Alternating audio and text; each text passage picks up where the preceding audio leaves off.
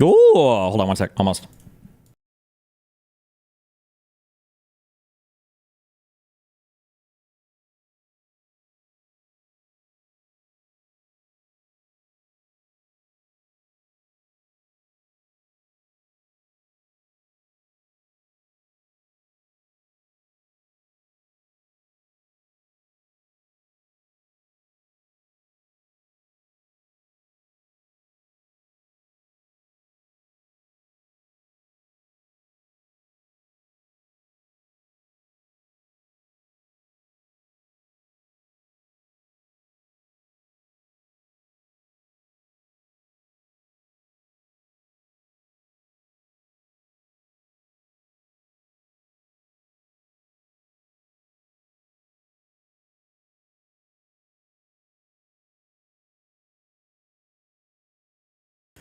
Oh. Wow, hi, what's up? How are we doing?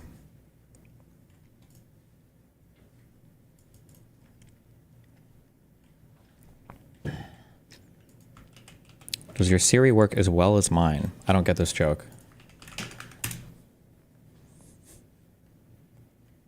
Look up Stoat?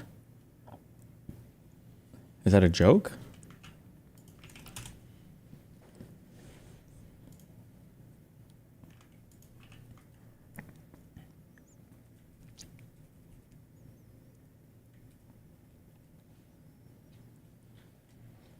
I think Peace God's hate one for you is stronger than yours is for Hassan.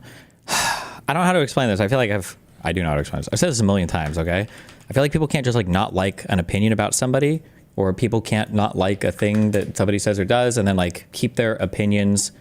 Like, can you say good things when they say something good and then say bad things when they say something bad? It has to be like this all or nothing thing that's just so hardcore, and it's just like so much. You should see the EU folks in your latest YouTube video raging at Icona Boys takes.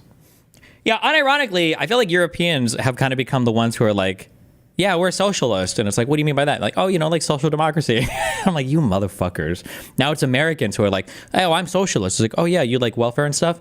No, I think we should kill the entire capital class. And I think we should expropriate all their property and give it to the workers. It's like, oh, okay.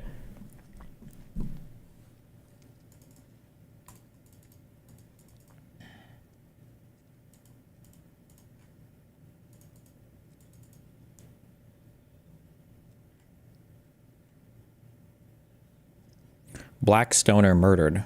Why do you keep saying this? Wasn't this like 2 days ago? Or is there another one?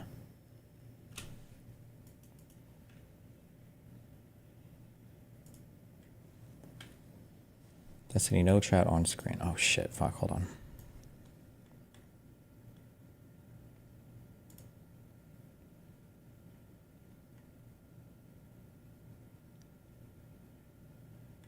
Wait, what the fuck?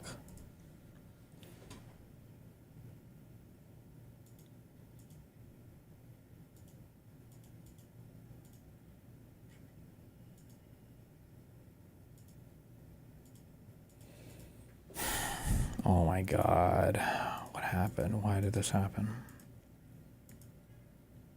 You know what? Doesn't matter. I can fix it. Hold on.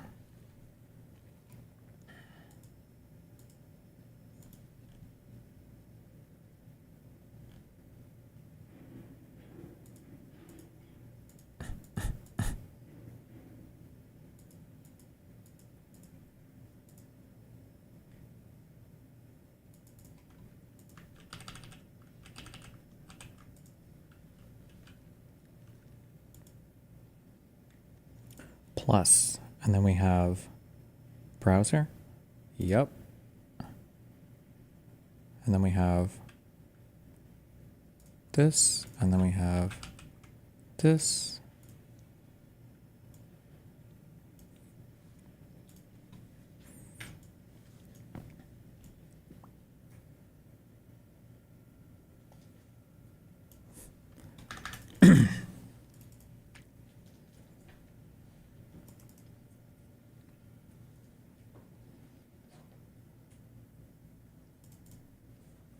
Blackstone exec shot and killed yesterday.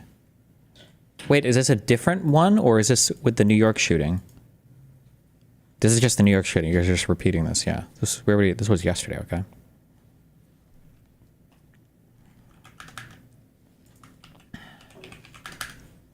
Skip through this a bit. Oh, we might watch this. Oh, this might be a good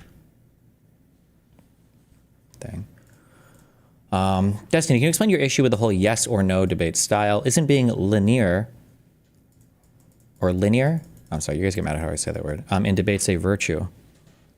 Wait, do you think there's anything wrong with saying, have you ever seen the anime One Punch Man? Is that like a normal way to say that?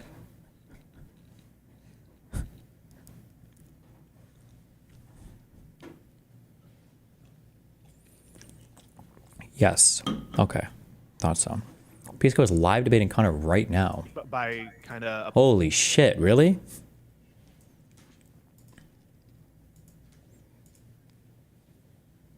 Okay, Jesus, so much.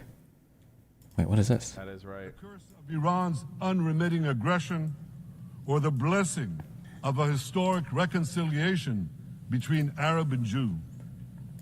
In the days that followed That's that, crazy. the blessing Jew is not a fucking ethnic. It is Jewish is not an ethnicity. This constructed ethnicity, this demonic ethnicity, wholly invented.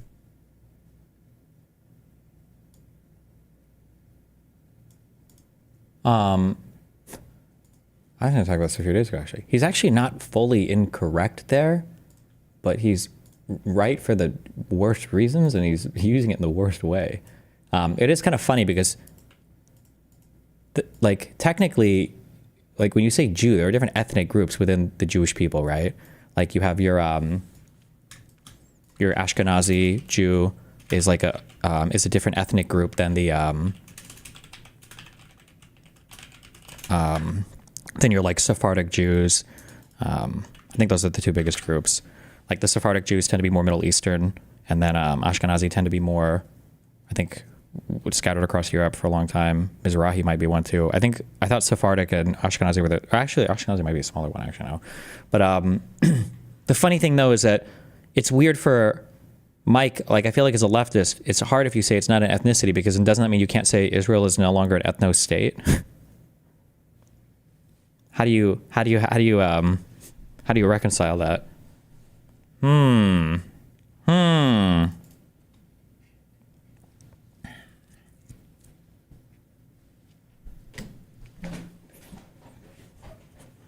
you have the demonic Jew. Oh, we all know that Jews are demonic, though. Easy.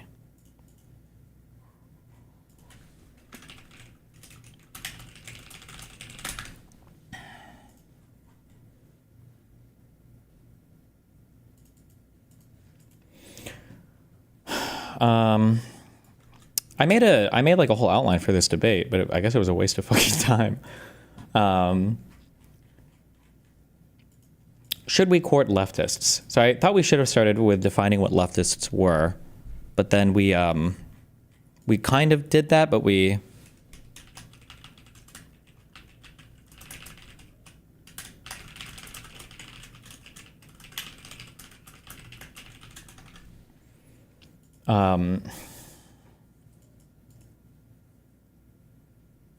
fuck. This is a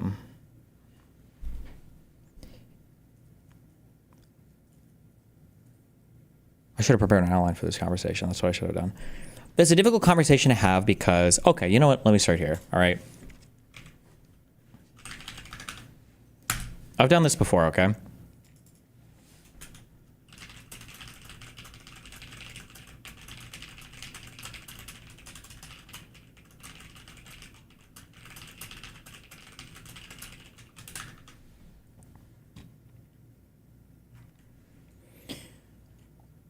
One of the most annoying things that conservatives will try to get you with when you go on podcasts is the whole, like, what is a woman question, okay? And when we use language, when we talk about things, what we're really doing is, so think about for a second, like, what language is, and think about what thoughts are, and think about what's happening when we communicate, okay?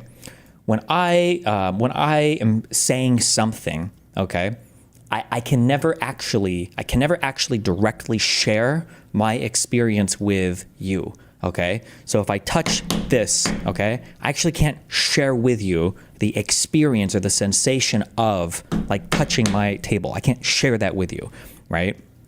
In philosophy, you call these qualia, right? These are things, these are senses, a sensory experience that you have. It's conveyed via sense data, via sensory organs or whatever, and it's the experience you have, the sensation of a thing.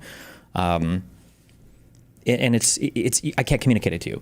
But what I can do is I can hope that if I say certain words that I can trigger in your mind some associated network of neurons and some experience that allows you to understand what I'm saying, right? So when I say, oh, like this table, it's very hard, right?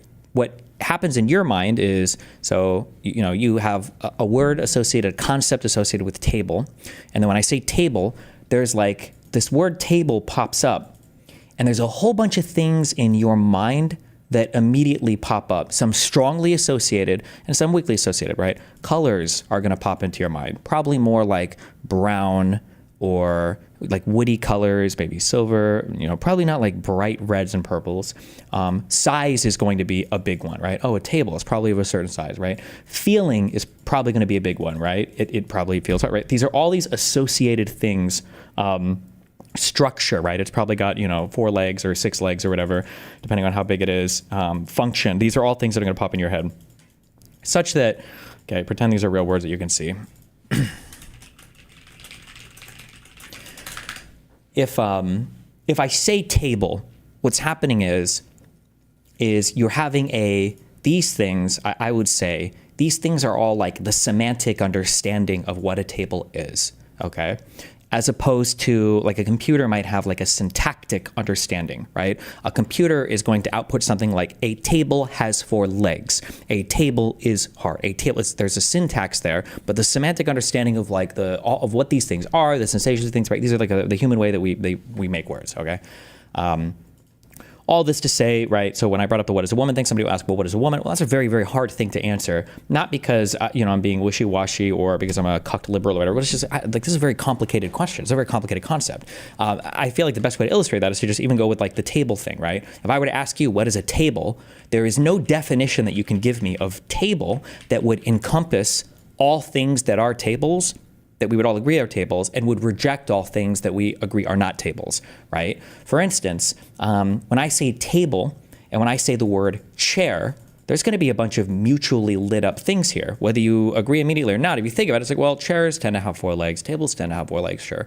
Chairs support things, are usually hard. Not always, though. Tables tend to support things, okay, yeah. Chairs, though, tend to be smaller, which they are, but not always, right? You can have a small table, right? Okay, sure, generally, right. Yeah, okay. All right. Language is complicated. Okay, so that's the number one thing. Okay, the second thing is we've talked about all these things on screen before, but your conversational maxims, all right, that are required for you to have like a real good conversation. There's some level of charity. I'm sorry, there's not some level of charity. There is a massive level of charity that has to be applied when you are having a conversation with somebody to know what the fuck anybody is saying about anything, because we communicate so vaguely with our language. We're really not saying almost anything at all, right? So for instance, you have mom and dad. Mom normally picks a kid up from school. She says, hey, can you pick our child up from school tomorrow? And the dad says, yeah, sure. And then let's say that tomorrow, the dad shows up at 11:59 p.m., right? Well, the mom is obviously going to be pissed. Well, if the dad replies, you didn't tell me what time to pick him up. It's like, oh, come on, you know what I meant, right? Let's say the dad picks the kid up at 8:30 a.m. Mom drops him off at 8. Dad picks him up 30 minutes later. It's like, oh, I picked him up right up, right? Oh, you didn't say what time, right? Let's say that the dad walks to school to literally just pick up the child and then sets him back down on the ground. Well, when I said pick up, I didn't mean just like actually pick him up. I meant like to bring him home, obviously, right? Well, like there's a million, and it sounds silly, but in every single interaction that you have with people, there are these maxims of cooperation when you're having conversations to make things make sense. You know, if I walk into the bedroom, if my partner was sleeping in the bed and I'm like, hey, are you hungry? And they're like, yeah, I am hungry. And I go, okay, cool. And then I leave the room and I don't say anything for 30 minutes. And you're like, were we getting food or whatever? I was like, no, I was asking if you're hungry. I was like, and it's like, okay, like even just asking that question applies obviously like so much more, right? And this extends to everything when it comes to conversation. One of the fun things I think with chatting with Pisco when he's at his best is Pisco and I think have a really good ability to like understand the concept of what the person is getting at, and then to kind of like build like a steel man around all of the things that are being said so that we can immediately like skip over dumb bullshit and skip over irrelevant points and then get really to like the meat of like what's being said, right? So like in a past argument, maybe I would say something like I think that if we send people to space, I think that people that go to outer space, I think there might be an argument for sending people to Mars without their consent because we know that because we need to populate Mars and nobody's going to do it willingly, right? And maybe I'll say something like that. And then maybe rather than like responding immediately with Pisco might reject immediately and say something like oh, so like would you literally kidnap people up the street or whatever? Like I'm sure that there would be some cooperative like, okay, wait, so are you saying should it be like prisoners or people have made mistakes or whatever? Like he'd be trying to build like a better version of my argument that we go back further, right? This is like how you have a good conversation back and forth, I think, because you're trying to get at the meat of, I don't even like necessarily calling it a steel man, because it's not just steel manning. What you're trying to do is you're trying to really hit in on conceptually, what is the person trying to get at, and how can I respond to the central point that this person is making, you know? Okay. All of that because a person asked me at the beginning of the stream or whatever, they were like, how do you feel about the yes or no thing? I thought that was good. So if somebody is obfuscating or they're refusing to take a strong position because they're dodging on a point, sometimes it could be good to force a strict concession of like, hold on, do you agree or disagree with this particular thing? Because you're not like, I feel like you're wishy-washy or you're flitting between these positions. There's absolutely nothing wrong with that.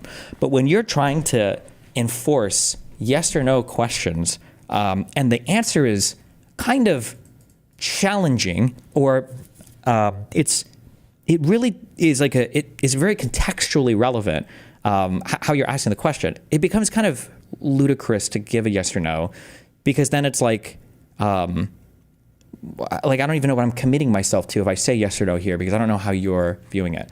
In my opinion, I think the best version of this, or the best example of this, was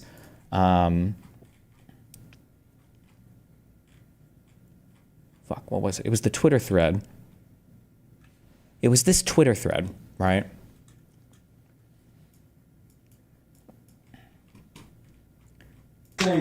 So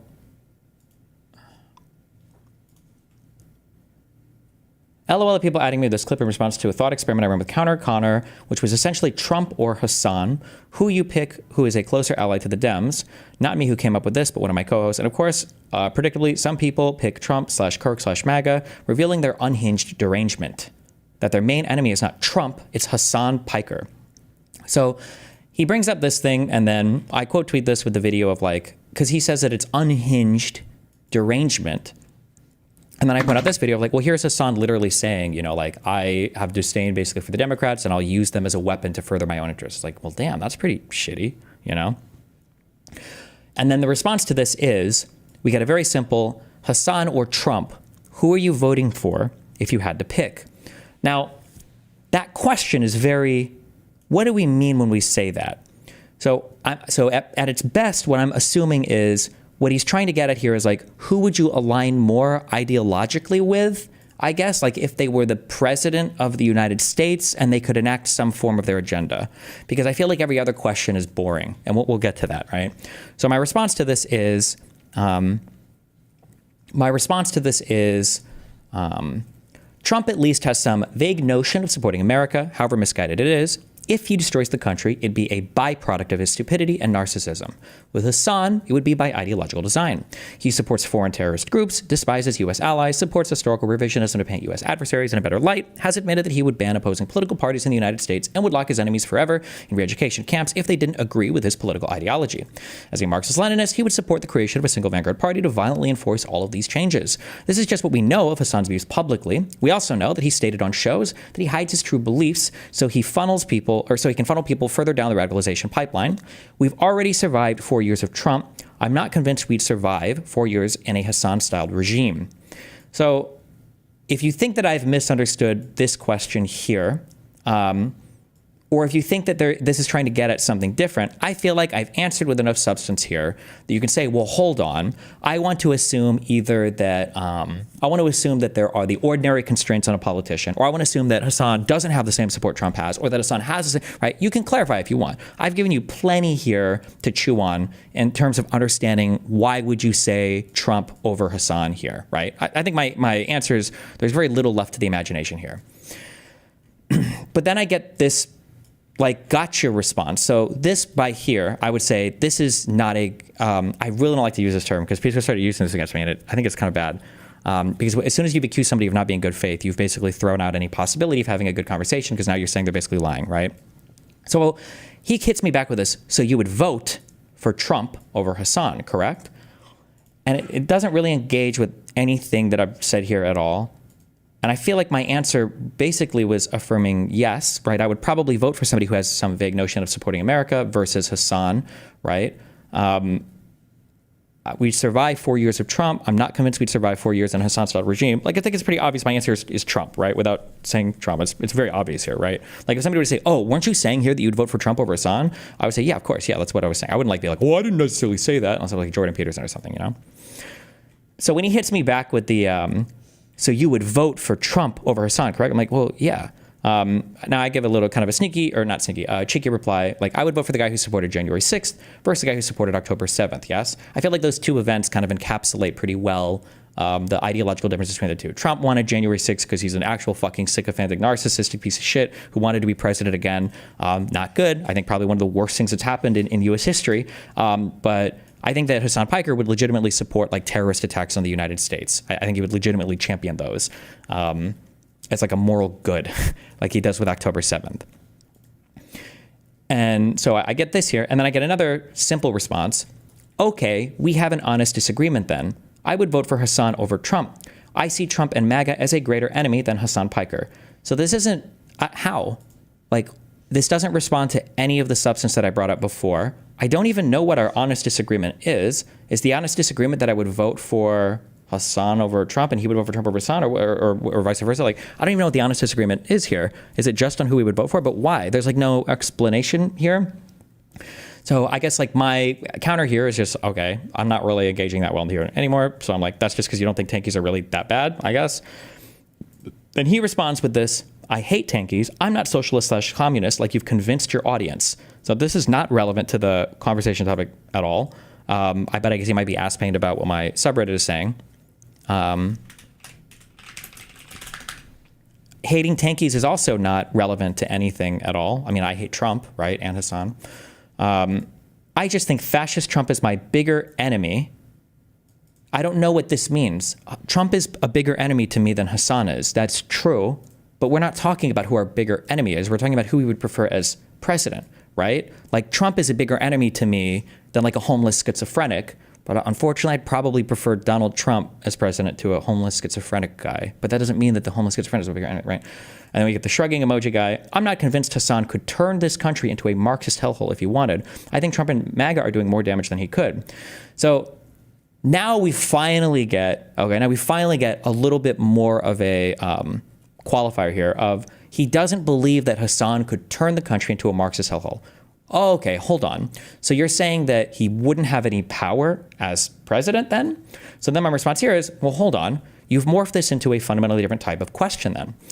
If you're simply asking who I would vote for if the election were tomorrow and the rest of the political system/country would remain the exact same, well, then I'd vote for Hassan because he's too stupid and his ideas are too radical to get anything done in this country. If we're talking about like, well, let's say tomorrow we just stick somebody in office, I'm going with Hassan for sure. I seriously doubt the majority of the Democratic Party, definitely none of the Republicans, will go along with Hassan at all, right? So, I'd vote for Hassan then. But that's like asking if I'd vote for Trump versus Hitler. I'd heavily consider voting for Hitler over Trump because despite how bad Trump is, I think Hitler's name alone would scare off the majority of the Republican Party from working with him. But that's kind of a meaningless statement and misses the central point of the question. So when I say this, the original question that Pisco asks here, who would you vote for, Hassan or Trump, assuming like you just stick him in office and everything else is the same? Well, that's kind of a boring question because obviously I would vote for Hassan then because I don't think Hassan can get any of his agenda done. But then like, what's the point of the question you're asking? It's not really who do I agree with more or who's ideologically closer to me. It's who do I think ideologically could get more or less done in the administration. It's a fundamentally different type of question, you know?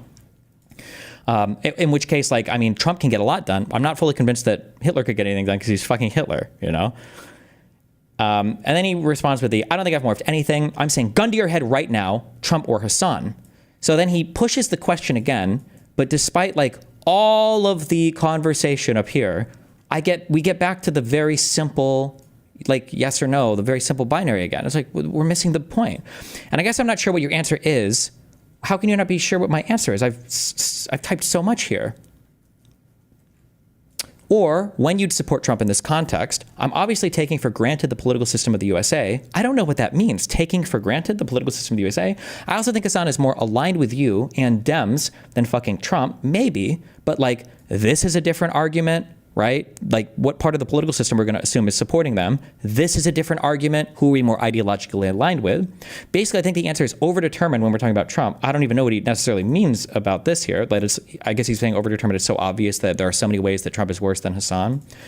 So then I go for another clarifying thing. Do you mean support or vote for? You keep changing the question. There are tons of implications in each of these terms. I would vote for Hassan because I know he has zero chance of winning. But again, that kind of misses the point of the question. In what world is Hassan more aligned with me than Trump? So then I try to get clarification on the ideological part. Hassan is fundamentally anti-capitalist, anti-liberal, anti-USA, anti-intervention in probably all scenarios. He thinks the US is probably one of the most evil countries on the planet, and he's pro-mono-party through violent enforcement. So here now I'm trying to hit at what is the ideological thing that is putting me closer to Hassan than Trump, right? Like, elucidate. And then it's, okay, for crystal clarity, okay, finally, okay, we're going to clarify. What are we talking about? Vote for in an outcome determinative fashion, i.e., who are you actually picking in your perfect world, who is winning? But that still isn't helping at all. Are we saying winning with the ability to enforce their agenda? Or are we saying winning and they're just the president and nothing happens? Like, we're going back to this weird, like, yes or no. Like, this feels like TikTok farming. Like, he's trying to say, like, Destiny said he would vote for Trump over Hassan because of Hassan derangement syndrome. It feels like that's the answer that we're mining for. And I feel like I've typed enough up here in good faith to justify that feeling I'm having is not a crazy feeling. This is not saying anything. And when he says that is what the question is trying to suss out, that's not sussing anything out. That's just the surface level question. Who would you rather vote for, Hassan or Trump? I'm trying to suss that out. That's not sussing out. That's just the answer to the question. Sussing out would be by asking you who you would vote for. I'm trying to suss out who you're more ideologically aligned with, whose regime you would be more supportive of, who you think has a better outlook for America. These would be things you're trying to suss out, you know? With respect to political alignment, political alignment can answer that by getting ready for a debate. And then, yeah, I don't know. So, yeah. Okay. We ran through all of that just to answer that. The question at the beginning of the stream was, what's your problem with yes or no questions? Sometimes if you're enforcing too hard, this weird binary, like single word answer, you're kind of like, the answer becomes meaningless because the question is ill-defined and then the answer can be read in multiple ways, right? Answers that have multiple meanings are worthless unless we're making art, okay? And I'm making the ending of Inception, all right? When I answer a question, I want you to know where I stand and what I'm answering. I don't want it to be open to interpretation when we're talking politics, you know? So somebody donated and said, is there not an argument that Trump has a huge amount of influence in our government and Hassan has none? Like, why not vote Hassan knowing he will accomplish nothing, like no majority for that far left of an agenda? Okay, sure. So what you're saying is fine if that's the question, but I don't know what the question is. And when I was watching, part of the reason why I was late to stream is because I was going over a bunch of like stream stuff, watching him argue with other people about this. When I would watch him argue with other people, they were also having trouble sussing this out. And Pisco would be very, very imprecise with his language, where sometimes he would say support, sometimes he would say vote for, sometimes he would say vote for somebody where they would have no constraints, sometimes he would say with the ordinary constraints, and then sometimes he would say the constraints don't even matter.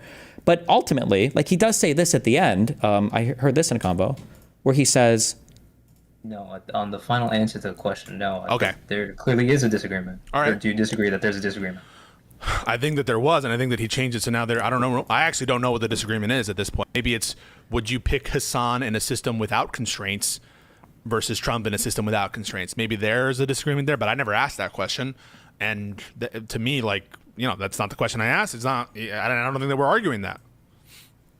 Though I would prefer Hassan in that, just to be clear.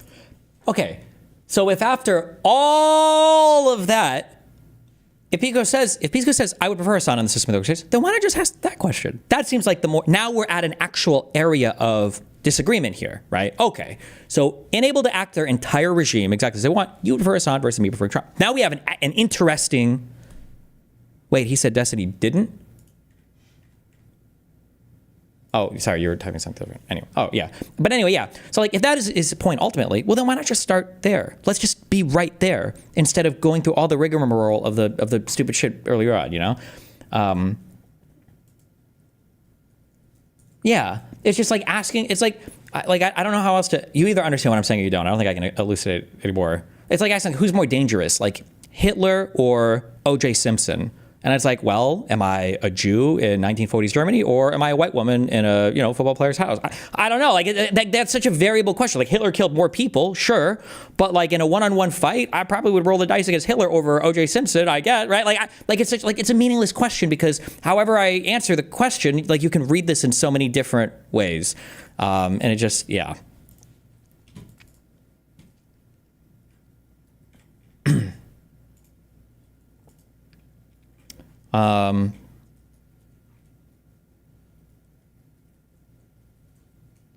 Hassan is speaking well of Peace Coast community right now. Wait, what? No shot.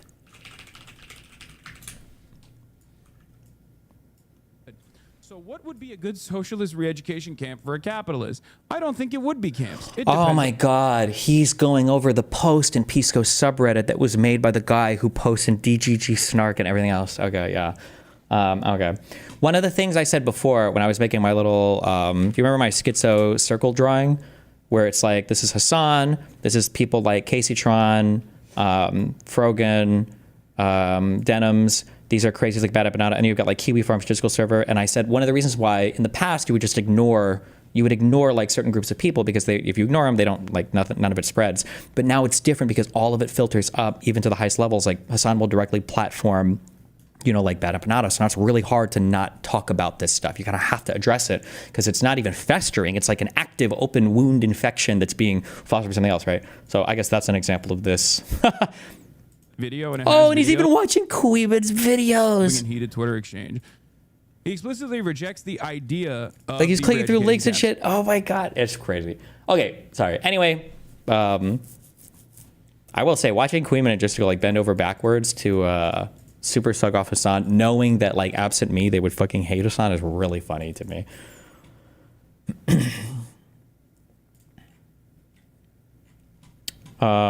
Okay, sorry. So let me go back. Okay, back to the beginning for what my outline for this debate was supposed to be. What I was hoping we would kind of get through.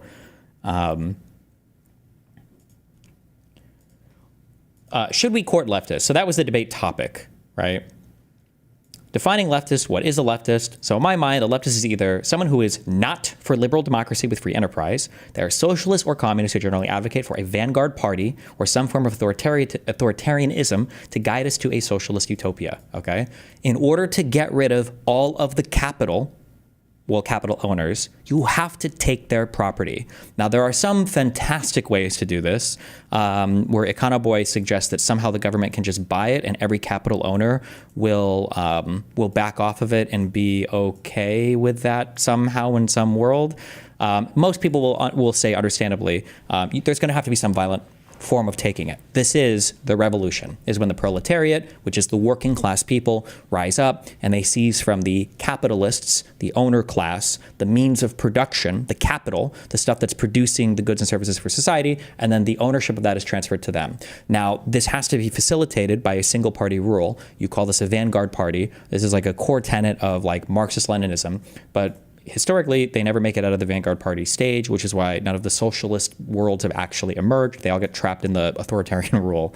Go figure. So anyway, a leftist is either someone who's not for liberal democracy, or number two, someone who just wants the government to do more stuff, right? So this is where I would put like, Econoboy or Bernie Sanders or AOC or anything like this. Two, We shouldn't allow leftists to steal everything from liberalism that works and just redefine it as leftism, because that completely and totally undermines any functional part of our liberal democracy by blaming all of the ills on liberalism and capitalism and stealing all of the success for socialism. One thing I noticed that people do, and Econoboy actually did this on his own a little bit in our debate, is leftists will do these things where they'll say, oh, you know, a 5-day work week? That was because of socialism. Oh, you know, a minimum wage? That was because of socialism. Oh, you know, labor unions? That was because... So basically, every bad thing that exists in our capitalist society is bad because of the capitalist stuff. And the only reason we have anything good whatsoever about any of the work stuff is because of socialism. It's like, okay, well, in that case, I guess, fuck me. I guess we have no... I guess we just don't have... nothing good comes from capitalism at all, because all the good things that do come from capitalism are actually just socialist in disguise, you know? The second question here that I had is, who should we include in the Democratic Party? There's nothing wrong with including people who share some fundamental base of values, generally revolving around concepts of liberalism and free market enterprise. And more concisely, capitalism is an essential part of liberalism. Our ability to freely associate with certain people without the government issuing commands to every part of the economy for how to operate. So thank God, I guess we didn't have to get to this, because it's difficult to defend in this day and age where the circle jerk is that, like, you know, employers and capitalists are evil or whatever. But one thing that people don't understand is that if you ban private investment and you ban capital, private capital, it's not just that, like, oh, cool, like the government owns stuff and now we all get to benefit from, you know, the successes of our companies. There's a more sinister question that is underlying that. And the sinister question is, who decides what businesses exist and who decides where the investments go? And that's like a big thing that socialists almost never want to address directly. And they always try to skirt around this issue with a complicated market socialism or some type of syndacticalism or some sovereign wealth funds like Norway, while ignoring the fact that, okay, well, first of all, you're talking about taking over a system that was fully fleshed out with private investment, or you're talking about like these huge social wealth funds that invest in capitalist economies in private firms, right? Because if you don't have free enterprise, if you don't have private investors, then every single time a new business is going to start, you have to basically vote for the government to allow it to happen. Hey, we want a business that creates a new video game console. We're tired of PlayStations and Nintendos. We want something else. Then you'd have to vote for the government and petition the government and say, hey, can we make another company that makes an Xbox, right? That would be a vote that you have to win, because you're not allowed to do that individually. You're banned from doing that. You are not allowed to do that. You are not allowed to do that in a socialist economy. You cannot privately form a company. You cannot do it. It is banned. It's not a polite suggestion. It is banned from doing it, because in a socialist economy, private enterprise means that there is an owner class employer, and the only way that he can make money off of his investment is by scraping the excess value. He has to extract the value from the laborer. The only way to extract the value from the laborer is to exploit that person's labor by taking the surplus value as they sell goods and services and not paying them a fair wage, and then collecting that as your capital rent. Okay? Yeah. Whether you agree or disagree on all of that, okay, is fine. But I'm just saying, like, this is an essential part of the socialist mode of operation, okay? You cannot escape this. So when I say capitalism is essential to a liberal government, syndicalism, my bad. When I say that capitalism is essential to liberal government, I don't mean like, oh, we need like Mark Zuckerberg and Jeff Bezos to be allowed to come into our homes and fuck our wives whenever we want. I just mean you have to have people who are allowed to create their own businesses, create their own startups, and to decide like what they want to invest their money in. Okay, that's what I'm saying. All right. We shouldn't try. Okay, so who should we include in the Democratic Party? So people that have like a broad or some kind of like fundamental values or whatever, you know, that align with us. We shouldn't try to keep people inside of our movement who would try to dispossess the majority of the movement if they had the power to do so. Now, here is Wolf saying explicitly that in your debate with him. All right, final. This is the PS4 or 5 question. Question to you, Professor Wolf. Under your system of worker cooperatives, would I still get my PlayStation 5? Absolutely. You'd have to struggle a little bit for it. You'd have to talk to your fellow workers. You'd have to talk about the distribution of income. You'd have to compare your desire for PlayStation against all the other interests of all the other people. It wouldn't be something you worked out on your own with your particular boss in any way. It would have to be a democratic decision. You'd have to come to terms with that the way you do with democratic democratic decisions now in our society to the extent that we have them. And I would like to add only that if Steve is interested, he could also look at the experience with COVID that the Cubans had, because it. Okay, so now I know a lot of people make fun of him for this answer, but I actually appreciate this answer because at least he's being honest about his answer. And even if it sounds ridiculous to you, there are pros and cons on both sides of this, right? You know, you make fun of the fact that like, oh, I'd have to beg workers in order to get a fucking PS5. Like, that sounds horrible, right? But like, you could, from a socialist perspective, you could say, oh, true. Isn't it so much better that you get a PS5 for free because starving Chinese kids have literally no option in life but to work and be enslaved at capitalist factories to make video games for you, right? You can always phrase this negatively on either side if you want to, okay? But I'm just saying, I appreciate Wolf's answer here because at least it's an honest answer, and then we can debate the pros and cons of it, of which there are legitimate pros and cons, okay? I'm not gonna sit here and lie to you like every other fucking person on the internet does about their ideology and tell you that every single thing about my ideology is the best, because it's not true, okay? There are pros and cons to everything, all right? Okay. One of the reasons why I pushed yesterday on this, on the media sphere side of things, is because when you look at the entire leftist media apparatus, all right, all of it seems to be shitting on liberals like crazy. Why would I ever try to include people in my movement whose sole fucking purpose in life just seems to be shitting on everything we do? Like, they talk about things like re-education camps. They want to ban like all forms of private enterprise and investment. Like, what? Like, are these really the people that like I need to be keeping in my movement? And then kind of going along with that second point, the third point is reciprocity is important. It doesn't make sense to keep someone around who would exclude you from their own movement, right? How many times have you heard this? Cut a liberal and a fascist bleeds. Liberals always side with fascists. Why must we constantly bridge build to them, but they never bridge build to us? If we criticize any of their candidates, we are called sellouts, bootlickers, racist / Islamophobic, etc. But they will always shit on and attack our candidates constantly. Okay? Like, I don't know if you guys remember all the insane homophobic Pete Buttigieg shit, but like, if we would have, when Pete, after one of the debates, if this was like a socialist candidate, and we would have tweeted, like a whole bunch of liberals would have tweeted out, like Democrats would have tweeted shit out about this, about like a gay socialist candidate, bro, it would be over, okay? Like, it would be, the leftists would lose their fucking minds. And they also tried to lie to you and say, oh no, there was no homophobia with anything related to this. It was just, it's about a movie, LOL, where a bunch of people are raping a guy, you know, like, but if they want to reject all of this messaging and say that it just comes from radical online content creators, which is also kind of where we got to in the debate, but again, the Pisco was screeching and screaming so much we couldn't really get anywhere, then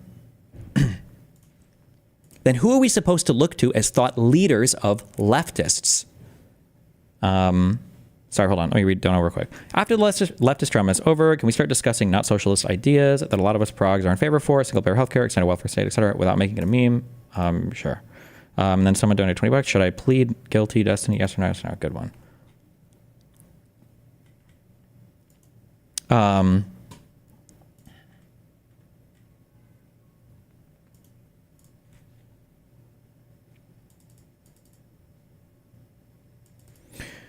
So my question was, is it Bernie Sanders and AOC? Because they're being almost universally attacked by those on the left online right now. These are also lawmakers. They're not really thought leaders or media / movement figureheads. It's hard to say if any successful ideological leader or figurehead could be a politician in a liberal democracy just because you have to appeal to so many people. So I stuck this in here because I don't actually know the history that well, but I feel like just like on a cursory glance of my brain, I feel like most of your activists or thought leader people in the U.S. historically aren't usually politicians. I mean, I guess they could be, but I'm leaning heavily, obviously, the civil rights, people like Martin Luther King or Malcolm X or these types of people, or I think you're big suffragists. A lot of these people just aren't politicians for whatever reason. I think that activists and stuff are doing activism and everything, and they're not usually your politicians. Generally speaking, I believe that's true. Also, I don't know if I really ever got to get this out. I think I kind of did, but again, there's a lot of screaming. AOC and Bernie Sanders, if we were to draw, in their version of what socialist is, okay? So if I put lib capitalist over here, and then I put like I'll do DemSoc or Democratic Socialist, some kind of socialist over here. Like, they're picking people who are like AOC, Bernie Sanders. These are like your outer perimeter. These are your most like lib-friendly, lib-coded people that you could ever have, okay?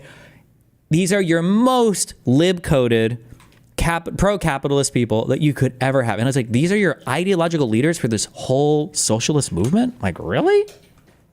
I'm not buying that one. I don't like that one.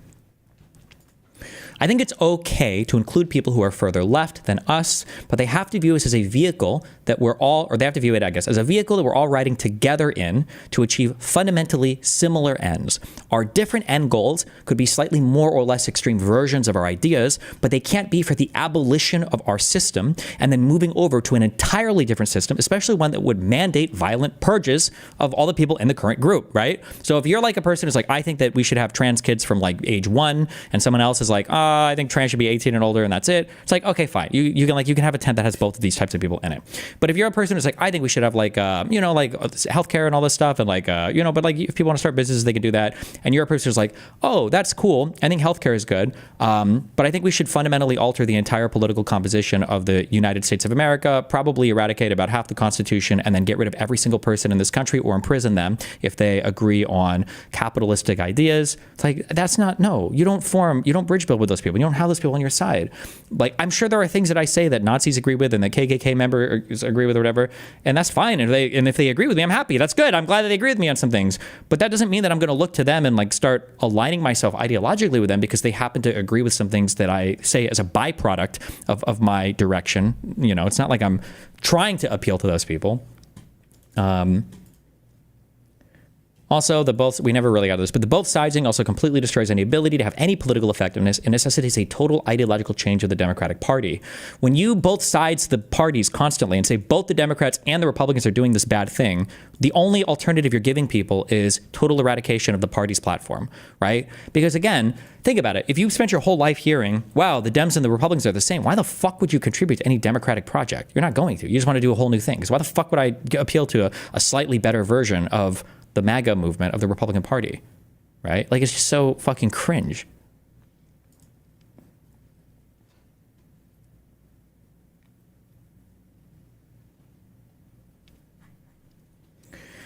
How do they stack up with us? Oh, I was going to do more examples here, but when I was doing my research yesterday, I was like, I feel like we're not even going to get to this. And I was right, we didn't get to this. But they don't share fundamental values. Yeah, like just like these like statements about like politicians, like.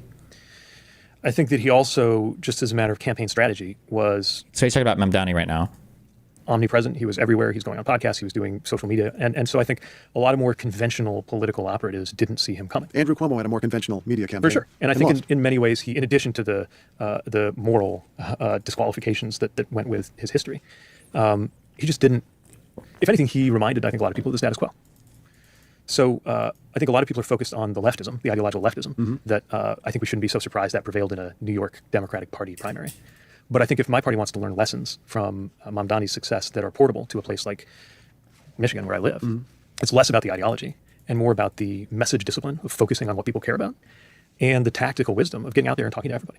So like Pete Buttigieg here is basically saying like what Pisco and Econoboy are kind of like claiming to say, like, okay, well, we should forge like tactical alliances as long as we're kind of like aimed in the same direction at the end.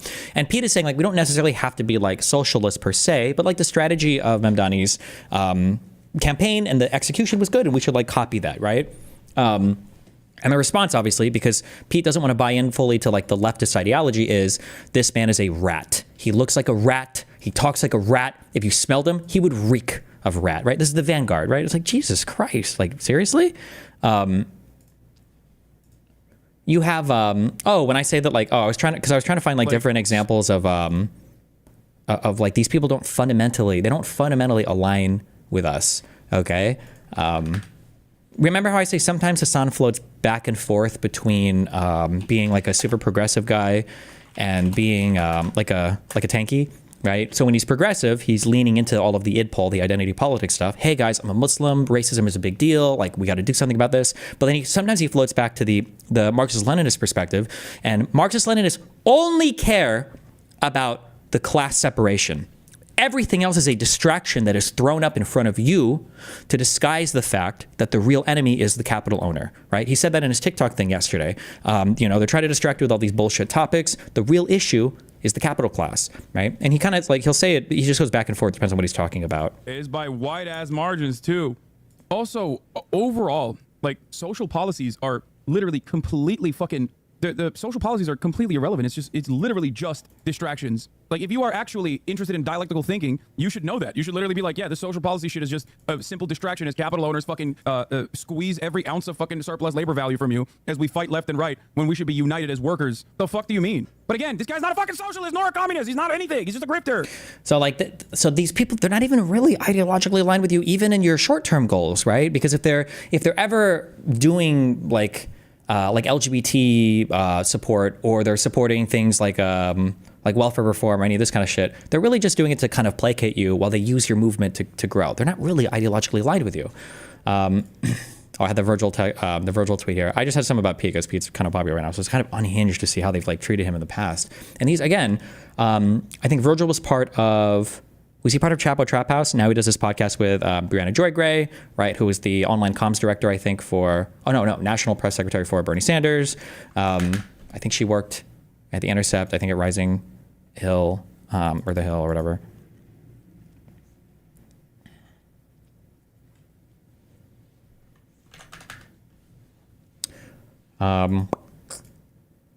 Yeah, they constantly attack us and shit on us for liberal things. There's again, I didn't have many examples here, so I don't think we're going to get to this, and we didn't get to this. But I know that we don't like to think about it because it's not sexy and it's not about class, and online we're all white, but black people, especially black women, are queens, okay? These are this is one of your hopefully unshakable pillars of Democratic Party support, right? So it's not surprising to see that the Democratic Party will appeal to black people, especially to black women. It's an incredibly important, what was the vote for black women for Kamala versus, and for Joe Biden as well? It's plus 70 or 80 points or 90 points. It's a huge, huge favor, okay? And then when you get quote tweets who is this for? 20,000 likes. This person got it. Good job. Older black women, the base of the Democratic Party. They're just shitting on, it's idpol, right? Oh, who cares about fucking black people and women? This isn't important. We need to talk about class consciousness, you know? They would exclude us once in power. I don't have any examples of that. And then real world impact. I was going to go over the Dearborn shit. I think that kind of came up a little bit. Just the difference in votes between the 2020 election and 2024 election. I'm sure you could run down more districts and find shit too if you wanted. But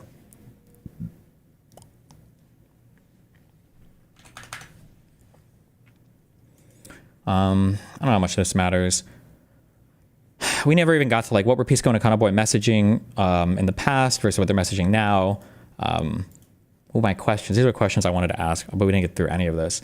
If you felt like we should try to court them, why would you go on to argue that they probably have no negative electoral impact anyway? Shouldn't we court them then if that's the case? Oh yeah, it's confusing. This is a thing that I say. Sometimes people will say things like if I were to say to somebody, hey, I think you murdered your wife, and your immediate response is bro, okay, I didn't kill my wife, but holy shit, she would wake me up early every fucking day. She made me fucking do the laundry. She fucking sucked at cooking. It was horrible. She fucking complained all the fucking time. She would make me play League with her, and she fucking fed every fuking game. And it's okay, hold on. You just started off by saying that you didn't kill your wife. Why are you giving me a whole bunch of justifications for why somebody might murder her? Why didn't you just say oh no, I didn't kill her? And then that's the end, right? If you think that if you don't think we should ever try to court any of these people on the far left, then why even mention about how you feel like they have no electoral impact anyway? Why even go off into that subject matter? Now, to be fair, this is bouncing between Josiah and Pisco a little bit. And then they try to bring it back to we think that AOC will still get elected. And it's is that our marker for success? All of this broader conversation to say that it's very weird to see this. It's very weird to see this world where we're just pretending that the online political world has absolutely zero impact for any part of the real world at all. What are we doing here then? That just seems very strange to me. And a lot of the online communication now is online. QAnon like existed online. Like I feel like Trump's base and everything, a lot of it came from the QAnon people and then came from the Tea Party people. But I think he got a lot of support at, like, you know, the Donald subreddit was a big one. 4chan support was a big one. The QAnoners were a big one. The Facebook crazy ads and crazy propaganda were big ones. The Joe Rogan, the podcast, all these things were big ones. Like, how can we simultaneously say Kamala Harris fucked up really hard by not going on Joe Rogan, and then in the next breath say, but the online world probably doesn't matter that much? Like, how do we say that really none of it matters? I don't understand. Pisco does this thing a lot where he keeps saying, like, the lefties are where the actual vigor is right now. I think that the lefties are where the actual vigor is right now. And it's not among these institutional types. And it's not among these, but now it's some of them, right? It's the more sober types. Like, if that's the case, then copy the strategy, right? Like, I think that from what I've seen people, especially post my subreddit and a little bit I've read, Hitler seems like he had really good political messaging strategies. That doesn't mean we should become Nazis. It just means that we should probably copy some of the strategy, okay? Also, it's very easy to have a lot of vigor when you have no stake in the game, because leftists don't give a fuck about actually winning elections, number one. And number two, when you're literally attacking everybody, when you're literally shitting on everybody, you know?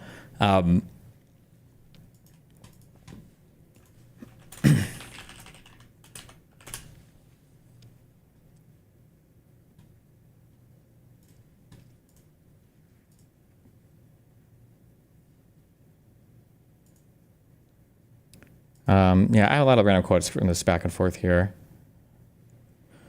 Like, I don't, like, when it comes to Josiah's approach here, I don't disagree with Josiah's approach. I just don't think we should apply it to lefties.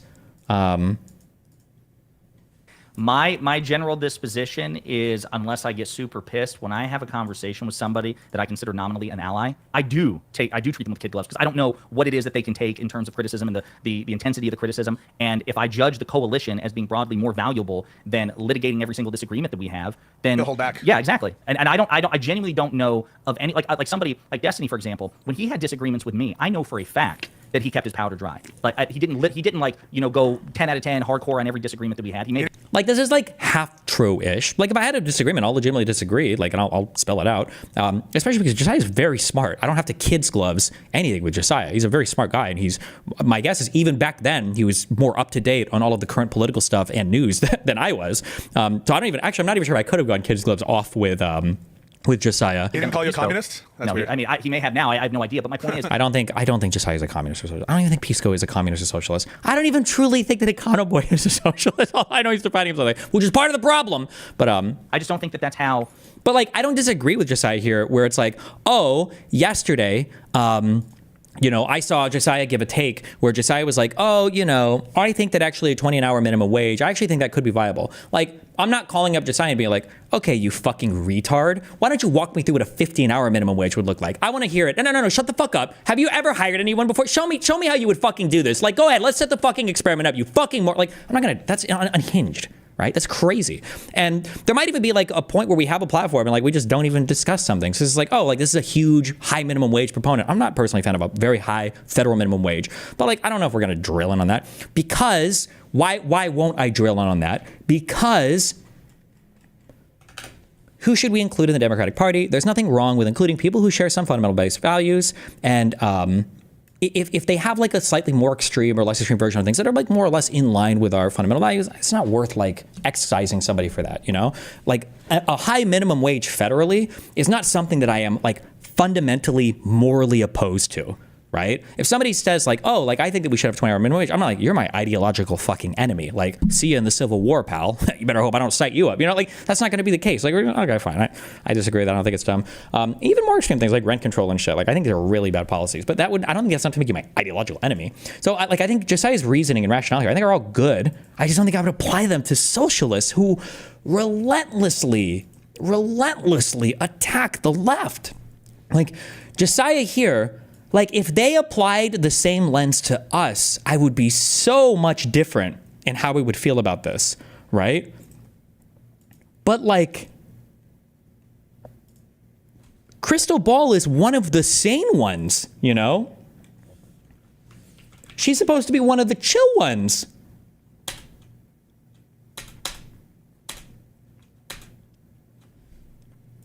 And when she gets a in play. Like, I'm curious. These are some of our most important people, right? This is one of the most important people in the country right now. This is a senator. The Senate is incredibly important from a divided state, Michigan. So when it comes to like effective political stuff, this is one of the most important people that you can have, right? Okay, well, how does the leftist treat the liberal now, right? Well, do they build a bridge, and do they try to put small disagreements aside, and do they try to see like where we have common ground, where we can fight against MAGA? Curious why you wanted to talk to us. What do you mean? And forgive me if this is impolite. Like, I'm curious why you wanted to talk to us. What do you mean? Well, like, we don't have actually a lot of senators, especially ones. I didn't even finish this interview, but she decides to make the whole interview about fucking Palestine and Gaza. And it's like, why are you focusing on this one fucking, it's like unhinged. So it's like, no, like, really? These are the people we're supposed to build a bridge with these people? And then it makes you feel crazy a little bit. Because then you get like statements. Yeah, Hutch wins. We've always agreed with him on those specific micro points. And I guess in the AOC it's a different conversation, but that's what I mean. Like the broader point of how we can learn. I think there's a lot to learn from people anyone who says that like the Democrats did things perfectly or like should have stuck around with Joe Biden or did things well in Harris's campaign. I'm bored of that. I want to say, how can we improve? How can we be better? And that's why I'm so like, honestly, just rolling my eyes at the Hunter Biden stuff is because he's basically saying we should have just stuck with Biden, and that's like the opposite of what I think we should do. Well, with the AOC thing, though, and I'll have an explanatory thing at the end, but with the AOC thing, though, I feel like Hutch was correct again. And by the way, I was with everybody else first, and then he won me back on it. Wait, fuck. Did I not have the right timestamp here? Hold on. A tactical point, which is effectively that you, Andy Conaboy, said, the lefties are just being crazy. It doesn't affect the electoralism. Don't worry about it. They're voting for Democrats anyways. They're just bitching because they love to bitch. And then you also said, he heard these two young boys, these young men. But that initial inclination of you, Connor, is so telling because that's my view is he's right about the micro point, but the macro point, which is why what I think Conaboy and I were trying to get to is let's get some energy. Let's get some fight in us. It's something that we can improve on, which is why I think that initial inclination of you, Connor, is so telling because that's my initial inclination is, he heard these two young boys, these young men who are coming on and basically saying Democrats need to be better fighters.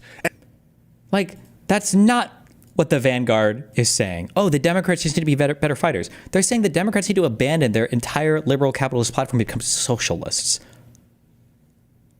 Like, that's just an insane whitewashing of... And I agree with that, right? I totally agree with that. On the micro points, Hutch wins. We've always agreed with him on those specific micro points. And I guess... But is Crystal Ball socialist? What does that clip have to do with the wider point about not getting her social? Yes, Crystal Ball, I think she would either consider herself that, but she's like a leftist. She's off in that direction. I don't know what they would consider themselves now. If they would say dem sock or sock dem, or I don't know if there's a thing for what she identifies with, but...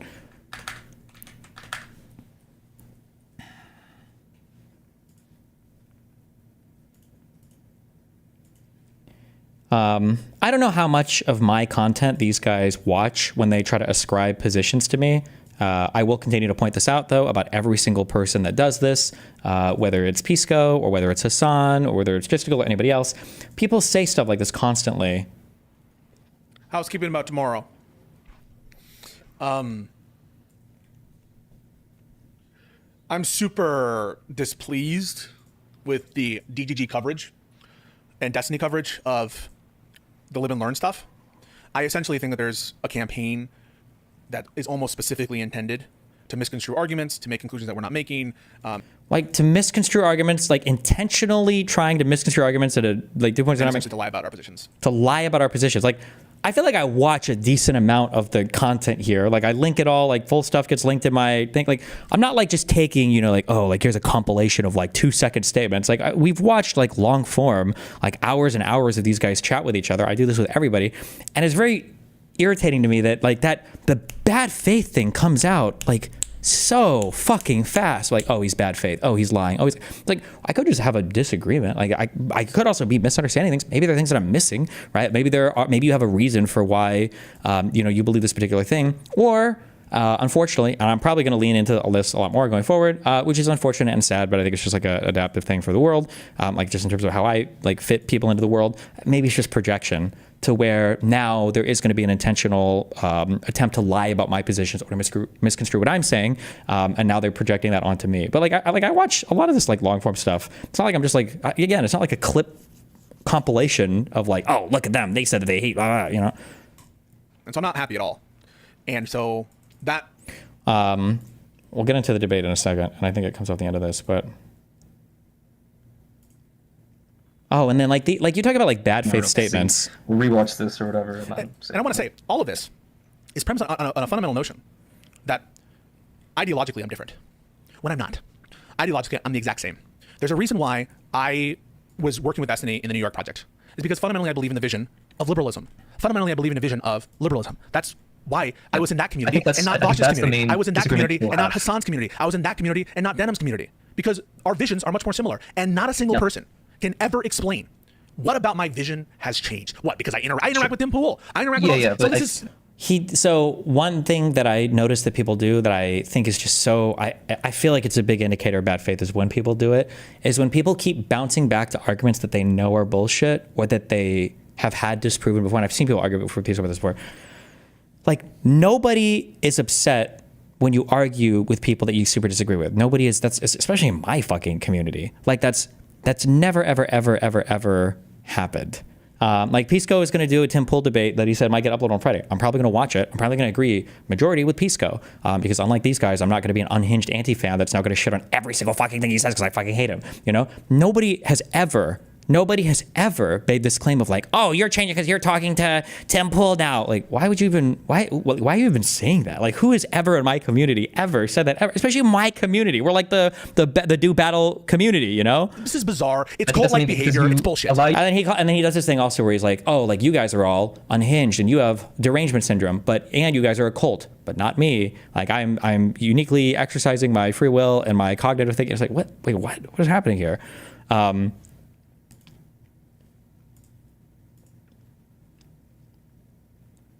Yeah, Pisco, he kind of moved to a new position. He like bounces back and forth. I can't tell what is and maybe the distinction would like. Here's another thing too. I feel like my position is fairly clear. I mean, that debate yesterday was a shit show, but I feel like I speak enough on these things that most people probably can guess where I stand on things or know where I stand on things. I've said it, but quote working with. Hold on. And maybe the distinction would be, okay, I'm okay with Democratic politicians going on these platforms to spread their message or to debate and be contentious. So one would be if it's a kind of chill interview to just push your message to more people, right? Let's say that there's a big charity thing that the Democrats are trying to do. I don't think we have a problem with going on Hassan Piker's stream, even if it's not contentious, to promote the charity. Or if there's like, for example, does everyone agree that during the 2024 election, it would have been good for Democratic politicians to go on Hassan's stream and say, everyone make sure that you're voting for Kamala Harris. And if you try to push back and say, hold on here, what about the genocide? What about this or that? To be contentious about that. Like, I don't think anybody would disagree with that. I wouldn't disagree with that. If somebody wanted to go on Hassan's stream and say like, hey, you should vote for Kamala. And if Hassan pushes back on that have a contentious thing, is the implication here that I would disagree with that? Like, because he started to frame this eventually as to like, oh no, I'm just saying that when we go on these streams, it should be to fight, the super far lefty that are anti-electoral. Is that the position, I guess? I don't know. Now, Pisco has said multiple times, he said it in the past, and he said it yesterday, that he doesn't support Hassan Piker or whatever, which is fine, cool. But then it's like, what about all of the other people in the far left media establishment? Because it's not just Hassan that shits on Dems constantly, it's fucking everybody. It's everybody. It's everybody.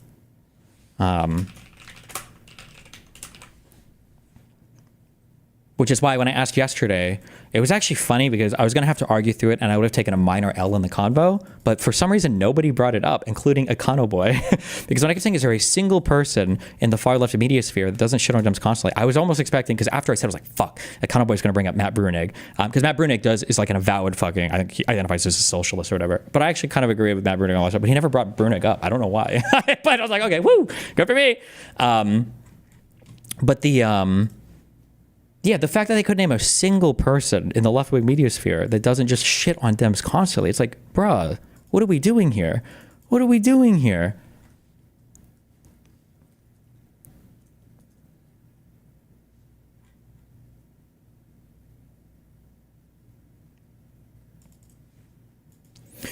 Destiny, I think your main issue is that you use socialist as a blanket word for leftists that are anti-democratic party, and that made it weird to argue. But this is what I'm trying to say. I can't believe I'm having to argue this position because it was so obvious when the Nazis did it. The whole point of these far left people trying to take over in a subversive way democratic movements, the whole point is to go mask on. That's the whole point. The whole point is to be like, what is a socialist? socialism is just when you support like things like single payer healthcare and welfare, LOL. And it's like, oh, fuck, I guess, okay, fine, that socialism is cool. And then under the socialism is cool guys, now you have all of the more subversive elements coming in. And it's like, well, what about also I think on a technical level, Peace Corps is right about Aaron not being ML, but practically you're correct about no bullshit. If somebody calls themselves a communist, they are a Marxist-Leninist. They might try to mask on a little bit sometimes, or they might not fully own things sometimes, but if they call themselves a communist, 99% of the time, they are a Marxist-Leninist. That's what communism was, like by and large. Like it would be like saying like I'm a fascist, but I'm not xenophobic or whatever. And I'm like we could probably envision, I'm sure we could make a fascist that wasn't necessarily xenophobic or like supported like a military. I mean, I'm sure like we can do this, but like in practice, remember, communism necessitates the expropriation of all capital. You have to take all capital. Every single business owner must be forced to concede all of their property to the state. They have to. The idea that would ever happen consensually through all of society, and then you have to ban all forms of private ownership, that's never, ever, ever happening. And not only will it never happen, because I'm saying it'll never happen, communists also say that it'll never happen because the capital class will never willingly give it up. That was the whole point of the revolution. That was the whole point of revolutionary thought. That was the whole point of fostering revolutions. The reason why revolution is necessary is because the capital class is fundamentally interested in maintaining power, and the proletariats are always going to be oppressed. The capital class will never willingly give up their capital. That's where all the memes of like liberalism, scratch a liberal, cut a liberal, and a fascist bleeds, or like liberalism will always defend fascism in the end. Police exist only to defend the capital class. Like that's what all that messaging means. Like if somebody wants to say, "Oh, I'm a communist, but I don't believe in Marxist-Leninism," then you just all you have to do at that point is start asking questions. Oh, you're a communist, but you don't believe in like a vanguard party? Oh, so what? Are you saying that the way we get rid of all private property is to vote it away? Are you okay with that? Like, would that even be a thing? So let's say 51% of society votes to ban all private property. How do you take the capital then from the capital owners? Did the police show up and do it? You said that the police are the defenders of capital, so would you have to make another police? Like, it's a nonsense talking point, and it's not one that is even to be seriously engaged. It's a nonsense talking point. Just start asking. If you truly believe this, if you have a friend who identifies as like fucking communist or whatever, and they do believe these things, like, oh no, but I'm not for violence or anything, just start literally asking them questions like, oh, can you walk me through the steps to getting to your, like your single party state and then your socialist/communist utopia? Walk me through the steps to do that. There will necessarily be some revolutionary violence involved, like every single time. You have a second to chat? I don't know if I will today. We'll see though, maybe. So in your mind, there's no delineation between ML and anarcho-communism. There is a little bit, but that's just because people that say they're anarcho-communists are usually so retarded. They're just like on usually some weird esoteric island of they don't believe in anything for real, and they just kind of have this because it's like an XD like cutie pie aesthetic political belief. It's like an anarcho-capitalist, or it's just like a meme shit. But like if you have a conversation to get to like if you have a conversation to get to the communist society, it's almost always going to it is always going to necessitate some form of violence, like generally revolution, but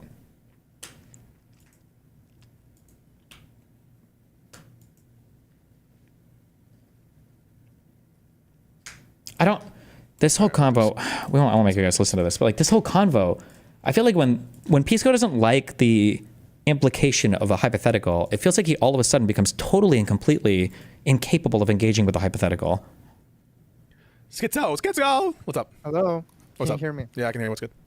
Okay, so look, I saw your tweet where you asked Destiny whether he would rather vote for Trump or Hassan Wright. And your position is, as I understand. Could a leftist justify that violence? Is there an argument for that? Yes, of course. And if you go through like Aaron's VODs, I'm sure she's probably already talked about it, or the leftists have. It's super easy. When a leftist says that a revolution is necessary, it's not violence from nowhere. The leftist will say that the violence is already a condition of, it is a fundamental necessity of a capitalist liberal society. The only way that the proletariat can even exist in such an oppressed state is if there is some form of violence that is necessitated in order to uphold the capital class's class interest. That's what the police are for. That's why they say things like the police exist to protect capital interest. The police are a form of necessary state-sanctioned violence to oppress the proletariat and to maintain the interests of the capital class. So when you talk about a revolution, that's not violence from nowhere. If anything, a revolution can be seen to some extent as like the self-defense of the proletariat against the oppressive capital class, who only exists because they're exploiting the labor of the proletariat, right? The revolution, all of the violence that they would enact is always seen as defensive violence to some end. Understand it that you would rather have Hassan over Trump. That's correct. Okay, so I have some questions. Okay, do you think Hassan is a tanky? And what I mean by tanky, in general, like supports the Soviet Union, pro-China, doesn't believe in democracy, right? Believes in one party rule. I'm not sure. Okay, so how? Okay, I have two questions after that. Then how? Also, I don't know why Pisco would even phrase things like, if you're saying like Hassan or Trump, who are you voting for? Like, this is also very weird. Pisco seems to say in a lot of these debates, he has no idea what Hassan believes at all. I haven't seen enough clips of him. I don't know what he believes. I don't know if he thinks this. Then why are you saying that you would pick Hassan over Trump? How would you even know that? How could you even possibly answer? What is the content that is filling your brain for both of these people to even answer the question if you literally don't know anything about any of these? I'm not sure. Okay, so how? Okay, I have two questions after that. Then how can you say you prefer him when you have like no clue about his ideology? Oh shit, he just said that. Sorry, my bad. I think that even though I'm not sure if he's a tanky or not, I'm not convinced he's a tanky. Even if he were a tanky, I think that I'd probably support a tanky over a fascist. And because Okay, because I think that a tanky, if he were a tanky, would be more constrained by the current constitutional order than a fascist under our. Think about that. A tanky would be more constrained by the current constitutional order than a fascist would be. Like, what is that? Current constitutional order. So both of those reasons. I think it would be more practically constrained by our constitution, even if he were a tanky. Wait, can you explain that? I don't understand why a fascist would be. Yeah. So I think that the courts, I think, are more like kind of traditional conservative institutions. The courts in general, I think, as we're seeing right now, seem to be more abiding by fascist encroachment than they would be in terms of any kind of left-wing encroachment in the terms of like collective ownership, that kind of thing. And so I think the courts in general and the law in general and these legal people are much more conservative in that sense. And so they're much more likely to be a bulwark against tanky takeover than communist takeover. Think about like how boring this answer is, right? So how would you feel about a tanky versus a fascist? Oh, tankies, I wouldn't be concerned at all. Really? You'd have no concern about any of the potential, like, expropriation of all the business? No. That's all against the law. So it'd be cool. Oh. So what the fuck is even the hypothetical then? Is it just, what if you elected somebody who couldn't get any of their agenda done versus somebody who would get some of their agenda done that you don't like? What is the point of that question? Like, that's such a boring question. It's like, what are we even getting at then? Are much more conservative in that sense, and so they're much more likely to be a bulwark against tanky takeover than communist takeover. I'll let you respond to that first. Do you agree with that, yes or no, on the court specifically? No, I don't agree. Okay, so you think the courts will be, are in terms of a fascist takeover and in terms of a communist takeover, you think they'd be more apt to protect against, or the same to protect against? No, I think it's the same. I don't think they're caving to Trump because he's a conservative. I think they're caving to Trump because he's kind of like a cult leader, right? Like, I don't see why, if Hassan had the same like cultist like following as Trump did, right, that would be any different. Like, I don't think that's So like the guy on the call is trying to phrase like, okay, well, let's assume like you have a Hassan that's worshipped as much as Trump is worshipped, and then because that's a more interesting question. The other question is incredibly boring and stupid and moot, right? The ideology of Trump. I think that these are political actors in the court. Oftentimes they have political leanings, and so the current court makeup that we have, 6-3, super majority conservative. I'll just ask you this straight up: do you think that a supermajority that's mostly conservative is more likely to be a bulwark against a left-wing communist takeover or a right-wing fascist takeover? Like, what kind of a boring question is that? What would a 6-3 Supreme Court do? Obviously, the 6-3 conservative court is going to side with the conservatives. Is that the question? Is that really what we're asking? No. Okay, now I understand what you're saying. Yep. I think it would stop. I think it would be more resilient to a leftist takeover. But the question is, if let's say Hassan, or let's not say Hassan, let's say any Marxist-Leninist was in the same position as Trump right now with a supermajority in the courts, right, and the same cultist-like following. That's not the question I asked. I didn't ask that question to Destiny. And then he cannot conceive, but I think it's because he realizes how. Now, I'll make the accusation of bad faith here, but like I feel like he realizes kind of how silly the question is now. Because like, what are we asking? Like, here's a question. Would you drink water if water was H2O2 instead of H2O? And it's like, well, no, probably not. I don't want to die. Okay, well, what if H2O2 functioned the exact same in your body as H2O did? well, okay, then I guess I would drink it. Oh, so okay, so you drink H2O too. If water was renamed that, then you would drink it. It's like, yeah, but I mean, like, it's what a pointless question at that point. Yeah, if it's just, yeah, I guess. What are you even getting at though? What are we asking here? You know, I'm just trying to see if you would drink different chemical or molecules or whatever. I'm just trying to see what you're saying. Well, if you make them function completely differently than how I would expect them to function, then you fundamentally altered the thing that you're asking the question about, which kind of defeats the whole purpose of the question. You know. Okay, so let me ask you this then. Wait. Can we deal with that first? So, do you agree with Destiny that given the current political system and the current makeup, that you would prefer Hassan over Trump? Correct. Well, I think I don't think that question. Wait, I can't answer that question. You can't answer whether you agree with Destiny and me. No, I think there's a contradiction within the question, right? What's the contradiction? Identify the contradiction. Okay. That point, I don't know. People are saying he talks to like ask yourself and shit more. I think I saw that one time. But this like cringe like prop logic arc of like, oh, you think there's a contradiction? Can you demonstrate the contradiction? In what world did I assert a thing that is true and another thing that necessitates the contradiction or whatever? The whole like, oh God. Okay, I'm gonna tell you, Hassan can't win, right? How would Hassan win if he didn't have a majority in the courts? I'm sorry, I don't understand the contradiction. Can you Over explain Trump. Can you explain the contradiction? What, you want me to give you like the propositions? I can't do that. I'm saying that. Well, I just want, how am I asserting something Okay, that's also I can't do negation? that. Okay, so you're saying there's a contradiction or you're not saying there's a contradiction? Okay, I'll retract my claim that it's a contradiction. But the reason I'm not answering the question is that it's like there's no point. It's like saying, of course I would vote Trump. I would vote anyone other than Trump if Trump has a supermajority in the courts, right? I don't know if Destiny said this in the tweet, but he said he would vote for Hitler over Trump if that was the situation, right? Okay, so I guess I don't understand. So if in 2024, like, how do you not understand? What wasn't understandable in that? I feel like what the guy said was perfect. I need to stop hedging. That was very understandable. He's either very emotionally or egotistically invested in his own argument, or like some part is just shut off here. It's very obvious, like what's being said, right? Let's go back to 2024. Yeah. It was Hassan on the ballot versus Trump. You agree you would vote for Hassan, correct? Like, and then Pisco goes back to the boring and nonsense question.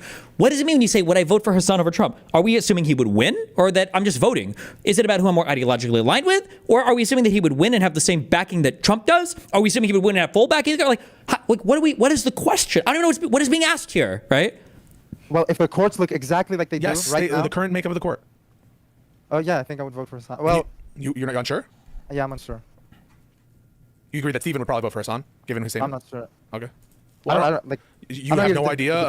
So basically, Stephen has offered zero clarity to you and where his position would be given. And now Pisco is pretending that I'm the one who's offered zero clarity. Remember, I typed a decent amount out in all my responses. You can tell exactly where I stand. But the question is, and I can't tell Pisco's not understanding this. Pisco's question is nonsense. It just doesn't make any sense, right?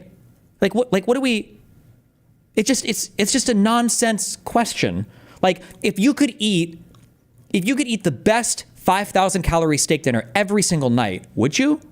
And it's like, well, probably not, unfortunately. I think I would probably get really fat. Okay, what if you could eat it, but you didn't necessarily gain the weight, or there was a way you could get rid of the weight? It's like, well, are you saying I have to run a marathon or two every day? And it's like, sure. It's like, well, I still don't know if I would want to work out that much to get rid of a 5,000 calorie meal. Maybe. So you can't answer the question. Would you have a free steak dinner every single night if you could have gone? It's like, okay, if you, what if you could what if the weight just like you didn't gain weight? Okay, fine. If you didn't gain weight. Okay, yes, I would have it. Okay. So you said that you would have a free steak dinner every single night. Okay. So then back to my other question. If you could have free ice cream every single day for the rest of your life as much as you wanted, would you do it? Yes or no? It's like, well, I don't know. Hold on. Are there other caloric restrictions? That doesn't matter. It's not relevant. I'm just asking. All else even, like with your current life. What do you mean all else even with my current life? I can't eat an infinite amount of stuff in my current life. Like, I don't know what the question is. I don't know what you're asking. It's like so, and for him to try to reframe this is like, well, it's so obvious what I'm asking. I'm just asking, because sometimes he says with the current constraints of the system. When you say current constraints, do you mean with the whole political system exactly as it is now, with Hassan swapped with Trump? Or do you mean the current constraints as in Hassan has the same constraints that Trump has, in that they're not constraints for Trump, they're benefits for Trump, but they would be like, he's offering zero clarity. This is when somebody says earlier, like, why are yes or no questions bad, or is it okay to do it? It's not always bad to do them, but this like forced dichotomy on every single answer, like, what are we talking about? What is the actual central point of the question that you're trying to get to? Conceptually, what are we getting at here? I don't like. You have no idea. So basically, Stephen has offered zero clarity to you and where his position would be, given the clear question I've asked about. It's so funny that he's saying this also, zero clarity, when one line question, like 7-word question from Hassan, and then it's like, 40, 50-word response from Destiny. Or not Hassan, sorry, Pisco. And then 7-word question from Pisco. It's like, what? How am I the one not offering clarity here? Who you vote for president? No, here's what I think Stephen's position is right. If Well, on that question, no. If I don't have clarity of if the courts look exactly like they did, but on the question where if right now Hassan switched positions with Trump, right, and that includes the courts and his following. You and would also everything, prefer then Hassan, right? Oh, see, so the guy does the caller is understanding what I'm getting at, right? Okay, well, let's say we swap out Hassan and he has the same support with the courts and everything else, right? That he would that he would be way more destructive. Hassan. Okay, but that's and the caller understands exactly what I'm saying. Pisco couldn't even follow that, but I feel like all the conversation is pretty easy to follow at this point, right? It's very clear. That includes the courts and his following. You and would also everything, prefer that he would Hassan, right? That he would that he would be way more destructive. Hassan. Okay, but that's not what I'm asking. So I just want like, so what you're saying. So Destiny did seem to agree that he would vote for Hassan under some circumstances. Which do you understand those circumstances to be? I think that I like, so he did agree that he would vote for Hassan under some circumstances. What a boring way to what an uninteresting and unacceptable way to phrase that. I would vote for Hassan when Hassan couldn't enact any part of his regime. Yes, but like, what's the point? I think you're being disingenuous. How? Because then I think it's totally fair to drop the disingenuous word here because it's like, what are we talking about at this point? that question is completely like it's trivial. You think Why is it trivial? It is trivial. Is there anyone other than that you would vote over? Wait, I want to know why it's trivial. Why is it trivial? Because there's not a single person ever, like even Hitler, I think Destiny said that you would prefer Trump over. I didn't say that. that. You would always choose the other person. No, so for example, I would prefer Trump over No, Fuentes. no, wait, I would prefer Trump over Fuentes. Why? The exact same argument you made about Hassan applies to Fuentes. Yep, that's true. You might be able to make the argument that maybe Fuentes could be a bit more politically effective. But like, imagine if you were to say, who would you prefer, Trump or Fuentes? And Pisco just said he would prefer. Did he say Trump or Fuentes? I don't know which one he said. But let's assume he says Trump. Then let's say, oh, well, I would prefer Fuentes. It's like, okay, well, what's your rationalization for Nick Fuentes? I would prefer Fuentes because Fuentes is an old enough to be president. So as soon as he's elected, we could impeach him. It's like, oh, what's That he wouldn't have the courts. The system is designed against him, right? It's pro. No, I think Fuentes, as like a Catholic nationalist, as a white nationalist, would be protected by some of these institutional forces. And I have other arguments for why I would be against Fuentes that don't rear their head in the Hassan Trump context. But I just gave you one example of someone I would be willing to vote for, or I would be willing to vote for Trump over them. Fuentes is an example. I also would vote for Trump over. Why doesn't I don't understand. Why doesn't the argument that you gave me for Hassan apply to Fuentes? I think that I just explained it to you. So we only went over the courts, but there are other ways in which I think the system would resist itself to Marxist-Leninism in a way that it would not to the kind of fascistic takeover. If for anything, can you clarify? Yeah. And he's acting like so exhausted, and it's like, bro, you're the one that's making this conversation so excruciating. You know, like when you're saying like, oh yeah, like I think, and also like keep in mind of what Pisco is saying here. Like I would vote for Hassan over Trump. I thought this was supposed to be testing who you're more ideologically close to, but now he's saying he would vote for Hassan over Trump because all of the courts would resist all of the measures that Hassan would want to implement. Like what are we even asking here? What are we even getting at? When you say fascistic takeover, you mean like a Fuentes type fascist, or are you calling like a Trump a fascist? I think they're both fascists. Have the courts resisted? But don't you think there's like a substantive difference between the two? In what respect? Like authoritarianism? Yeah. Authoritarianism? I almost think Nick would be a worse authoritarian. No, I mean that. Okay, I don't. What do you mean by worse? Do you mean that? I don't see a big distinction. I don't think there's a big distinction in how I view Nick Fuentes' authoritarianism and Trump's authoritarianism. I think they're both authoritarian. So do you think that? Sorry. Okay, I'm gonna. You know what? Actually, you are going to weak ban. Okay, I'm banning for these types of comments. Okay, I'm not going to gaslight on this. I worry that while Destiny may be correct here, this is also coincidentally playing exactly into anti-fans' attempts to widen the divide. Pisco Shoney won't change his mind on this. This like weird gaslighty tactic of like anytime Destiny responds to anybody who disagrees with him, it's actually manipulation and it's actually abusive and it's actually weaponizing his community. Bullshit. Get the fuck out. I'm perma-banning any more comments I see like this. Okay, it is an incredibly like weird and borderline creepy way because there's a whole bunch of other weird accusations thrown into this that anytime I respond to somebody that disagrees with me, I'm somehow doing something wrong. But all of these people can all in the most unhinged, coordinated manner possible, okay, all of them can work together to do like the most crazy anti-Destiny shit. Fuck you, get the fuck out. If you believe that, then fucking leave and go to some other community or go to those communities if you want. Like the level of like coordination and the level of coordinated like agitprop or whatever the fuck you would call it against me is like unhinged, okay? Apparently this was fucking Hassan's stream a little bit ago. Some lawyer guy named something that I found very interesting. Also, did he just say some lawyer guy? Like Hassan doesn't obsessively follow all of the lore around me? Bro, Hassan dropped lore bombs about me? I had no clue that this motherfucker was so obsessed with my life. Holy shit. Something that I found very interesting. I guess there's like a dude out there. Remember the guy who like Sex Pesting was like debating, duking out in the marketplace of ideas? He's some lawyer guy named Pisco or something. And remember when I was talking about that? Well, apparently his community actually did something that's quite interesting.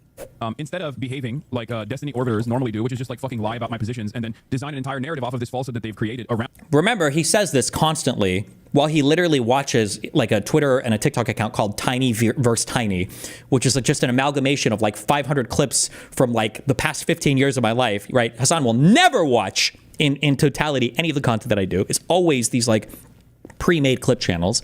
Okay, I'm watching long-form content from all of these degenerate fucks. All right, just like fucking lie about my positions and then design. But then there's also, remember, okay, of this like, oh, now he escaped the plantation because Destiny enforces ideological heterogeneity amongst all of his friends. Keep in mind that they also inhabit both these positions. I force every single person who's around me to have the same ideas as me, but I also make friends with people like Nick Fuentes and Myron Gaines, even though they're fascists and I'm supposedly not a fascist. Like, it's so fucking stupid. Like, do you think there's more ideological conformity around like my friend groups or my old friend groups, I guess, post me being a rapist? Is there more ideological conformity among my friend groups or among fucking Hassan's friend groups? Like, give me a break. And then design an entire narrative off of this falsehood that they've created around a position that I do not hold. They actually went back to the original. Okay, they actually went back to the original fucking content and assessed it without Destiny filtering it. Okay. And I thought that was really interesting, and I wanted to see if I can find it real quick. There's like, yeah, no, it's specifically about me and my advocacy for re-education camps, which is not even a thing that I have said. You know, it's not even a thing that I've advocated for, but I found it quite interesting because I don't really look at the other side. I don't really broach into the dark side of the internet frequently. But it was interesting seeing people basically go back and be like, hey, I don't really like Hassan. I'm a liberal, but I've realized that a lot of these other like liberal content creators have just been straight up lying about Hassan's positions, which is like, yeah, that's exactly what's been going on in perpetuity.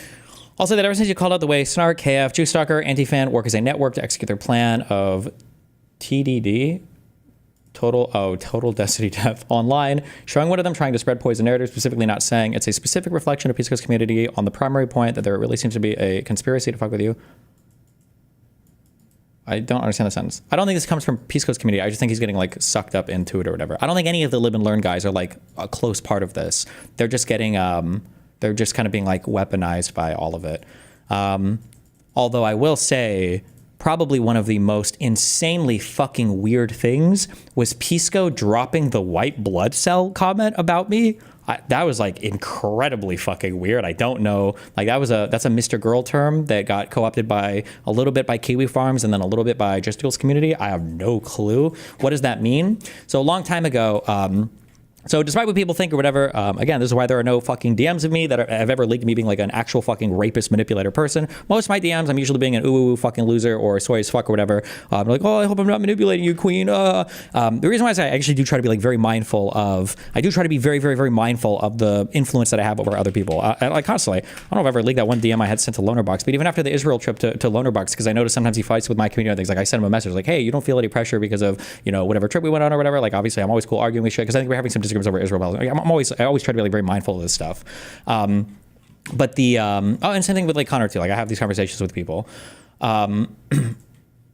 Mr. Girl tried to, but despite all of that, also this is why I'm going to lean a little bit more into covering this shit because I have to. It's cringe as it is because nobody wants to talk about any of the issues. They just want to talk about this weird high school like drama shit.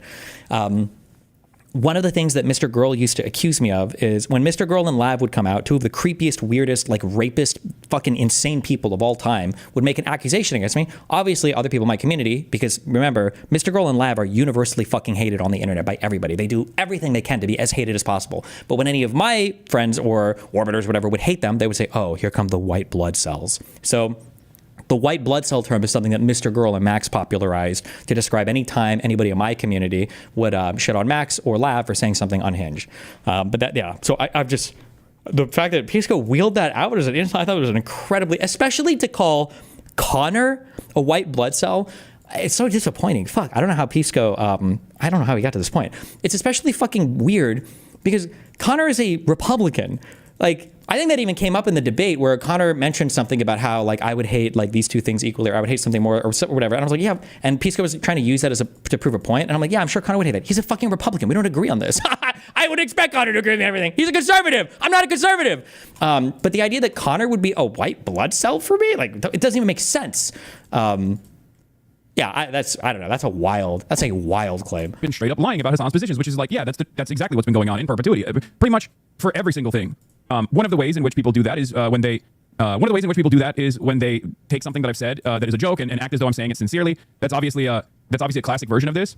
But what's crazy about it? Oh my God, they deleted it. You shouldn't trust DGG with how to interpret Hassan's ideology. Re-education camps as an example. Wait, what the fuck? Why did he delete it?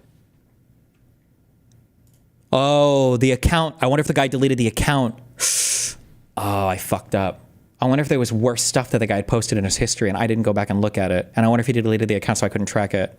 The guy deleted his account. I'm retarded. I should have looked at that off stream first. Fuck. Oh, fuck. I wonder what posts I missed. Wait, if anybody backed that account up, can you email that to me? He was posting in Mr. Girls Return sub. Oh, shit. Yeah. He deleted it. So he deleted his account when I covered on stream. Interesting, huh?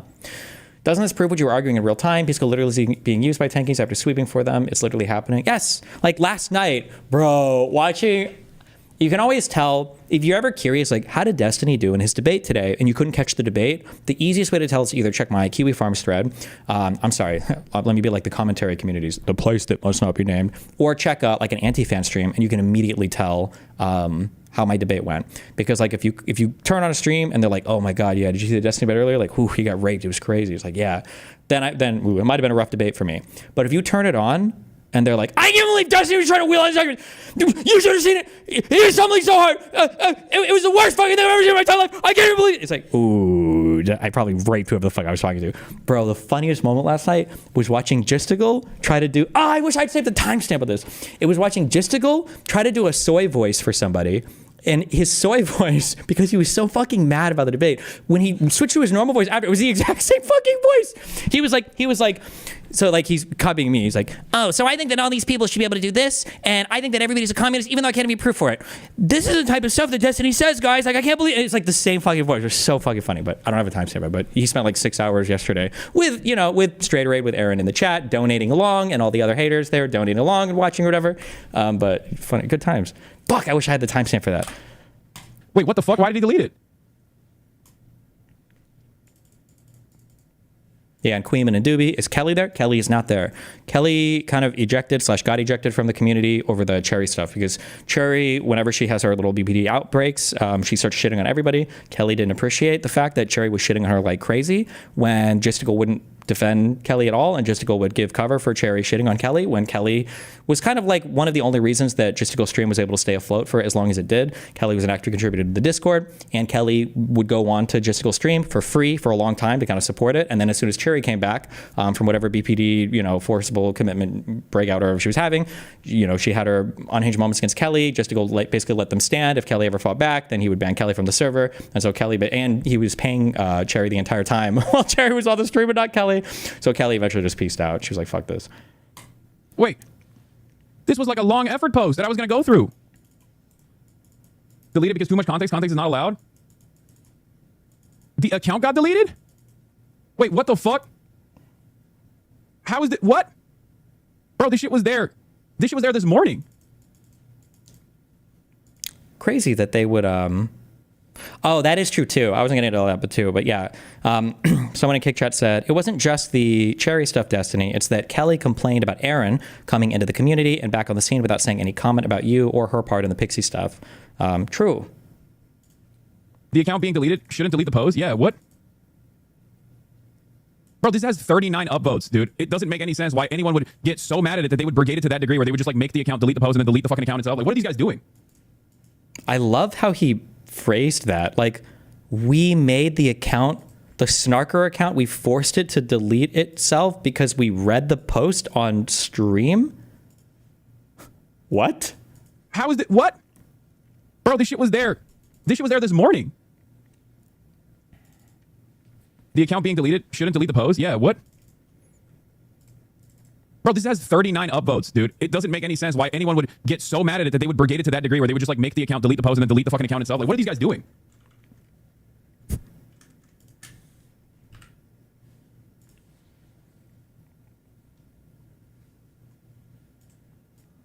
Another gross thing about the white blood cell thing is that it's just flat out taking the agency from the people around you. Like, it's impossible to them that someone might have a differing opinion that happens to agree with you without it being accused of running cover for you. It's hive mind shit. It actually is. It was also sad too because like people kept screaming like Pisco kept screaming yesterday that Connor was just there to run cover for me, okay? One, do you not think that Connor, the fucking conservative guy, might legitimately disagree with you cozying up to commies? Maybe? Number one. Number two, who brought Connor for cover? Was it me? How many times have you heard me say, man, I hated this one-on-one debate. I wish it could have been 2-on-2 instead. How many times have you heard me on screen be like, fuck, I need to stop doing 2-on-2 debates. I should just do one-on-2. I should do 1-on-3. I love it when it's just me against everybody. I love when I get to do it. Right? Why would I bring somebody on to do cover me? Or three, are you accusing Wick of providing cover for me? Did Wick bring on Connor points to provide cover for me? Like, it's such a cringe, weird loser statement to make. Like, why? Like, why would you even say that?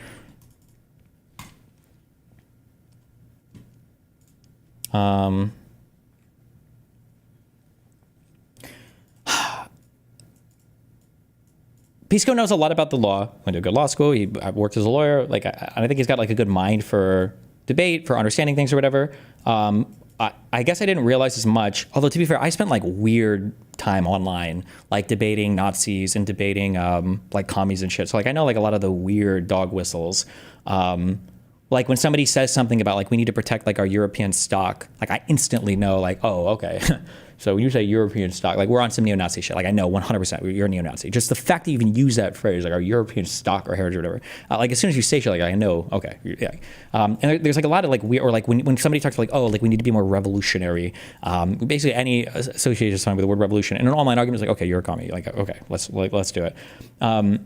Pisco didn't know 3 days ago. I'm pretty confident in this. I don't know if anybody has a link to the VOD. People didn't know what a Marxist-Leninist was, which is like, it's not the worst thing in the world, but if you're going to venture into this part of the internet and start to like try to stand so strong and firm on a lot of these arguments, it's very strange to do that while having incredibly limited background knowledge on any of the subject matter, right? When somebody says white terror and your go-to is, oh, you think they were like hate crimes or racially motivated things, that's like, how are you going to sit here and try to like make incredibly strong arguments on this when you're like so not, I don't know, that's just, I feel like it was a little bit weird to me. I see the link, thank you, okay. Did he really say that? If somebody can, I don't know if anybody has a timestamp to that, but somebody used the term Marxist-Leninist and then Pisco was like, wait, so are you saying that he was a Marxist or are you saying that he was like a Leninist? It was like, wait a second, did you not know what that term means? Somebody can find the link to that. Hold on, let me use our restroom, 1 second.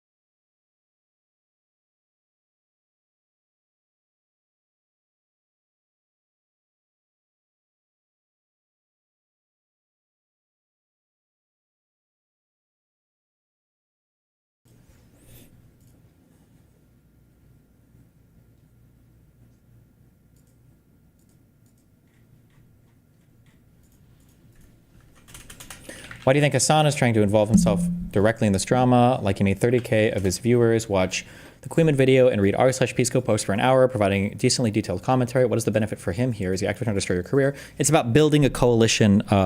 It's unironically, it's the thing that I say that Republicans do really well. Your media apparatus has to be centered around pushing the exact same message at every single level. So if Kiwi Farms is attacking me, whatever their message is, will get to Gisticle server because they'll amplify it directly. Sometimes they just even post posts on there. And then that will make its way around to all of the peripheral Discord servers. That will filter out into like the adversary streams, like smaller ones, or it'll be picked up directly by Bad Empanada. And then that will be amplified by Hassan Piker. And then that information will be used to bolster people that are against me and then to attack people that are with me, basically. And that's like the whole play. So Hassan watching Pisco stuff here signals to Pisco that like, as long as you continue to fight with Destiny, there's a huge reward here for you. I'm going to cover you favorably with my audience. Hopefully Kiwi Farms and everybody else isn't like doxing you. And then, you know, like your shit is going to be like pretty chill. Just make sure you don't fuck up and go back. Right. That's the whole point of that. Can you infer what Hassan's positions might be based on the things he supports and statements he's had about other subjects? Or do you need him to tell you, oh, I want this system in America specifically? Or can you also take his statements on systems in other countries, or also statements about his strategy? Because previously he said that his objective is to be a gateway to Marxist-Leninists. He said Marxist-Leninists? Yeah, to the deprogram guys, to their he said that he's a pipeline. Sorry, I'm asking something specific. So you think that are there statements of Hassan supporting Lenin?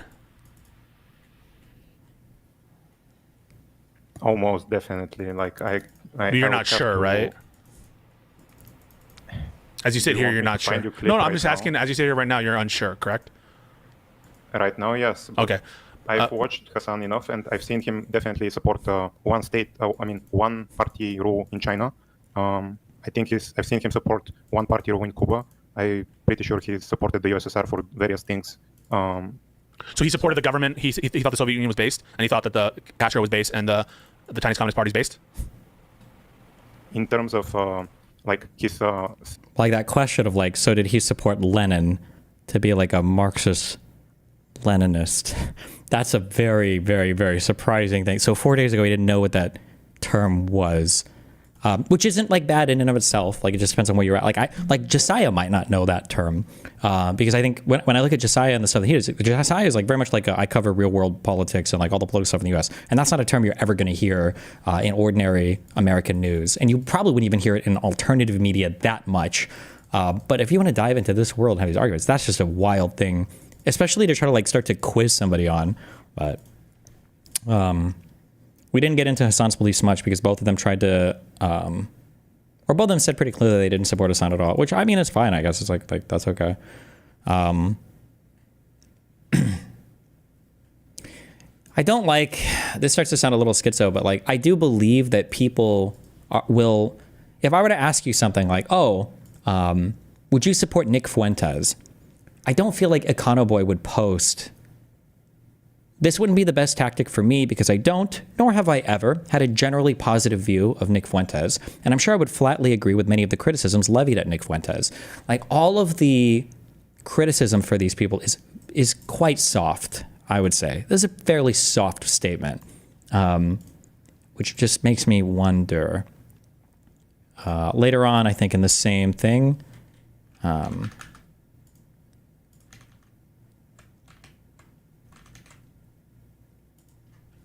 fuck. Okay, whatever. I have the quote. I've never said Hassan is an ally to the Democratic Party. I don't think he is. I only think his platform is a useful tool for Democrats to use if they want. Like, it's just, my issue is just that I can't tell. It's very, very, very hard for me to tell, like, how extreme are you willing to accept from a side that says that they want to topple your entire like organization of society. I don't know what the answer is to that. I don't feel like I got much clarity. Like it seems like Hassan is a bridge too far, But then it seems like they only would side with people like Bernie and AOC and Mamdani. That's what they brought up over and over again. But you don't even have to appeal to socialists to appeal to either of those three peoples. I truly don't know.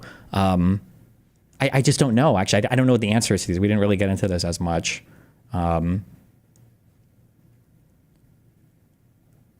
This part of the debate I was shocked at. I was also really happy, though, that it came up. Sometimes PCO does this thing. I'm not going to call this bad faith, per se.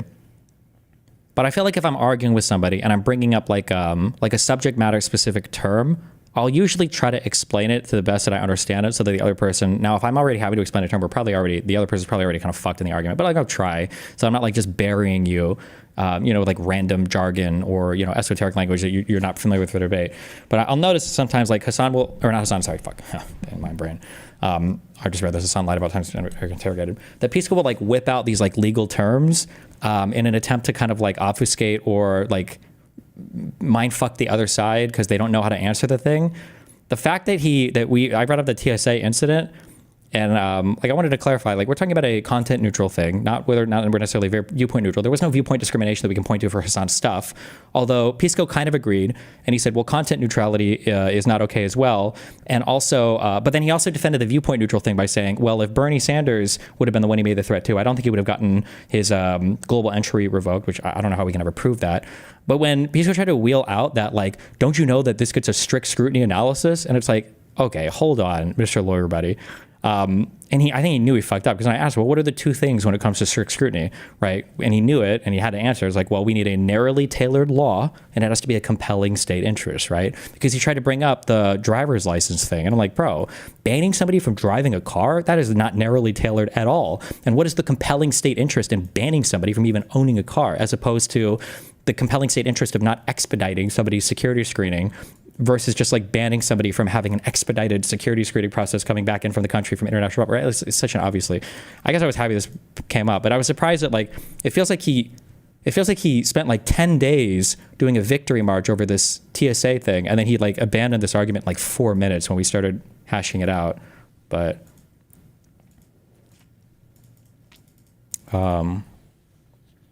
Jesus.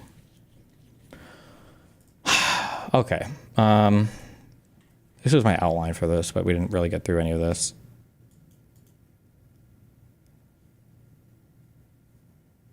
$644.54. Was it this? What are you talking about?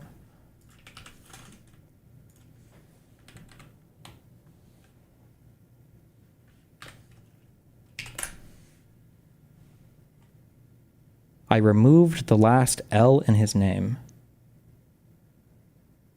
Was it this? Just remove the last L in his name.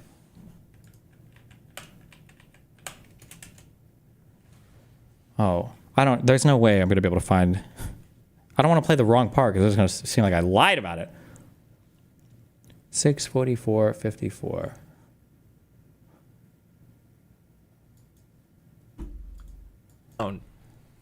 The way that Econoboy is.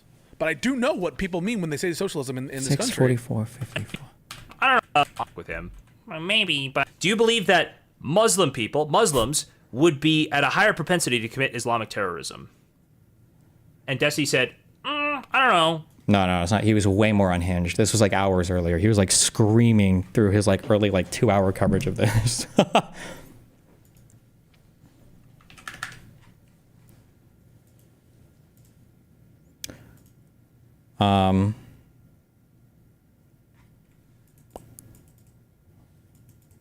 Did you already address him soying out and calling you dipshit and saying answer the question bitch over and over?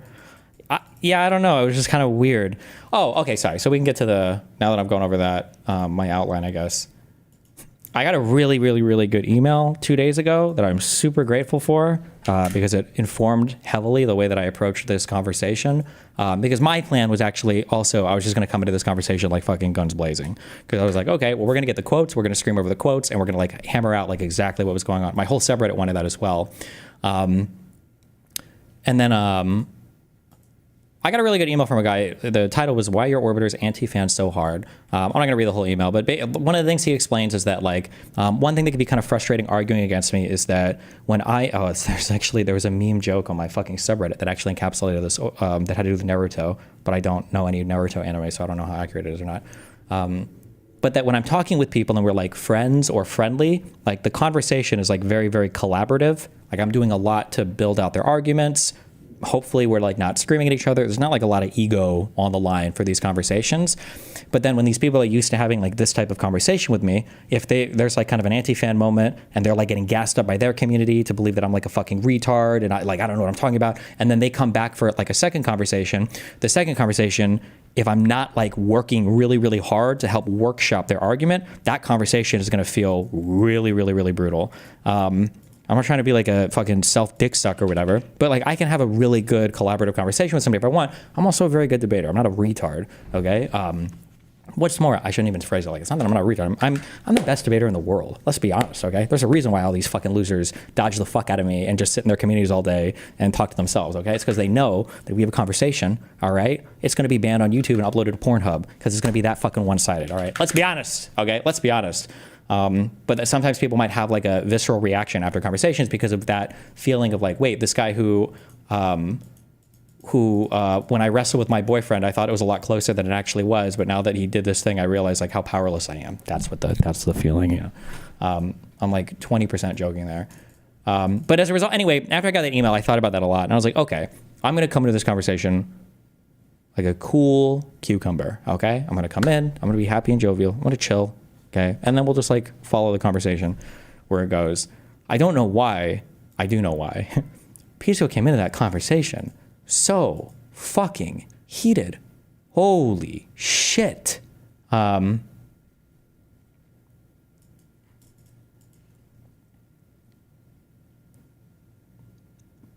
We need...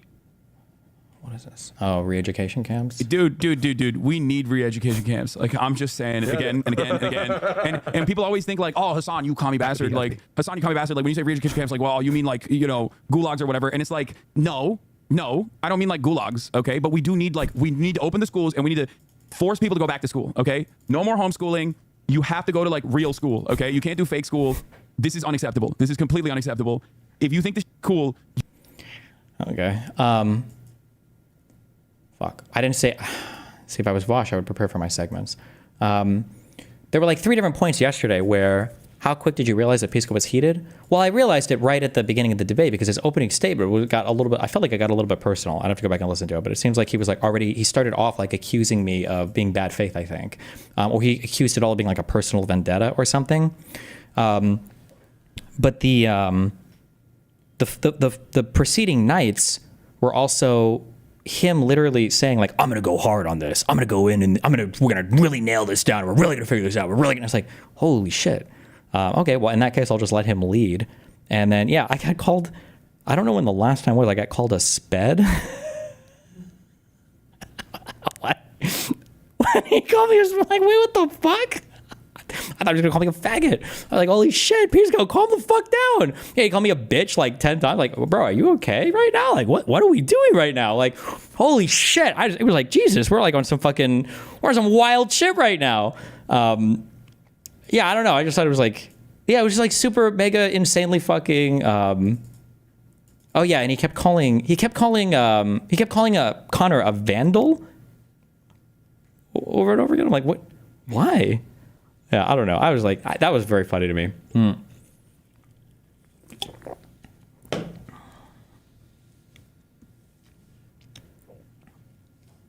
Oh, and then he pulled out that stop the heteronormative language. I don't even know where that came from after using bitch like 20 times, but... Yeah. Okay, fuck. Am I gonna watch this?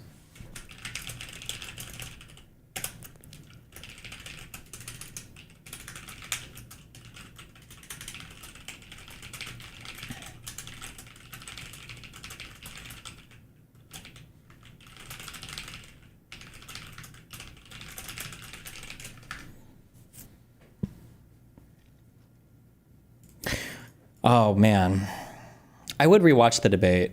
I will implement this in the future. I need to rewatch my debates and pick out. I just need somebody to pick out moments, I guess, for me to rewatch so that I can like sharpen stuff. Because I think there was a couple of things that there's always places where I can sharpen my stuff. I didn't like I've gone back and forth because I'm trying to think. I've gone back and forth on this. When I got hit with the socialist versus communist question, after I answered it in the debate, I kind of felt like, does communists have a more negative connotation than socialists? I mean, like, it kind of does, but does it? Then I'm trying to think like, and then I think after the debate, I was like, communist probably has quite a bit of a more negative connotation than socialist, maybe. But then I tried to think like, well, let me think of the application. Like, what was their example? They were like, would Mamdani have won if he called himself a communist? And I said in the debate, I'm not really sure. And it sounds like a ridiculous proposition. But then I thought later, I thought about this morning. I'm like, well, hold on. The fact that Mamdani won it all is actually kind of insane, right? Like if you were to go back 6 months ago and say, do you think that a Muslim guy who identifies as a socialist, who talks about globalizing intifada is going to win the Democratic primary in New York? Everybody would have said no to that, right? So like, is that crazy to think that if he would have said like if communists would have been part of his platform that he would have lost? I don't know. I feel like that's actually hard to say. I'm not sure. Yeah, I would say like the vast majority of Americans don't actually see some huge distinction between communist and socialist. The only thing I would say is that communist carries a much more negative connotation, maybe because of the use. Like people don't use commie much, but socialist has kind of been normalized in everybody. But yeah, I don't know. I went back and I thought about that. I was like, I'm not sure. Mamdani is a communist. Conviction. And what I mean by that is that the many things that we believe, some of them are already popular in this moment right now, right? If we're talking about the cancellation of student debt, if we're talking about Medicare for all, these are issues which have the groundswell of popular support across this country. But then there are also other issues that we firmly believe in, whether it's BDS, right? Or whether it's the end goal of ceasing the means of production, where we do not have the same level of support at this very moment. And what I want to say is that it is critical that in the way that we organize, in the way that we set up our work, and our priorities, that we do not leave any one issue for the other, that we do not meet a moment and only look at what... Was that supposed to be the communist part? I mean, seizing the means of production is also socialist. Like, communism is supposed to be like the next... When you talk about like what it's supposed to be, you can't, like, it really, all these words mean a ton of different things. Like, this is part of my issue. Like, when Econo Boy is saying like, well, actually, all these things can be socialism. Like, he's actually kind of right. But then... It's also like, well, that's kind of part of the problem because there's a lot of people that are coming in calling themselves socialists that aren't really socialists. They're just like liberals. But then like, are all of our best liberals going to be socialist? But then what about the people that are coming in calling themselves SOCDEMs that actually are like super like MLs, like what Hassan says he does? And then I don't like the idea that,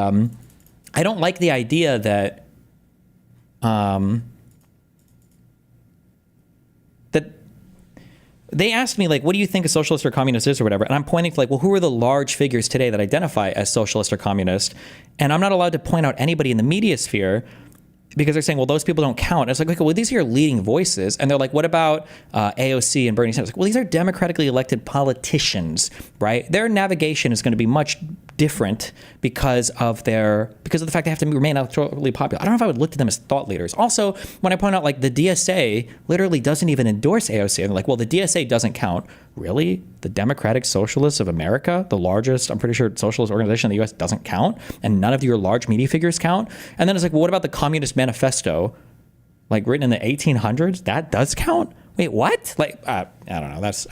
I felt all of that was like really wacky, I think. But also, we never got to talk any substance in this debate. We never got to talk substance in this debate, but like this is part of my problem, is that there's such a lack of clarity on what any of these words even fucking mean, that like it allows people to sneak into your movement. It allows people to sneak into your movement, and I think that's not good. I found it. It's at 122.06. How could you even know what I'm watching?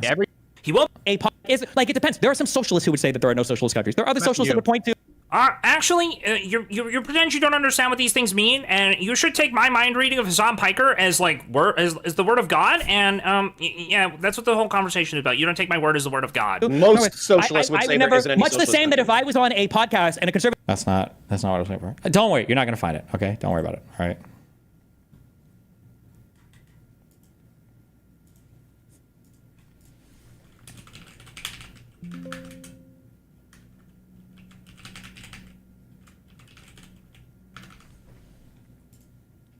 Okay, somebody link me this Cato survey. You have a favorable or unfavorable view of communism, and this is unfavorable is 86%, and the one for socialism, the unfavorable is 57%. So that's quite a big difference, like a 30-point difference. I don't know, maybe it would make a big difference. I don't know, not sure.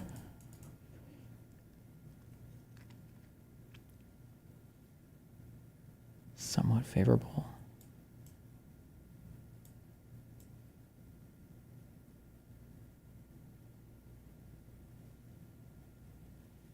Yeah, okay, yeah, it's kind of spread out. Oh, fuck. That was actually like, I even brought that up. I should have asked Wick to enforce that. So somebody says, do you like how fast DGG found the Aaron clips?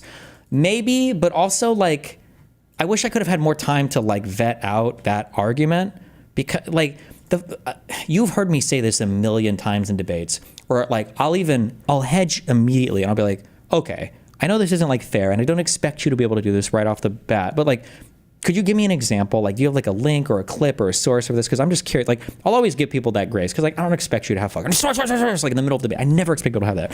The fact that we stumbled onto a topic that wasn't like part of the pre-planned list of topics, and people are like, give me a source. I need a clip. I need you to link me a clip. I need you to link me a clip. Oh, you're saying explicit this. I need you to link me. I need you to. It's like, dude, I don't even know that we were gonna fuck. What do you want to do? Like, look right now through the 7,000 hours of videos that are like of her on my stream and everything else. And you're like, how am I supposed to find this? Like on the fly. And despite the fact that he asked that, I feel like people in chat found a lot of clips, and then it's like, well, actually, that doesn't count, and that doesn't count, and then it's like, okay, Jesus Christ. Jesus. Can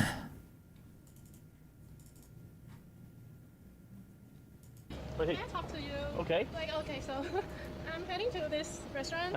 Don't care. Remember the guy who like sex pested anyone? Oh, this was the whole clip from his stream. We'll see if I look at everything. I don't know if I even have time Doing to the watch same thing with health insurance. Oh, this was so cringe. I wonder if I should have stuck up for Connor more in this debate. I had to be careful because I don't want my position with Connor. I don't have the same position as him because Connor is a conservative, although we're largely aligned on a lot of stuff here. Food, water, and shelter available to human Okay, we have beings a at new the point of service for free. So you think so? Why is that socialist, but doing the same thing with health insurance isn't? And it's because one is basic human needs. Because I'm going based on because I'm going off of the fucking definitions of shit. Yeah, absolutely. Okay, so healthcare is not a basic human need, but food is. All you're arguing is that healthcare is. I'm asking a question. I'm actually asking you a question. Is food more of a human need than healthcare is, as you're seeing it?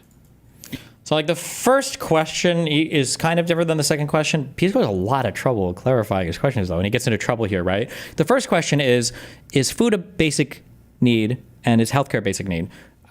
Sorry if this sounds unpopular, chat. I don't mean to be an ass or whatever, but healthcare is not a basic need, okay? Food is a basic need. If you don't have food, you will die. 100, not 99% of the time, not 99.9% of the time, 100% of the time. You will die in about 30 days if you don't have food, okay? Full stop. Healthcare, believe it or not, a lot of people through a lot of human history have lived with zero healthcare. Women gave birth, no epidural, no fucking, what do you call them? Wives? The people that help deliver babies, like childhood mortality was really high. A lot of women died. But for the most part, we actually survived for a lot of human history with no healthcare, okay? To try to say that, midwives, that's it. To try to say that healthcare is like is like a basic necessity in the same way that food is a basic, no. Like food and water and probably shelter, food and water, shelter, maybe clothing, food, water, shelter, clothing are gonna be here. Healthcare is gonna be on a higher, like a higher thing, like one or two things higher. Not to say that it's not really important to have access to healthcare, but. Question, is food more of a human need than healthcare is, as you're seeing it? But then he does this, is food more of a human need than healthcare? Well, yeah, of course, right? Yes, absolutely. Okay, all right, so I think that's cooked. But you can see, like, and Pisco got obsessed with this. I don't know if this is like the final stage of evolution where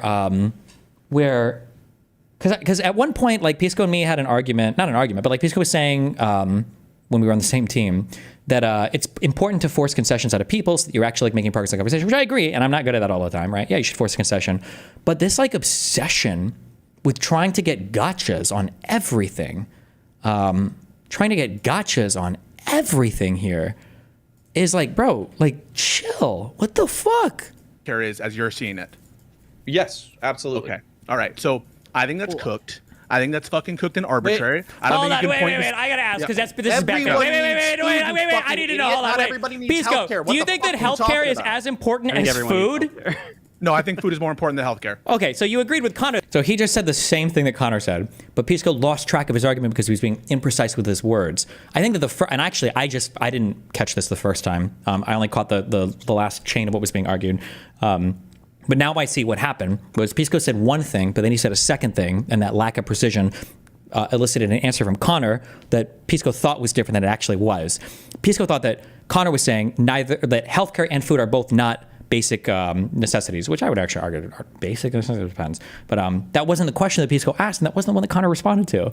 I don't know why you just said Connor was cooked. No. Wait. You're cooked in that I would consider, I think most people consider in basic human necessity need healthcare as well as food. Not that food is more important. You asked him which was more. So Pisco should just say here, but again, he's so, like, I think the ego is huge in this, okay? He so cannot concede or back off a single fucking point, okay? Where Pisco, like, can't just say, like, oh, then I misspoke, sorry. Or I was unclear, I was imprecise, or I misspoke. He can't do it. And it's like, bro. Necessity need healthcare as well as food. Not that food is more You important. asked him which was more important, didn't you? Did I miss that? Hold on, wait. I'm sorry, hold on. Repeating the moderator. Did he ask which one was more important, or did he say we're both important? He asked which is more important. Thank you. Okay, he did. So you just totally mischaracterized Connor's point there. You did. I said, You did. Is it more in the sense of is it more of a basic human necessity in the sense that it's a separate? But then notice what Pisco does, and this is where you can see the bad faith. Oh my God! Actually, this is such a great clip. Notice what Pisco does.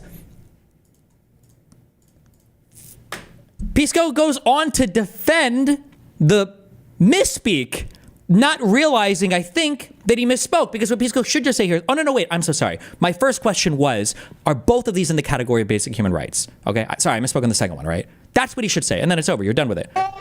You did. But then he goes on to defend the word more and tries to make it work in the framework. Is it more in the sense of is it more of a basic human necessity in the sense that it's a separate category of thing, that there are separate categories that food is a basic human necessity in a way that you don't need to cope. You can just hold on. Also, it doesn't. Hold on. Wait. Just to be clear, because you're trying to bail yourself out. It doesn't make sense what you just said. Is something more of this in a category, or is it just in the category? Those are two. No, it makes sense. Is a fourth. So then I don't even realize this. That Pisco's first question was, are these things both in the category? But he misspoke the second time and asked if something was more than the other thing, and now he's trying to defend the misspeak. Focus more of a car than a Honda Civic is a car. That doesn't make any fucking sense.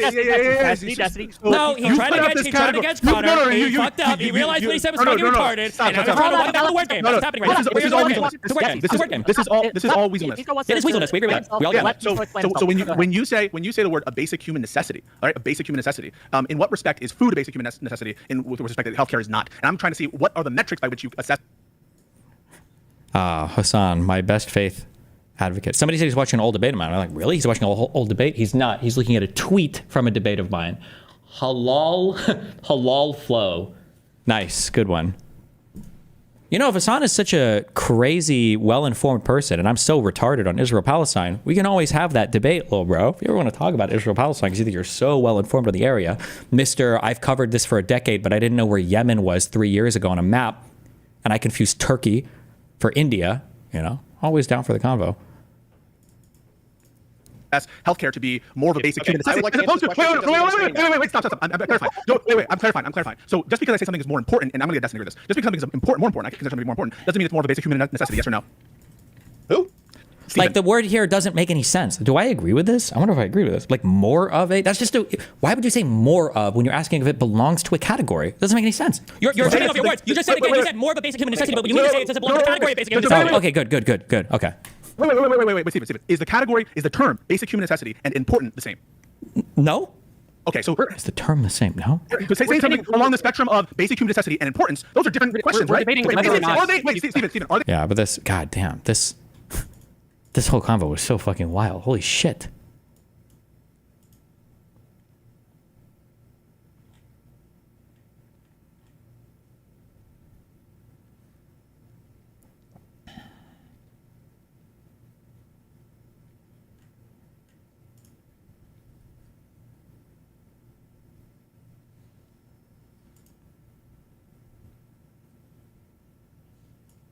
Do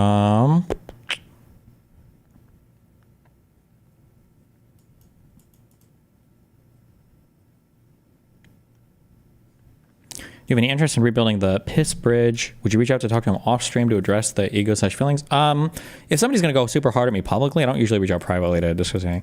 Like, listen, I don't hold grudges against anybody. I don't give a fuck. Like I said, I'm probably gonna watch him on Tim Pool in a couple days, and I'm probably gonna think that I'm probably gonna agree with most of what he says. I'm probably gonna say he fucking owns Tim Pool. It's probably gonna be the thing it is, because I'm not an unhinged fucking hater. I'm not an unhinged fucking hater for the people I disagree with. Geez, hold on. People were saying there were conversations going on right now. This was Hutch's reaction to what? Administration and new government. What is this? Okay.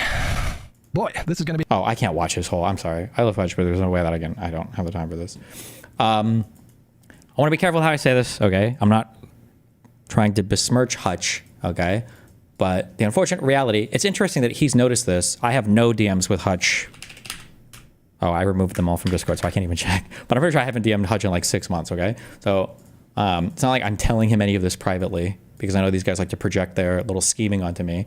But this thing that Hutch is saying, unfortunately, and again, I'm not calling out Hutch or trying to be mean to Hutch, but this is like the goal, right? I didn't want to be a part of this debate because of the toxic nature of the current Destiny discourse. The most deranged people are targeting me currently because of their beef with Destiny. I have zero desire to dip my toes into any of that. This is the goal for the Gistical community, for Kiwi Farms, for all of these people, right? Is that like if you enter the arena here and you're even remotely on Destiny's side, you will get doxxed, they will harass you, they will DM you, they'll try to like swat you, they'll try to do whatever unhinged shit they can, and they will obsessively talk about you and then brigade your shit and all this. Like this is like the plan, you know?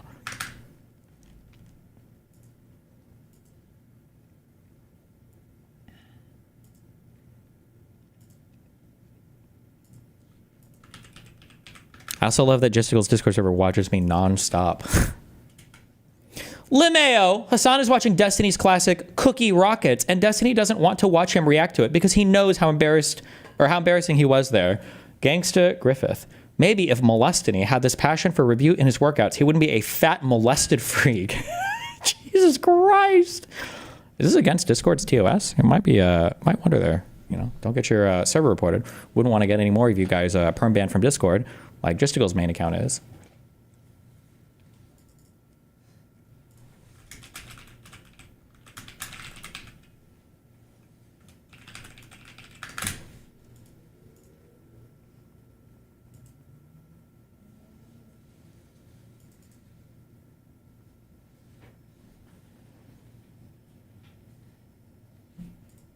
Is there legal recourse against these people, at least for doxing and swatting? Swatting, if you could prove it, sure, but it's always impossible to prove that. Doxing isn't technically illegal. There's nothing illegal about that. So, like, you can't do anything. There's nothing you can really do about it, yeah. I feel like it's a little unfair to judge Hutch for that. It's pretty understandable to not be wanting to be drawn into that. Don't think I said anything different at all. No clue why you're even typing that. I literally said exactly that, but thank you. Why do they call Destiny fat? Okay, I couldn't figure this out for the longest time. I did get a little chubby, but it was like 3 years ago, I think. But then I think I found out that once Kelly split from Justicle's community, it's because Justicle is overweight. And he feels bad about being overweight, apparently. This is when Kelly started typing a bunch of shit, leaking stuff about him and Cherry, and then him in general and his like mental derangement or whatever. And I think that they started the Destiny's fat thing to make Justicle feel better about being overweight. Like, I've been the same weight for like the past like year or two. It's always funny when I go on the farms, or I like look at people tweeting about me, and it'll simultaneously be like Destiny has become like a fat fucking loser, and then also Destiny's amphetamine abuse has led to the graven, hollowed out, like underweight, husk of a person he used to be. And it, like, I see these comments like back to back, and it's like, all right, well,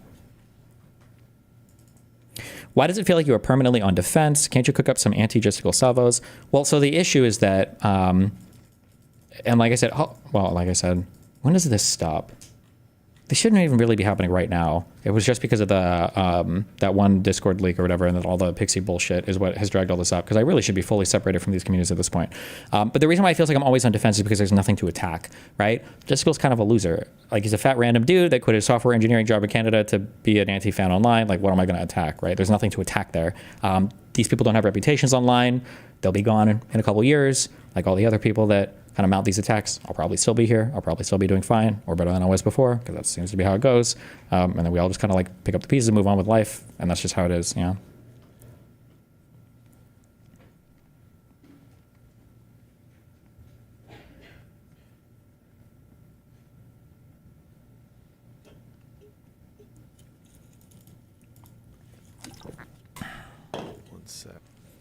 Okay, apparently this was last night. I don't know if Pisco was crying after this debate, or why his eyes are so red, or if he smokes weed or what. I have no clue. One sec. Did you see Lauren De Laguna going after Relly? There's no shot those two are dating. That was such a weird screenshot. I can't possibly believe that they're dating. I don't know.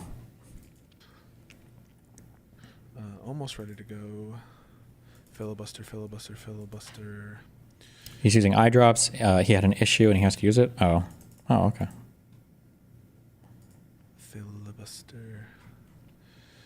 Okay, and now I just do this. And all right, Dr. Avi, thank you for coming up real quick. We were about to have a phone call, and I realized it might be useful to stream our conversation, because I understand you listened to at least some of the debate, and you have some thoughts about it. And I caught like 5 minutes of this at one point, and then I was has anybody seen this movie?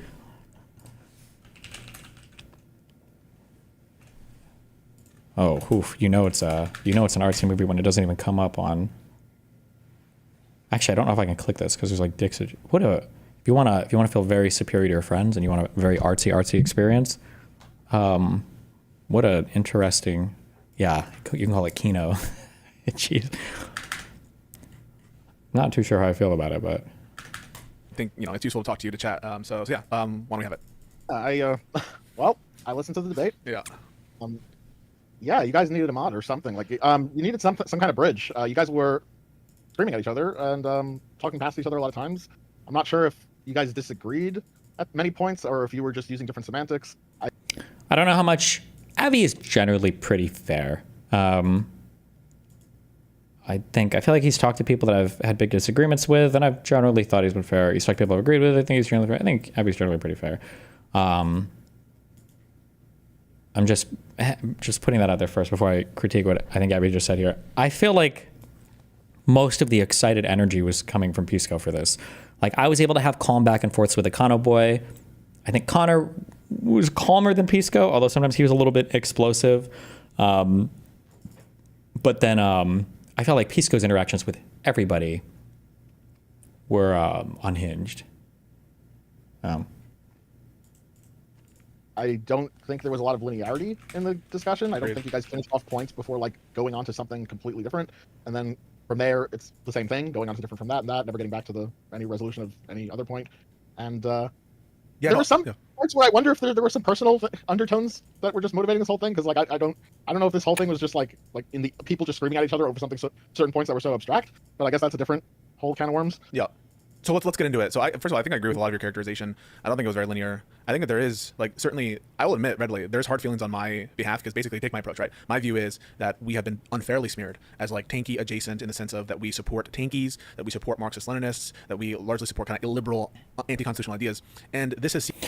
You could say support, maybe. I think it's always a red flag. I pointed this out. What do I call this? The clown mirror. If you can never, ever, ever accurately summarize what the opposition's viewpoint is, then I think that's a red flag. Like, am I calling them tanky adjacent? That could be a reading, but at this point, obviously, I have no more good faith to extend here. Like, our complaint, and even Connor said our complaint pretty well, is that you are giving room to people who are fundamentally anti-liberal by providing kind of soft cover for them, not challenging them as hard as you could, and creating a warm, soft, inviting space for them to come in and then eventually to take over, usurp your movement, and then cast all of you out, right? That's the issue.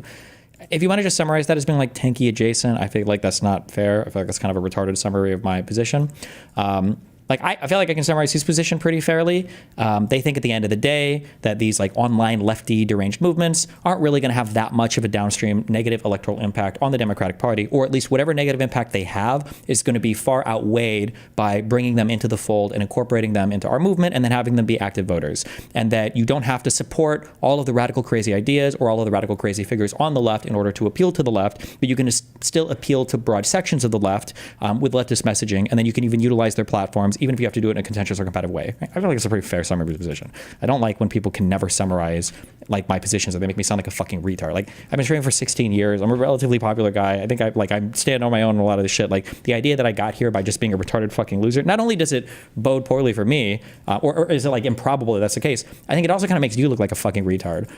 Why the fuck were you friends with me or on my stream for so long, like giving cover to all of, like, if I'm such a clearly fucking retarded person, you know? Like, it's the same mentality when I like talk about exes or whatever, or when I think about like relationships with it. Like for Melina, like we had a really rough breakup, obviously, but like I think almost every time I brought up Melina over the past like several months or a year or whatever, it's generally pretty positive, right? Like I dated her for 5 years. We're married. Like, why the fuck? I'm not gonna sit here and say like, oh, what? She was a crazy fucking cunt the entire time. I was like, well, who the fuck am I? How fucking retarded would you have to be in a relationship with somebody who's horrible for that long, right? Yeah, I like this weird thing of like, as soon as you're not super close friends with somebody, you're not friends with somebody, you hate them. Now you have no charitability, and they're this like bad faith, horrible, stupid piece of shit. It's like, why the fuck did you even say anything for the like past 2 years? You're on my stream. Were you just using me for my platform? Like, I don't know. Destiny, is Econo Boy cooked? Arguing that weed legalization is a socialist policy is completely retarded. No, I don't think Econo Boy is cooked, and I understand why Econo Boy argues for the things he does. My big criticism and contention with Econo Boy is just going to be using a label that gives cover to other people that use it more maliciously. I don't think Econo Boy is like a secret tank. I hope not. I don't think he's like a secret tanky or anything like that. And like, in a vacuum, or like if me and Econo Boy and like 5 friends were out, eating and, chatting up each other and like talking about political beliefs, and he's like, oh yeah, I'm like a socialist. I was like, okay, I don't know about you either, but sure, I get it, right? It's just in this online context of where you have this group of people who are trying to be subversive, trying to like radicalize spaces and constantly your political movement, that I think we should be a little bit more careful about the labels we use. That's all I'm saying, that we support Marxist-Leninists, that we largely support kind of illiberal, anti-constitutional ideas, and this has seeped in and basically infected like major parts of I take like my stream, and constantly having to feel these issues of like, do you like Hassan, do you not like Hassan? So for me, there seems to be, or I'm perceiving a sense of intentionality behind it, and I am taking it personally. So at that show, that is what I feel, and so I'm not lying about that. I think that there's personal stuff on his side too, that have. You say that Pisco was very unhinged. However, don't you think that this is kind of fair from his point of view, that you spread lies about him being a socialist communist? If I did, I mean, like, I don't even know if I should hedge here. I feel like I said a million times. I've said a million times on this stream. I don't think that these guys are secret tankies or like socialists or communists, except for, I guess, Econo Boy is a socialist now. I just don't like that they give cover for them in the way that they bring them their shows. I feel like I've said this a million fucking times. Actually, you know what I think has happened? And I can't prove this at all. I just saw some messages in chat. Maybe I should go look for it. If I was more like terminally online, I would, which is funny given that I'm a fucking streamer.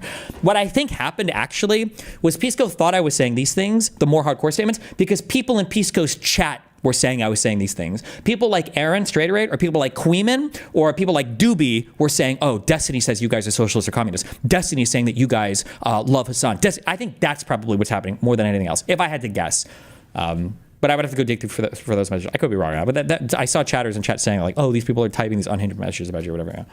To do with other things, other matters, but I think that you're correct about that. I was frustrated by the lack of linearity because ultimately I think that linearity would expose that there's not much substantive disagreement. That's at least my inclination. But yeah, so I don't take much issue with your characterization. Before I go into like a specific thing, do you have any idea if he's smearing? Do you have any idea if he's being dishonest and he's smearing you, and if there's like a personal thing? Do you have an idea of like why he would do that? Like why? Like I don't know. Motivating? Yeah, I don't know. I think there's this feeling. If I'm just being totally honest. I hate this, and I don't know what breaks people's brains on this. If I ever leave online politics, I guess I'm giving you the secret code to make me rage quit. It'll be because of this. When people get outmaneuvered on the subject matter, they immediately pivot to this weird high school world of like, why do you think that Destiny, the person who's bred 2 of the worst online leftists, Vosh and Hassan from his community, a person who has intentionally sliced off 40% of his community in the past because he found out there were so many socialists and tankies, and who is concerned about the fact that these people are engaged in rhetoric that he finds to be harmful to the party, why do you think that he is coming down on you guys now when all of these people are infesting your chats and you're starting to make nice with them? I think it's probably just personal. I think he just probably is just really mad personally. I think it's just an interpersonal thing. This is an unbelievably dishonest take. Like, either a part of your brain has been broken on me, because I guess like once you're no longer my friend, you have to be like unhinged about me. But like there's nothing to engage with. I haven't given anything of substance to engage with on any of this. You really think the only explanation for any of this is that it's just all personal? Really? When Econoboy said that Norway socialized 2/3 of their wealth, that's wrong. It's a sovereign wealth fund. It's the state as a capitalist actor buying assets using oil money. It's literally capitalism. Yeah, I know. And then somebody pointed out the majority of that sovereign wealth fund's investment is in capitalist firms, which, yeah, I wish I would have known that as soon as you brought that up. But that, like, I'm a traitor. That when I took a step away from Stephen, from friendly collaborations with Stephen, that was either something I should not have done, or that, that it's super negative. Also, the thing that's frustrating about him saying this is that, like, I actually do have some of these personal feelings. I do think a lot of these people, the whole, like, oh, we instantly believe the other person, you're probably a rapist, and we're gonna, I do kind of, like, feel, like, pretty bad about that. However, even if that is going to be your explainer for, like, oh, like, why is it like this? How do you explain the fact that I've covered all of these guys, Pisco, just like everybody else, like, incredibly favorably over the past, like, 6 months? I feel like, haven't we watched? I feel like I've literally watched. I offered the $10,000 because I wanted to see Pisco debate the one lawyer dude. And I'm pretty sure I've watched him on multiple shows where I'm, like, screaming. I'm like, thank God somebody who actually understands the law is here so that Pisco can shit on these guys. Like, how, like, what would it be that just now I've decided that I hate them interpersonally? Like, it doesn't even like logically follow from the timeline, you know? I did that, or it's not understandable, or that I'm a bad friend because I did that. And I think that those feelings are very much sort of at issue. You're talking about when this whole thing happened with the Pixie stuff, or with and I'm, for reasons that I still maintain, I don't like want to get in, like, give my take and opinion beyond what I've already said on those matters. And that, again, is out of respect to the parties, and also the fact that, like, the fact that I am a lawyer and people might take, like, I think, improper weight to what I say one way or the other. That feels like a major cop out to me, because he had no problem weighing in for weeks on Ethan Klein's lawsuit stuff, but I don't know. Didn't think it's appropriate to speak out, and I haven't made content out of it. That's again, out of respect for both parties and the role that I occupied in that kind of DNC lead up type thing, and not wanting to unduly prejudice either party. I think that is an understandable thing for someone to do, and it feels like it leaves both sides, I guess, feeling angry that I don't have a stronger statement one way or the other, or that, like, I abandoned too quickly or something. Gotcha. Okay. Now I'll just say, just for the record, I don't know much about the backstory, so I don't. You typed in DGG chat earlier that Pisco spent a week or so ripping on Ethan for his lawsuit, but he literally only mentioned it in his stream once, that the filing was very silly and unprofessional, and the only reason he brought it up past this was my fellow DG was going on to attack him for it. I could have a totally wrong recollection about that, but I feel like I remember him debating that topic and tweeting about that topic for days. So I thought he read through one of the lawsuits. That seems like an insane retelling on that, but okay. I can't really comment about, like, who's right or who's wrong on any of that, because I don't really know, like, what the whole Pixie situation was. I haven't really dug into that. I just know there is a situation, and I know some vague stuff about it, and I know, like, there was, like, all sorts of, like, fallout from that. So, okay, I'm just trying to get your position on this. So I can't really comment on, like, whether you're right or not, or whether he's right about that. But I can understand what you're saying and what he might say, and what he's saying, and I could try to bridge a communication. But either way, that, I think, officially has nothing to do with, like, what the debate proposition, to the extent there was a proposition, was. You're saying that in terms of about, like, why I'm speculating that there's a lot of negative feelings that don't actually have to do with my stated views at all. And I think that people like the notion that, like, none of my attacks on Pisco have been personal. Like, I think even as recently as, was it 2 weeks ago? I wish I had all the VODs. Like, I think even recently 2 weeks ago, I think I was saying something like, you guys in the subreddit are trying to say shit like Pisco isn't even a real lawyer. And I think I even literally said, I was like, bro, he went to a really good law school and he was working at a really big law firm. Like, of all the accusations you want to make about Pisco, the idea that, like, he doesn't know the law or is a shitty lawyer is, like, one of the dumbest things you could say. Like, I think I even defended him on that a couple weeks ago. I think it was a few weeks ago. So, like, it's such a cop-out. Like, this, I don't want to say it feels like snarkers against Ethan Klein, but this whole, like, I think you're just personally upset. It's like, excuse me, bro. I'm not the sped that you accuse me of being. you can try to grasp my arguments if you can. If you can't understand my arguments, then just fuck off. You're not equipped for the conversation, which is fine, but then admit that and fuck off. Don't sit here and pretend like there's this huge personal beef or vendetta that maybe you have it. Maybe you could say, oh, well, I think I'm too personally invested, which is fine. That's fair, I guess. I would respect somebody for saying it. But don't pretend like that's my problem. Like I had no problem being, I think, incredibly fair to all of these people for months and months and months. The kind of statements I make that people are interpreting as being pro-tanky or tanky apologists, the notion that an objectively rational person could not take, I think, my statements to indicate like an allegiance to tankism or that I'm going to like become a tanky or anything like that. I think it's absurd. But like again, like look at how he's phrasing the argument. Like I have an allegiance to tankyism. Like I don't think I've ever made that strong of a claim. I don't think we made that claim during the debate. Like it's just okay. That perhaps I'm speculating that this has to do with a lot of the feeling, and it's yeah. At any point in the debate, did anyone like outline definitions or like clarity about like or concept conveyance of what exactly a tanky is? Yeah, no, I think that it was kind of vaguely alluded to as having something to do with like violent revolution, perhaps with some understanding of like lack of rights, but that wasn't fully understood or defined. So no, I don't think that it was. I think there was a kind of shared notion that we were leaning on, which had something vaguely to do with like Marxist-Leninism. Some sort of vaguely gestured that notion. So, correct. Yep. So it seems like the thing you were arguing, like, well, I don't even think you guys ultimately were arguing about that. I think you guys derailed all over the place for most of the debate. True. It seemed like the main thing you guys were supposed to argue about. I don't even think that it was very clearly conveyed what you were arguing about. I agree. There was like just sort of vague notion of what you're playing footsie with tanky, where tanky isn't really, it's sort of opaque. It's kind of like we have some notions about like some loss of rights somewhere, and some sort of like left-leaning or far left-leaning things. What percent of Peace Corps right now would you say is bad faith or just genuinely upset? Such understanding. I don't know. It's hard to say because like if you get like really emotionally dug into it, this is the hard thing to say. You can legitimately get for 100% bad faith reasons. I don't want to say bad faith. For egotistical reasons, you can get dug into a position emotionally, and then you can legitimately argue past that point.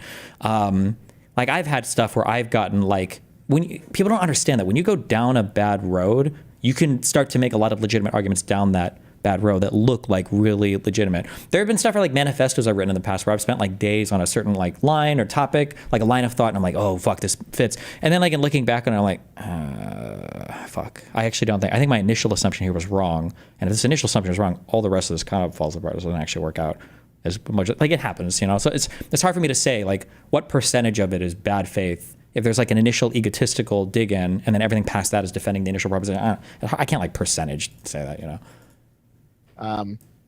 but not. It's still fairly blurry. It's still pretty blurry. I think it's pretty blurry, yeah. Because well, I'm frustrated because I think that I'm repeating myself now, but I think that it reveals that clarity will reveal like a lack of disagreement. I started that way. Like that's my position is that like where's the disagreement? What's the prescription that we can identify over the course of that conversation? I think that the prescription has to do with like associations perhaps, or like but not even there, right? Because there was this hinting at prescriptions that maybe we shouldn't have had the Vanguard on, or if we did have them on, we should have been tonally more aggressive against the Vanguard, and that somehow that would thereby like the chat would reflect that these people, that my chat is like as opposed to what it currently is, which is Marxist Leninist, which I do not agree with that characterization, but like I think like this all of like it's just so like to pretend that you don't understand anything I'm saying at all is just so crazy to me. Like you can't present anything I've said fairly. That's just crazy to me. That you are correct that there were vague notions about what these terms meant. I felt it was frustrating to try to get linearization in this context, and maybe I didn't do the best job of doing that, but I was trying to stick to the same topic. Yeah, just a quick answer, because I don't know much about the Vanguard. Like, are they like just some like far left or like? I would say that they're far left. They definitely espouse socialist idea. I mean, their name is the Vanguard, right? They're definitely like support people, but they voted for Biden, they voted for Kamala, and every time I've talked to them, they've been concerned about the authoritarianism of Donald Trump, and they've been concerned about rights violations in context where I take those to be like genuinely held beliefs. They are concerned about rights violations that someone who is like principally against. Now maybe they're against the rights violations only because of Trump, that they're being bad faith, but when I talk to them, it seems like they are concerned, for example, of like the deportation of Kilmar Abreu Garcia. They are concerned about First Amendment issues. You and I discussed Mahmoud Khalil. Now it could be that they're only concerned about those because of the political like convenience, right? Where it's because the people that are having their rights trampled upon are politically favorable to them. You understand me? But as I've talked to the Vanguard, the fact that they're willing to acknowledge the Democrats as a lesser of two evils, the fact that they seem concerned genuinely with certain rights violations. I don't know if this is like a time where like history can inform a little more, but like the KBD and the Nazis were 100% aligned, and they're fighting against the Liberal Party, against the Sackdems in is it SPD in Germany. And that was the idea. Well, we both hate the establishment. We both hate the liberals. We both hate the direction the country's going, right? That they were able, like, they were willing to kind of like, fuck it, we'll work together, right? But and the Soviet Union and the Nazi Germany did this, right? Like, let's just kind of be chill, right? Our little Molotov Ribbentrop or whatever. Let's just be chill and attack each other. We got like bigger problems. Like this like idea of making friends with people that are fundamentally ideologically opposed to you, like you're doing some gambit that's going to pay off in the future. It just seems so ill-informed to me.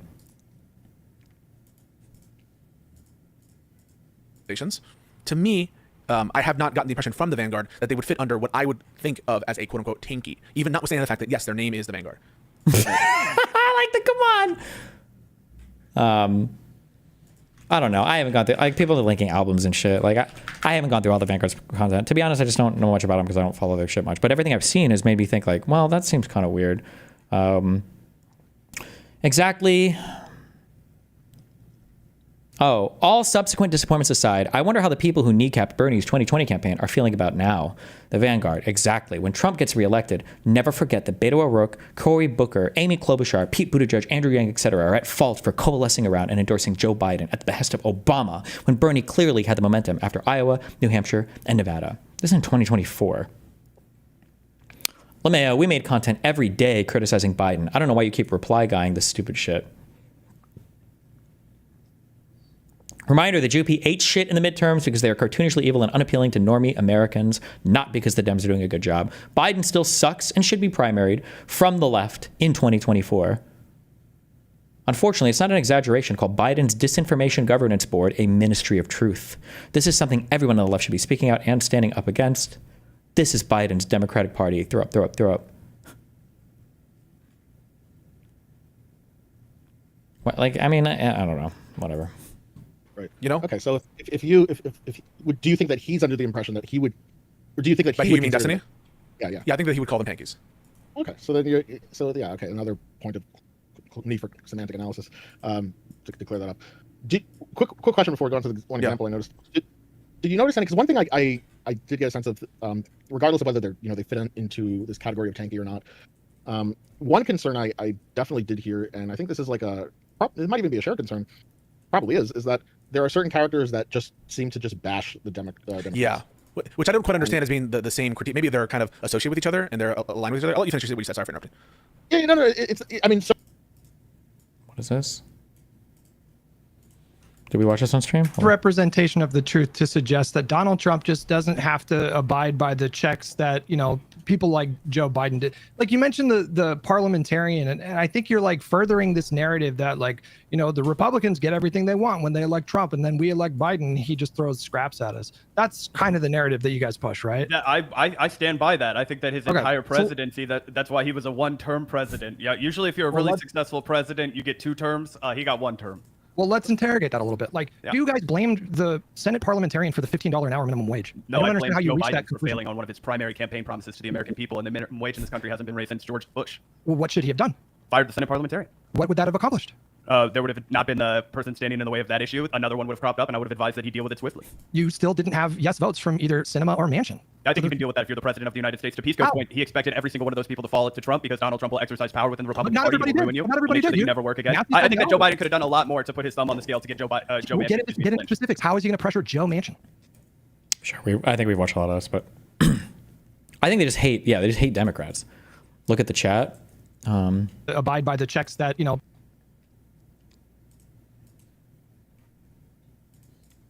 people like Joe Biden did. Like you mentioned the parliamentarian, and I think you're like furthering this narrative that the Republicans get everything they want when they elect Trump, and then we elect Biden.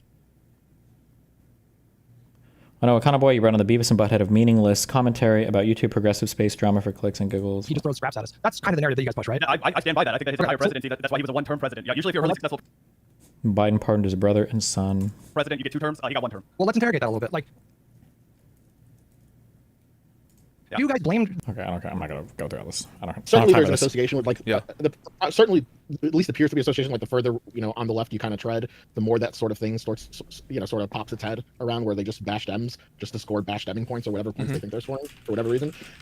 And so even regardless of whether you draw the line like, okay, well, tanky is here, tanky is there.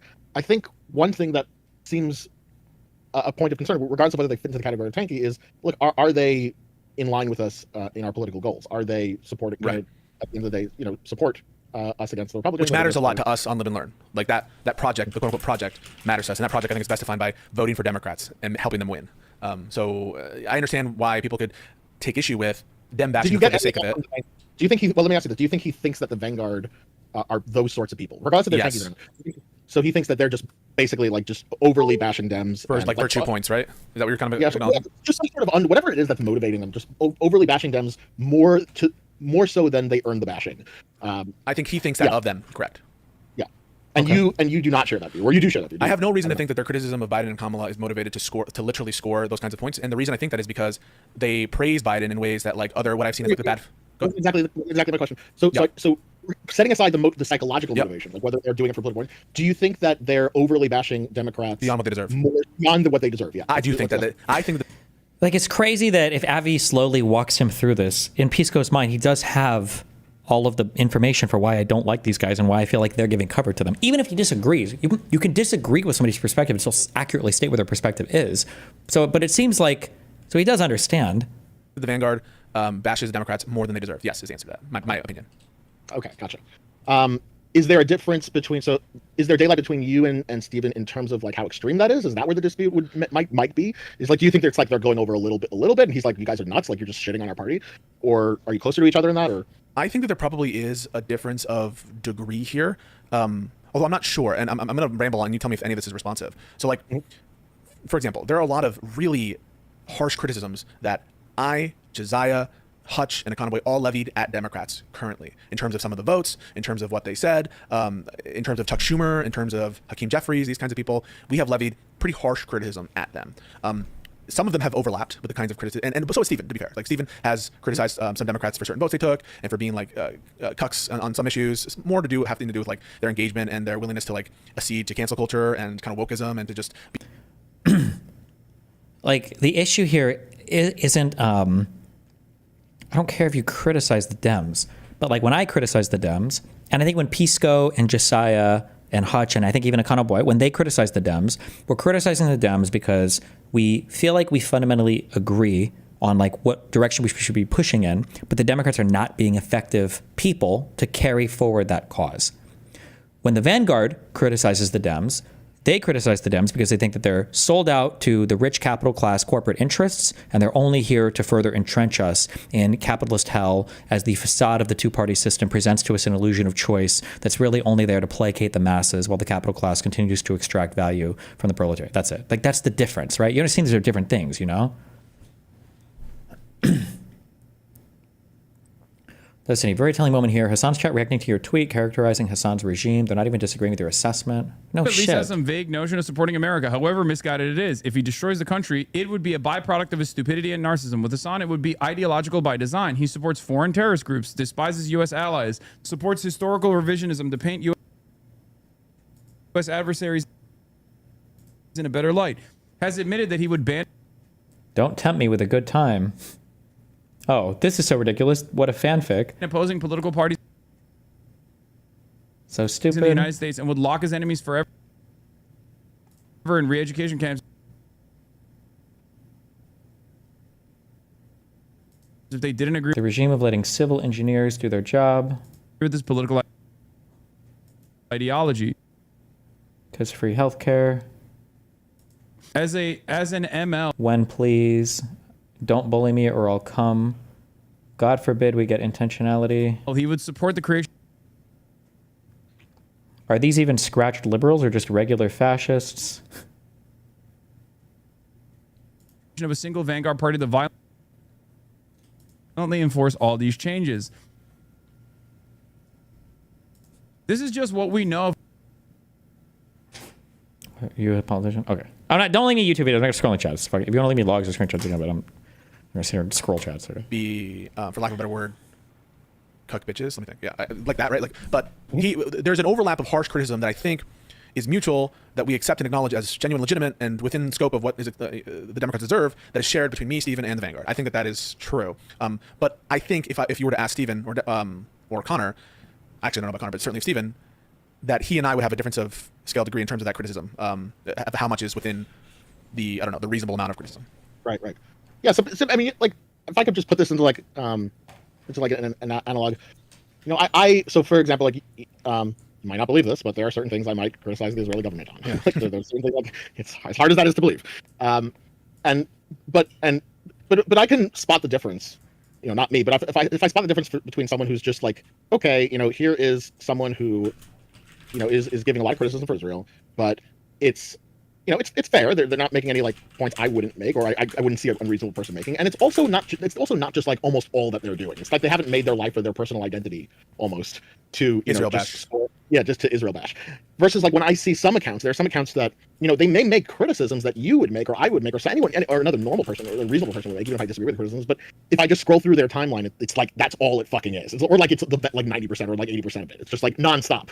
And analogously, like, you know, if I see someone making criticism of the Democrats or Dem Party, and it's like all they're fucking doing. It's like, even if they're reasonable criticism, like it's they're not anything that you wouldn't make or Stephen wouldn't make. But if that sort of occupies all their time, right? Yeah, it almost like in a meaningful way became like a substantial portion of their identity almost, where it's like I scroll through their timeline and this is like every other post, bro. Like I know I can figure out if I read your timeline enough just to be like, okay, like you do vote for Dems, like I see that, and you're against Trump, I also see that, but holy shit, I just had to wade through like all of this Dem bashing to get there.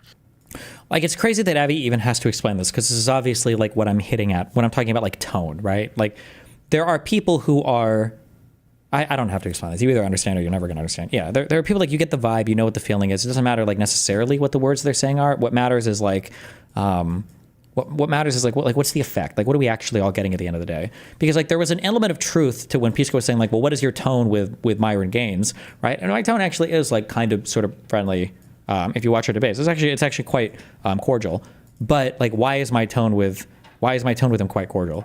Well, my tone with him is cordial because I know my entire community knows where I stand on all these topics, and they are not like in any way, size, shape, or form like 95% neo-Nazis or whatever, or 50% neo-Nazis, or 5% neo-Nazis, right? Now, if a lot of my community started to veer in that direction, I mean, like I've done this multiple times with my community, I will violently course correct on where the opinion I think should be, or who should even be my fan base at that point, you know? You know, is that the sort of thing that so same questions, is that the sort of thing that Stephen would describe Vanguard as, and would you describe Vanguard as that? I think that Destiny would say that the criticisms of Trump are couched in a cavalcade of Dem bashing. I think that he would characterize them that way, no question. In terms of me, I think that they are highly critical of mainstream Democrats, but I almost see the kind of the Trump bashing and the jank bashing, for example, which is really just like Republican bashing. And I see the acknowledgments that Democrats are way better, and I kind of view those as all on the same sort of spectrum. You know, like the evidence that of Republican bashing, I kind of see as Democrat bolstering. So I don't kind of view them as separate categories the way that you kind of presented it as. So I don't know if you're understanding me. So like the evidence of Republican bashing, I would be like, oh, that's like good Dem stuff, and I'll weigh that accordingly in the way that I would like a Dem praising. So this is a bit of a separate issue. So I'm not talking about. So we can address that aside. Okay. That's an issue of that's an issue of like, is the Republican bashing genuine good Dem stuff, or is it just a way of, you know, underhandedly getting some Dem bashing points in a like more acceptable way? That's a different. That's an issue, but we can discuss that. But that's a little separate from what I'm asking. What I'm asking is more about just raw split.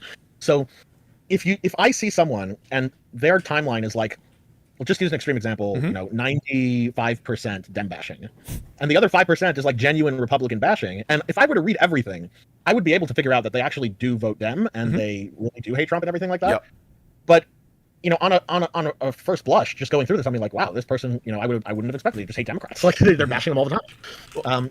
Or at least they've made a good portion of their identity that. So that's a little different than the issue of like, oh, like the 5% Republican bashing, whether that's genuine or not. Like it could be genuine, but even if it is genuine, if someone is just spending so much of their efforts to Dem bash, to the point where it looks almost part of their identity, that is a separate issue, and that could be deleterious to the Democratic Party if their influencers are doing that.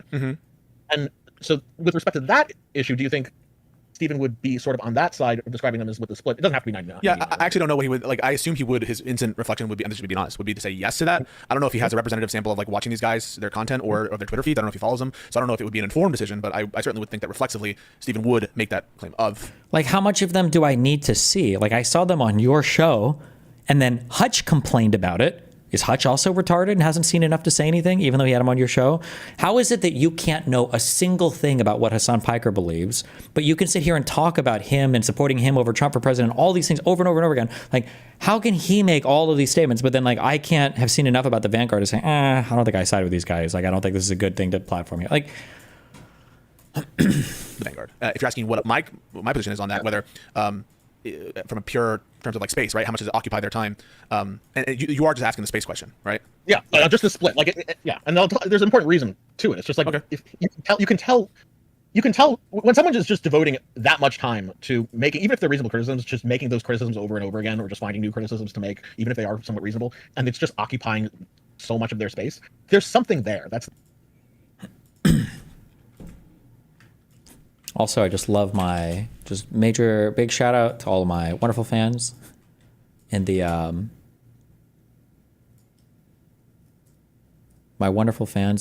Justical Discord server. I love you all very much. Again, I just love how transparent all this is. I will call this out so I don't seem as crazy when I bring it up.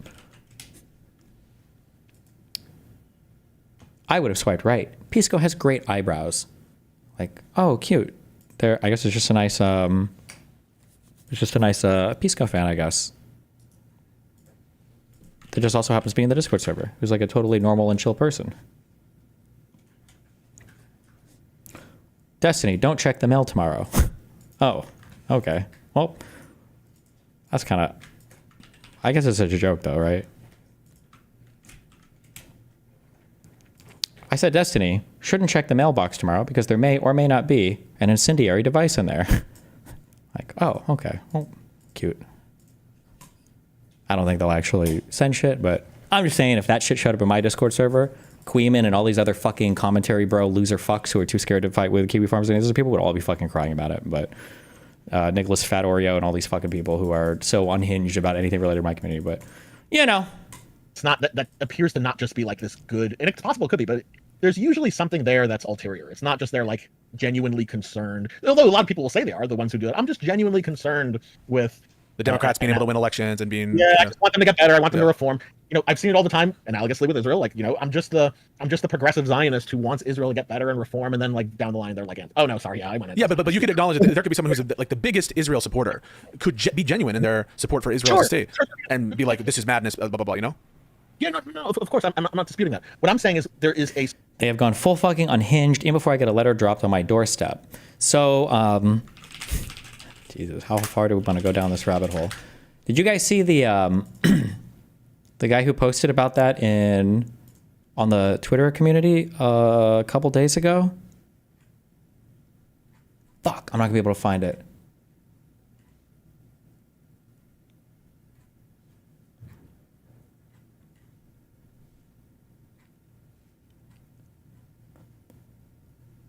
Somebody claimed, I used to hear about this stuff more often, but now mostly all of it has been like weeded out. Because like you can't, if you're part of these communities, you generally have to fucking hate. You have to hate me. It's like part of the rule, I guess.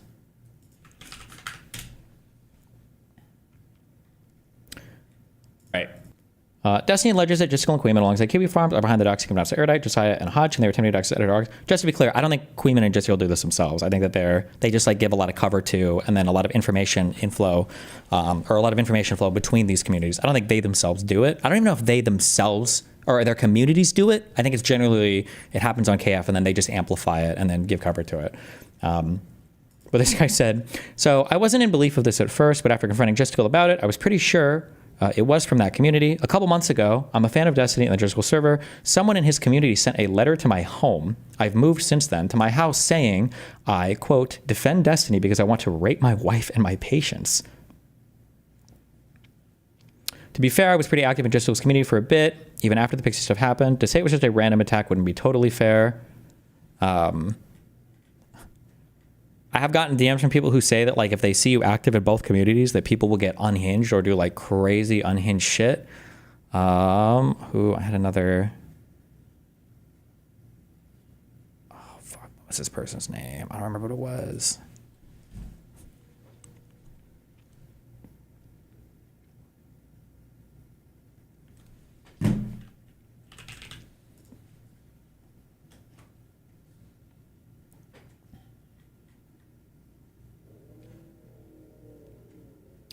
I want to read this person's message entirely. So I'll obfuscate a little bit maybe. My problem is I don't have an off-ramp for hanging out with people. I like being a DGG, but anytime you do this, they'll keep bringing up chatters in DGG nonstop, talking about their personal lives and even sending letters to one's house because they defended you. I think this guy's referring to the guy here on the Twitter thread. I feel like if I hang out in DGG and stop typing in there, I'll have stalkers on me too, just because of how they slowly go crazy about people when they are gone. It feels like there's some other sane people like me in there, but it's just scary to be honest, and the fun place to type in while digging around at work turned into a Kiwi farms around us slowly. Maybe you feel like I deserve it. Oh, this guy thinks I hate him. I don't know how was I going? But yeah, there's a lot of like crazy, there's just so much unhinged crazy shit. Fuck. Sorry, I haven't talked about this for like the past few months because again, I try to do the like don't give cover to, or don't like if you don't say anything about it, it's not real. But yeah, Jesus Christ. Didn't Jessica want to make a doc to send to everyone that interacts with Destiny? Yes, they were talking about that on Kiwi Farms because they were going to help them on Kiwi Farms make it. They were posting a lot about doing the Reddit for that. Good times. A certain pattern that's indicative of the former rather than the latter. And one pattern that I've noticed, at least, maybe you disagree with this, one pattern I've noticed is just the raw split. If you just go through someone's timeline and it's like 95% Israel bashing, even if they say it's genuine, just pages and pages and pages, like the bash about, like that's all they talk about almost. And then you have to wade through all of that to get to like the post about, oh, actually they actually are Zionists. Wow, that's weird. And they actually don't like, they actually supported your state and blah, blah, blah. Okay, I didn't know that. That's a sort of indicator that there's some sort of ulterior. It doesn't have to be an ulterior motive. It could be like a psychological thing where they're just feeling righteous indignation or virtue on some level of doing this. Could it be that that's their beat? So like, okay, so I'll give you an example. So yeah. Oh shit! Wait, hold on. Apparently they're trying to do this to my Twitter Space mod guy now, Icarus. He just sent me this. Icarus Bath and Odashra are docking buddies. Man, it's fucked up. I feel like Cisco was supportive of Icarus when he was going through his homeless era. All right, spit out of Icarus. Bro, fucking Icarus is here. I'm not going to lie. I still don't even really know who Icarus is. He's like a Twitter Decimite or something, right? Seems so low on the total ball. I'll be honest. I don't know if he means this here, but on Kiwi Farms, usually people will say something like, oh, who even is this guy? And that's usually an indication for somebody who tried to dox them, right? Who are they? Who is this person? I don't know if that's what this guy means here, because they don't usually do the doxing in Justicle's Discord server. I don't think I've seen that before, so he might just be asking legitimately, but it's like 2 to 3 people who never liked Icarus beforehand, and then like some others who are just disappointed that he spreads the Destiny lie propaganda. I don't think I've seen dumber, more subservient person in this space than Icarus. These comments are all in the past like hour. Oh, no, wait. This one comes from 4:24 a.m. Never mind. Apparently Jessica was going at him in Twitter earlier. Okay, enough schizo posting.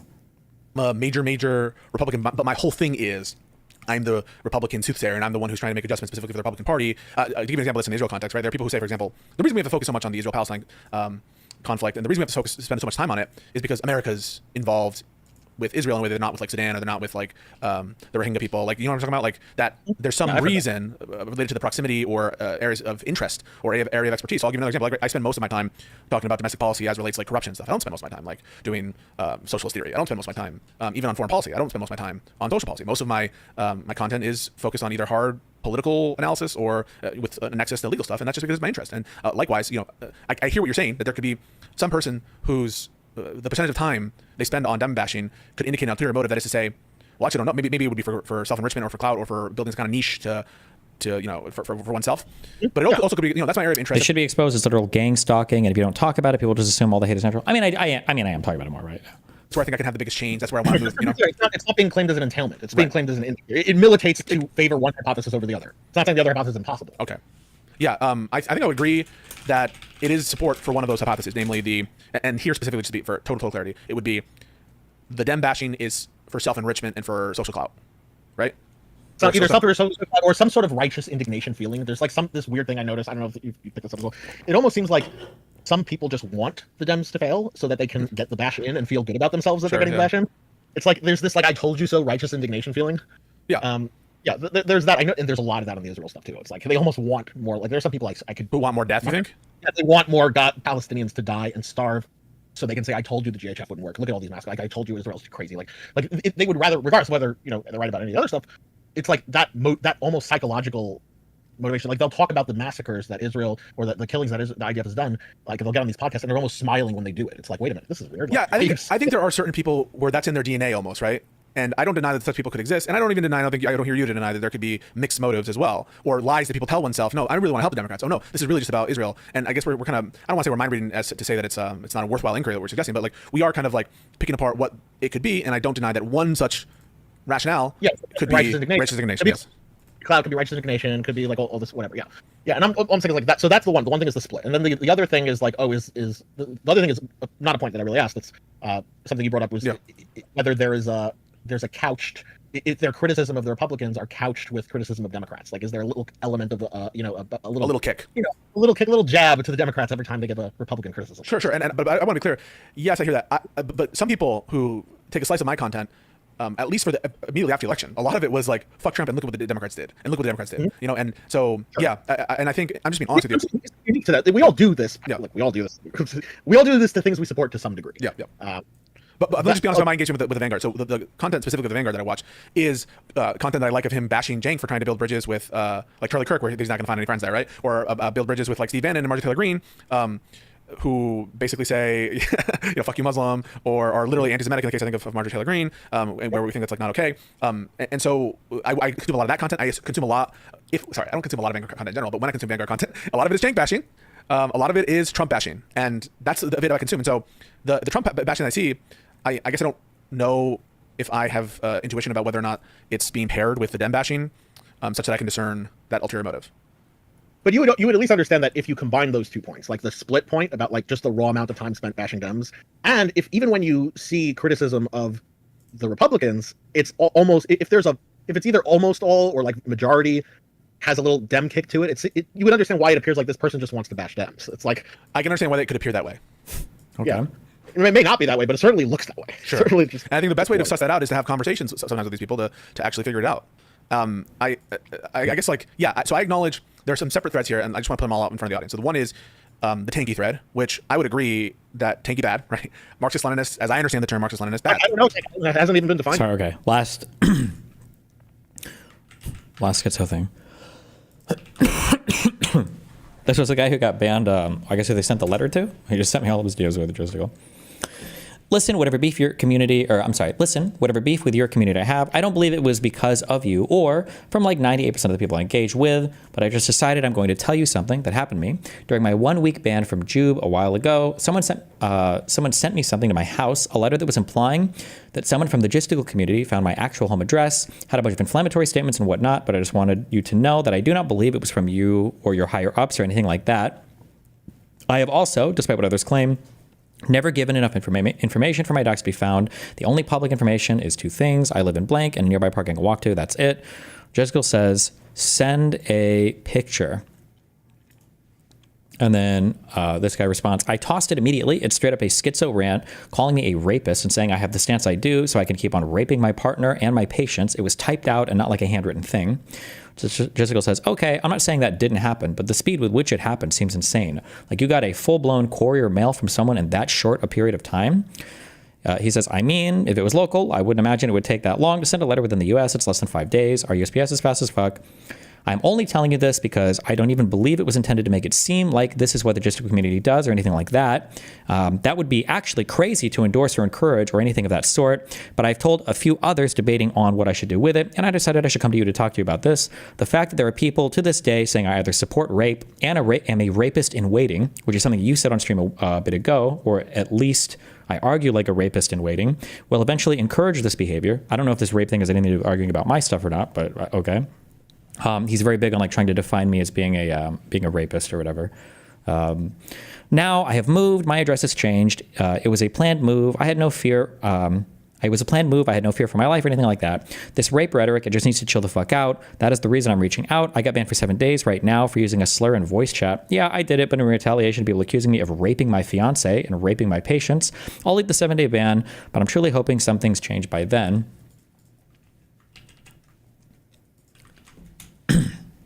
Jessica says, I have no idea about any of that. I just feel like throwing away evidence of someone who is potentially an unhinged stalker is in and of itself unhinged. Please keep anything that comes your way going forward. Yeah, I didn't want to hold on to a letter telling me that I rape my patients or my fiance, but I appreciate you at least reading my messages. Thank you. Jessica says, you understand that is insane, right? And Odashar says, fighting my real doc, sending me a letter saying I rape my partner and my patient, saying I only defend Destiny so that I can rape. Oh, that's why. Remember, if you don't take the unhinged anti-Destiny position, like you are, you will be destroyed in these servers. Yeah. Okay, so that's why they're going after him. Okay, makes sense. Also, remember, Odashar is this guy's first message is like, I'm not saying it's from your community. I don't think anybody in your community did it, or none of the higher ups. I don't think you guys endorse that. Like, he was even trying to be careful in this, but you have to carry the community line. Saying only defend Destiny so that I can rape, and then claim it's from your community. Like, why mention your shit at all? Even if they're a super big fan doing this, why throw your name in it? Justical says, I'm telling you that not taking a picture and throwing it out is probably something only a completely insane person would do. He says, why would I want to keep that anywhere? Justical says, because it would be from a completely unhinged schizophrenic that you should probably start a record of for your own safety. He says, I've moved. People who do this stuff online are mostly cowards. If they were sure they were sending it to my home and wanted to hurt me, then they have either showed up by now or contacted others around me, like my mom or my fiance. I'm way more scared of the violence I see at my job as a nurse than some schizo online. I can sort of see Justicle's point here, like, why wouldn't you say that? But I've actually tossed letters like this before. But although I'm more of a long figure, because like they'll send it from like not PO box addresses, but from like a post office. You have no idea who's sending the letter. You're never gonna find it. And usually people are that unhinged. They're not gonna be retarded enough to like mail it from their fucking home. You know. Justicle says, okay. Odashar says, like, as much as you hopefully were joking about our healthcare being in danger because I'm a nurse, I'm at a much higher risk of a patient tracking me down, especially the actual psych patients and unhinged family I deal with, threaten me to my face. They know where I work, what I look like, and my first and last name, which is incredibly unique. But to reiterate, I'm like 98% positive that this wasn't someone from your community. I just wanted to bring it to your attention. And then after that, this was March 9th, 2025 at 1:54 p.m. 3 hours later, he is permanently banned from Justicle's server. Based. King. An actual king.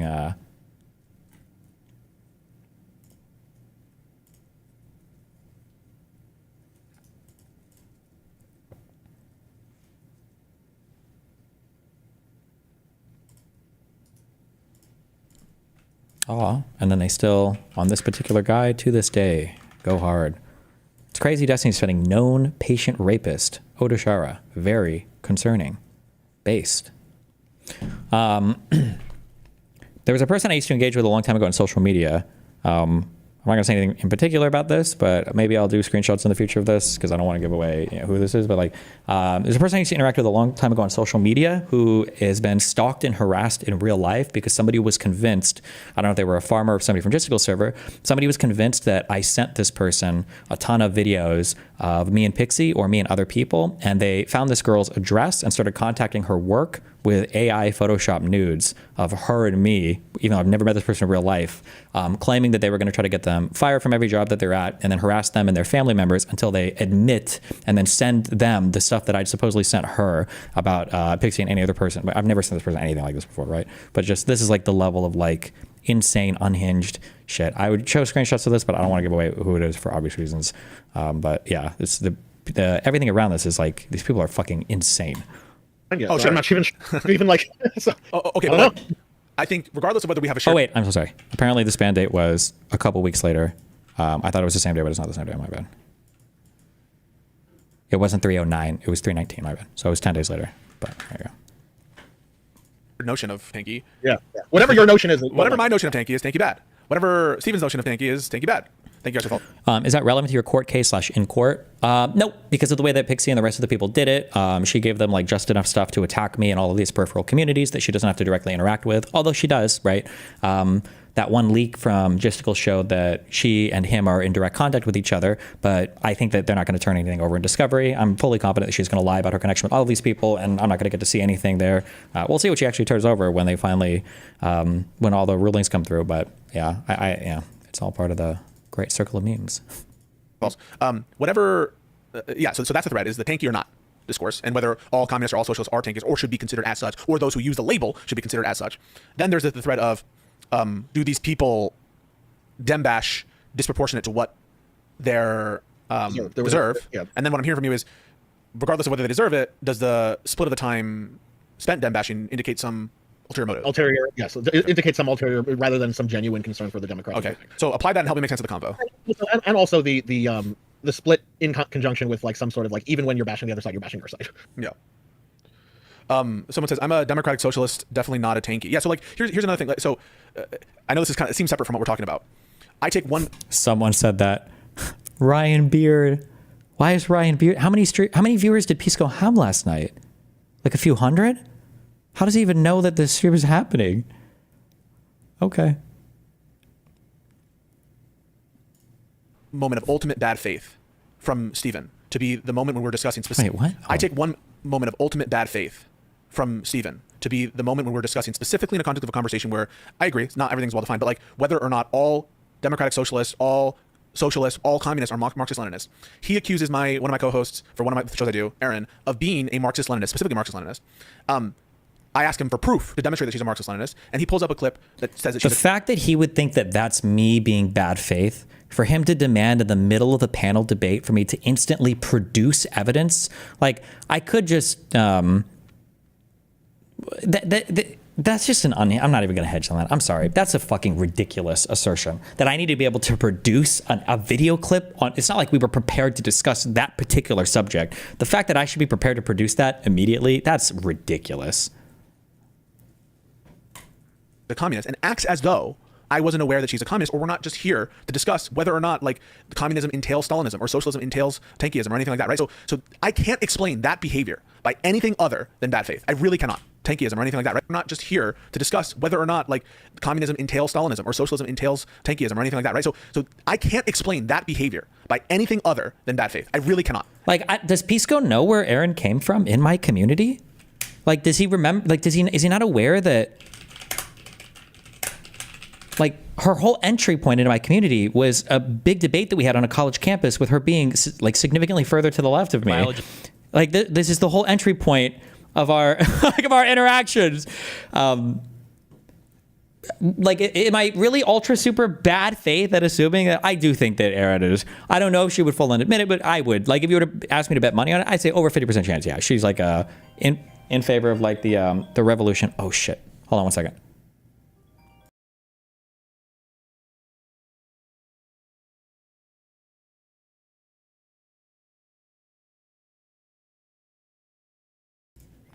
There was like 250 to 300 live viewers and a bunch of YouTube checkmarks in chat. Oh, gotcha. Also, to be clear, I don't think that Ryan Beard is part of like the secret cabal of people or whatever.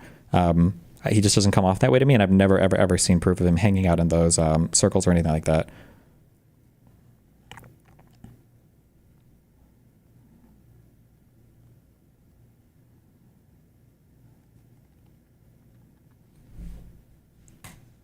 And that sours me. Like, and if we're all here to have a discussion about whether or not we should be aligned with certain groups of people, whether or not there are good socialists, whether or not there are socialism and liberalism are compatible or not, for him to specifically pull up that clip where Aaron admits she's a communist, act as though he just owned me on a point that wasn't disputed, that is, that Aaron is a communist.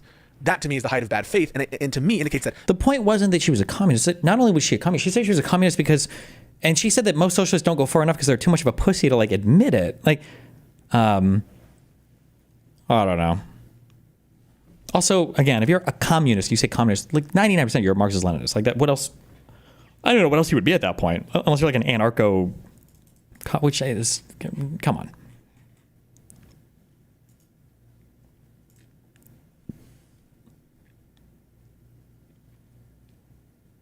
Hold on.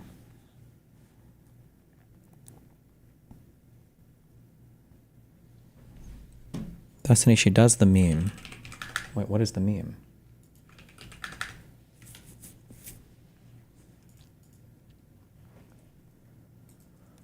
At Ryan Beard, the way everyone is assuming violence/force is not already being used to maintain the status quo. LOL. Like, capitalism is a benign state of affairs, apparently.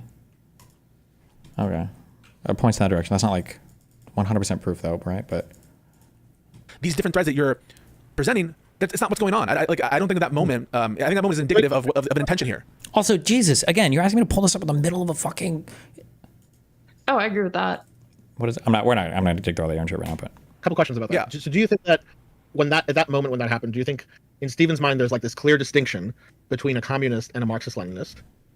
Well, that's question one. Do you think like in his mind there was like those things are different? I think that he understands in his mind that they are different. That he might have a position that like in practice it's all bullshit because they all kind of ground out, like, you know, practically they all come down to different things. But given the fact that he professes to have a a proficiency in understanding and discerning Marxist-Leninism and how it differs from other traditions of socialism, anarcho-communism, I think it defies all credulity for us to think that defies all credulity. Oh my goodness. Stephen isn't at least aware of the quote-unquote official distinction between communism generally, as more broadly defined, versus Marxist-Leninism specifically. I think that defies credulity. And he might say ultimately the distinction is meaningless because the distinction, it just amounts to the same thing, and it's just one is just it leads to another and inexorably. But to pretend that he isn't aware of at least like the on-paper distinction between those two things, to me, defies credulity. Do you think? Okay, so you think he does know there's a distinction? You suspect that he'll say something along the lines of like, okay, well, it's a distinction without a difference. Yes. But you still think he should have either acknowledge that distinction, that because you still didn't get to the it's not at least proof of Marxist-Leninism. The whole argument is basically, are socialists/communists, are they invariably Marxist-Leninists? And even is it socialists or communists? I think it's both. No, it's both because Stephen. Oh my God, I took a huge gamble here, relying on the good faith and the commitment to the debate from Econo Boy, because I thought about it for a second. I was like, hold on. And I was going to stop and say, Wick, do you think that I think that communists and socialists are the same thing? Because Pisco tried to accuse this of me, but I didn't. I asked Econo Boy. I was like, Econo Boy, do you think that I think that communists and socialists are the exact same thing? And even Econo Boy said, no, I don't think you think that. Like, it's so obvious that that's not. And I like that Pisco is just repeating this right here when every single person in that debate, including his debate partner, disagreed with how he was reading that. Oh, well, maybe just think socialists and communists are all the fucking same. I think I said a million times. I think I did say a million times. Econo Boy, I don't think he's a hardcore tanky. I don't think he's a super commie. I wouldn't even know if I consider him a socialist, right? I don't think he's like far left or masking or anything that shit. I've said that over and over and over again. I don't know if Pisco is still here confused about like, oh, well, I don't know if he, I think he thinks they're all the same or they're all ground out the same. Or even himself says he considers socialists and communists like I guess the same thing yesterday. So I think in Stephen's mind, if he doesn't see a distinction, consider socialists and communists, and even is it socialists or communists? I think it's both. No, it's both because Stephen himself says he considers socialists and communists like I guess the same thing yesterday. So I think, like, I'm pretty sure that's the exact opposite. When I asked Econo Boy if he thought I thought they were the exact same thing. Now, I will argue that to get to full socialism or whatever, you're going to end up getting there. But it's obviously a lot different for you to naively believe that we could achieve socialism through peaceful means versus being somebody who like overtly says we need a revolution to overthrow the capital class, right? In Stephen's mind, if he doesn't see a distinction, an analytical distinction, or one worth commenting on between communists and socialists, I take his references to socialism to be references to communism. You don't think he was being hyperbolic or anything like that, or any of the stuff that he does when he's like, what's the difference between a commie and an ML? The reality, bro, is it's hard to really define any of these terms because everybody uses like all of these words in different ways now fucking anyway.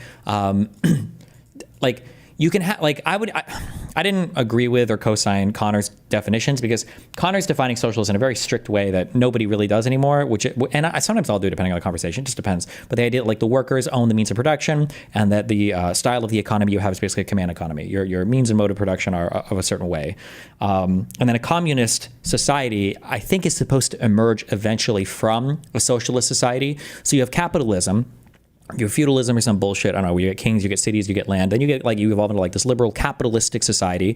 And because of the efficient allocation of capital, you build factories and you build massive cities and you have all these goods and services you're producing. And then the natural tension between the proletariat and the bourgeois, the natural tension between the owner and the worker class will result in a revolution, like what happened in Russia. And then from that revolution, you will move on to guiding the revolution will be like this vanguard party, that will purge all of the capitalists and the disloyal motherfuckers. You move to some socialist mode of production, and in the socialist economy, all of the workers now own things. There is no more owner class.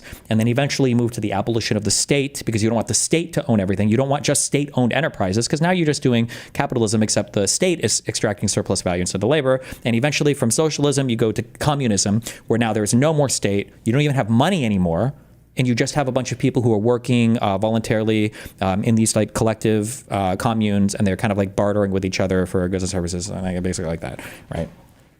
And like there's going to be, if you ask 100 socialists or communists to say what I just said, you're probably going to get like 90 different answers, right? Everybody will have different things in that, but because I know he will. but then if he's aware that there are these distinctions or slight distinctions, technical distinctions, or whatever, then for him to act as though it's an own that he thought that I meant, right? That he thought that I was conflating Marxist-Leninism with communism or Marxist-Leninism with some of these other traditions. I think that defies credulity. Like, so do you understand what I'm saying? So I'm saying like to think that he would think that I am sane or I have the position that Aaron is not a communist, by which I'm using that equivalently to Marxist-Leninism. That was actually my next question: is did he actually know what was his impression of what your beliefs were about their beliefs? Like, did he? I think he knows. I think he knows that I view those separately. And no, different question. He knows you view those separately. But what do you think his view of what you knew Harvey was? Like, do you think that he knew that you already knew she was a communist? Yes, I do think that because he knows that Erin wears that on her sleeve. He knows that. Erin wears that on her sleeve. You have to be like Erin wears the communist label on her sleeve. She introduces almost every interaction. So I truly think, and I'm and not sure like that he knows memeing. that. No, like, it's not a meme. No. She goes on all these podcasts and everyone knows that. And like I just reviewed a thing with Hutch. Right? I know that, right? Or what? Oh, because he's saying I know she's a communist, so I know she can't be a Marxist-Leninist because she's a communist, right? Marxist-Leninist is a type of communist, right? And right, and like in the first interaction with Hutch, he's in the tower now. Shout out Hutch, my boy. Hutch is like, so what do you call yourself? And she's like, yeah, I'm a communist. And she says that same line that she always gives. I think most socialists are just scared communists. And so I think that Stephen's aware of that. And so given that Stephen's aware of that, yeah, was he? Do you think he was instead of providing proof, was he in any way making some sort of like inference or indicator type of argument, like by the fact that she said like most socialists are just scared to say that they're communists, to try to make the case that okay, well, there's some distinction here. She's not just a socialist; she's something over and above a socialist. She says she is, and she clearly is saying that she is something other than that, and she's also saying the reason she's something other than that is because they're kind of pussies. Yes, but more like potentially unpalatable position to others, or more correct. But we're not using her semantics and her like we're talking about our visions for what we think, right? What him and I understand to be Marxist-Leninism and communist, and especially given the fact that he was downplaying, how much you can read into a label itself for purposes when it benefited him. Like you can't read into the labeling of AOC, and I hope we do get into that at some point, at AOC and Bernie Sanders. You can't read into those labels for him to then take what is essentially a label argument and say like, and it doesn't have to do with the that's such a naive answer. It's to say that like you can't read into the label. I mean, like I would just say that you wouldn't just take a self-identification. Like you can't self-identify as a thing and be the thing. That doesn't make any sense. That's not how labels work. Otherwise, words would be meaningless, right? I don't think I said that the label is meaningless. Maybe I did. I could have been imprecise in my language, depending on where we're at. When AOC or Bernie call themselves socialists, I would say they're not socialists. There's a reason why they identify that way sometimes, or they call themselves sock dems, or they call themselves dem socks. It's not meaningless for why they do it. I just don't think it means that they're a socialist, right? But also, I'm not just talking about the way that somebody labels themselves. It wasn't just the fact that she said, I'm a communist. It's the fact that she said, I'm a communist. And I think that a lot of people would be, but they're too scared to admit it. That's like, okay, well, we're adding more content there, right? It's not just a label. Aaron's description of how they're different and why communists are socialists doesn't have to do with like a policy difference. It's basically just a connotation difference, right? That's what she's describing in what's going on here. So no. That's a read that you could have. I just don't agree with it. So she's saying most people call themselves communists because it's the exact same thing as socialist, but they're too pussy to own just the label, I guess. I mean, it could be a reading of what she's saying, I guess. I feel like I've had enough experience with her arguing on stream and stuff that's just not at all how I would read into that. But again, I didn't have any time to prepare to bring up clips here. He demanded video evidence in the middle of the fucking debate where we weren't going to debate this particular hyper-specific topic. It doesn't have to do with like a policy difference, but basically just a connotation difference, right? That's what she's describing in what's going on here. So no, I don't think that I understand you can refute that inference. So right now you're generating a refutation for the inference. That's fine. But what I'm trying to, that's a bit of a separate thing to what I'm trying to get at, which is whether he's making that inference in bad faith or not. So you can refute the inference and he could have still made it in good faith. So so it's possible for him to say, okay, look, it seems like she's not just using a label. She is using a label, but it's more than that. She's giving some qualifiers to the label. She's saying, okay, well, I'm not just saying I'm a communist. I'm saying like I'm a communist, and that's different from socialism in some meaningful way, in a way that it's more. No, she's saying it's the same way, right? Like she's saying that they are the same. I think it's not her point that it's different. I think her point is that they're the same. Well, at least in the sense that it's different in the sense that because she's willing to use that label, she's going to take a view where it's like she's going to be more able to own some positions, some that may be seen as nefarious in some way, or maybe seen as unpalatable. But it wouldn't be on the basis that these ideologies are different. Now you're rolling back to refuting the inference. You can refute the inference. So I'm not trying to refute the inference. I'm trying to direct. So tell me in which way we're not matching. So. I'm presenting to you an inference that could be faulty. Like I'm just putting that right now. The inference could be faulty. Mike, what I'm trying to assess now is whether he made the inference in good, it made a fault. Even if we grant it's faulty, he could have made the faulty inference in good faith, or he could have made the faulty inference in bad faith. So you seem to be under the impression like this is the moment where he's bad faith. Yep. He's saying that because there's no explanation. This is the moment where it's like I have no idea how anything can explain this other than bad faith. Yep. So he's saying that okay, like he showed. This is kind of funny. Now it's just the socialism subreddit, so maybe it doesn't mean anything. But is AOC a true socialist, or is she just another Bernie Sanders? No, she's less leftist than Bernie Sanders. Bernie Sanders may be guilty of misconstruing social democracy as socialism, but at least he seems truly committed to his ideals and never backing down in the face of opposition. AOC, however, presents herself as a lefty for popular support, but the track record shows that she backed down and wanted compromise anytime leftist policies were opposed by not just Republicans, but even the centrist branch of Democrats. AOC has become more and more liberal the longer she serves in Congress, while Bernie has mostly stayed true to his ideals that got him elected. In my mind, AOC is a progressive liberal and not a socialist. Bernie's not a socialist either, but he's much closer to being one.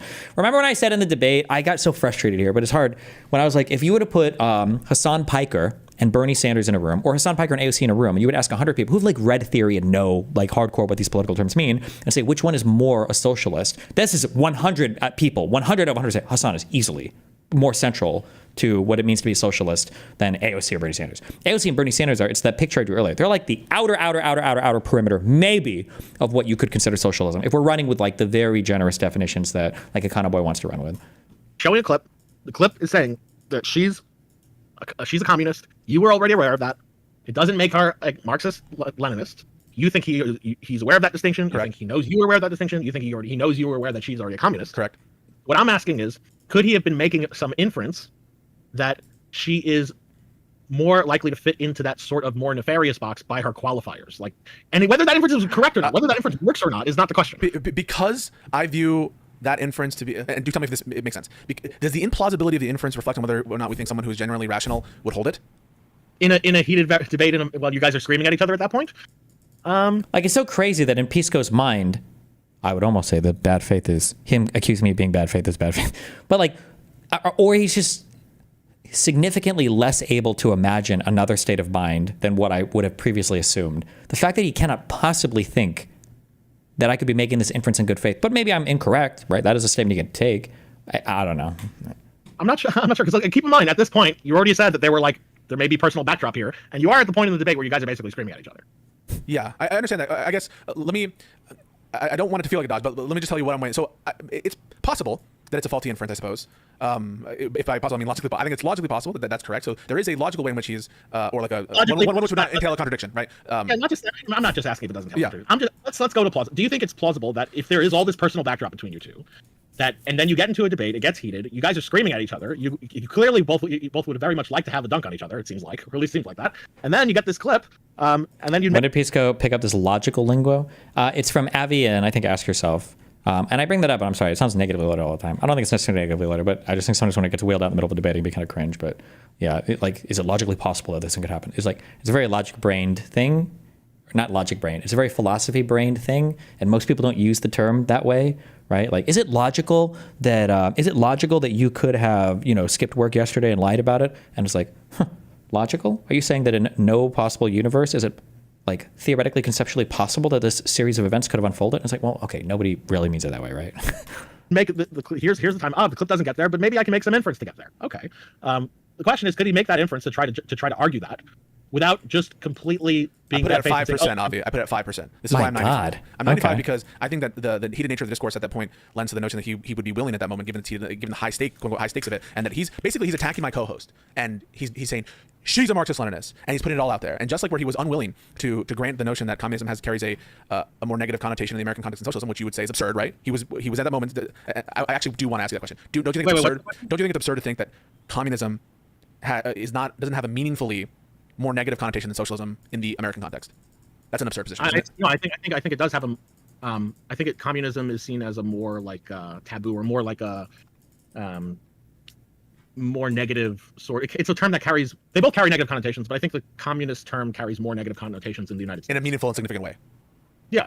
Okay. So I think they both carry meaningfully negative connotations in the United States, at least in many areas. But I think that socialism, in a meaningfully significant way, is less of that, especially in like liberal academic, institutions. Right. Especially. So that to me is evidence of a course of conduct during the conversation, where even when something then it's bad faith. I can't just have that opinion. That's bad faith. I think anybody who is a political observer who is given that situation and says, for example, I am going to bed that there's no meaningful difference. I'm going to die on the hill. There's no meaningful connotative difference between these two terms. Is showing themselves during their course of conduct to be unwilling to die on even the most obvious hill. So I think that that course of conduct is evidence in favor of when the tensions are up. Now he feels that he needs to get a W. It might have happened before. The funny, and this is the same Pisco who was like screaming at Connor after misspeaking on the. Do you think that food is more of a basic necessity than healthcare, and wanted to die on that hill? But okay. But I think it indicates a state of mind even before. And sometimes I know that this. So sometimes I'll notice this. I don't know if you would agree. Sometimes I notice this with Destiny. After he checks out of a debate, like he'll do this. Like after he's already like given up, like he'll just plant his feet in the sand on something and just like kind of check out. That's possible. But I definitely was not the one that checked out of that debate. You can go and look at the facial expressions for the last hour of that one, see who checked out. But okay. Build the case. You tell me what you think. And so the 95% is I think that he's someone who is trying to actually get to a disagreement and see where we disagree wouldn't be like, oh my God, like in the way he is, where he's using really just the term communist, actually he's a commie. And keep in mind, does he really want to get to the meat of the issue? The only reason we're going through clips here is because people are like, you need to show me an exact actual video. Where Mike goes, you need to show me an actual video. Exactly. And it's like, holy fuck, in the middle of the fucking debate, I don't have the video evidence on hand.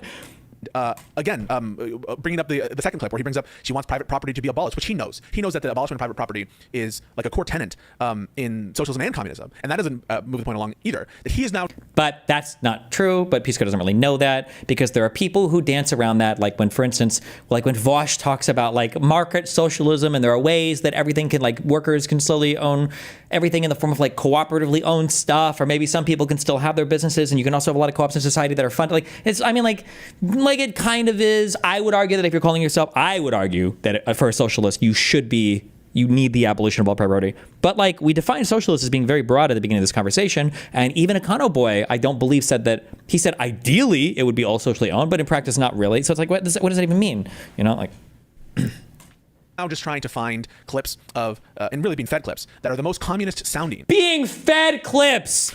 Bro, yeah, I'm in the middle of a debate. I don't have these saved. No shit, I'm being fed clips. I have to ask my chat.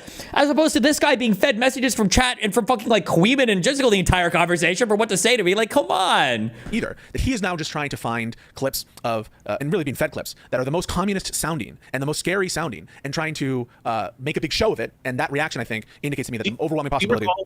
Do you recall when he listened to that clip, he had this reaction that was like, there was a moment where he listened to the clip and had this reaction, be like, the sort of reaction like he laughed and was like, oh, I got him now. Yeah. Do you remember when that? No. Do you remember if that moment was when she said she was a communist, or when she made that further point? I think it was the first one was the communist, but he doubled down on it for the private property point. But what's your?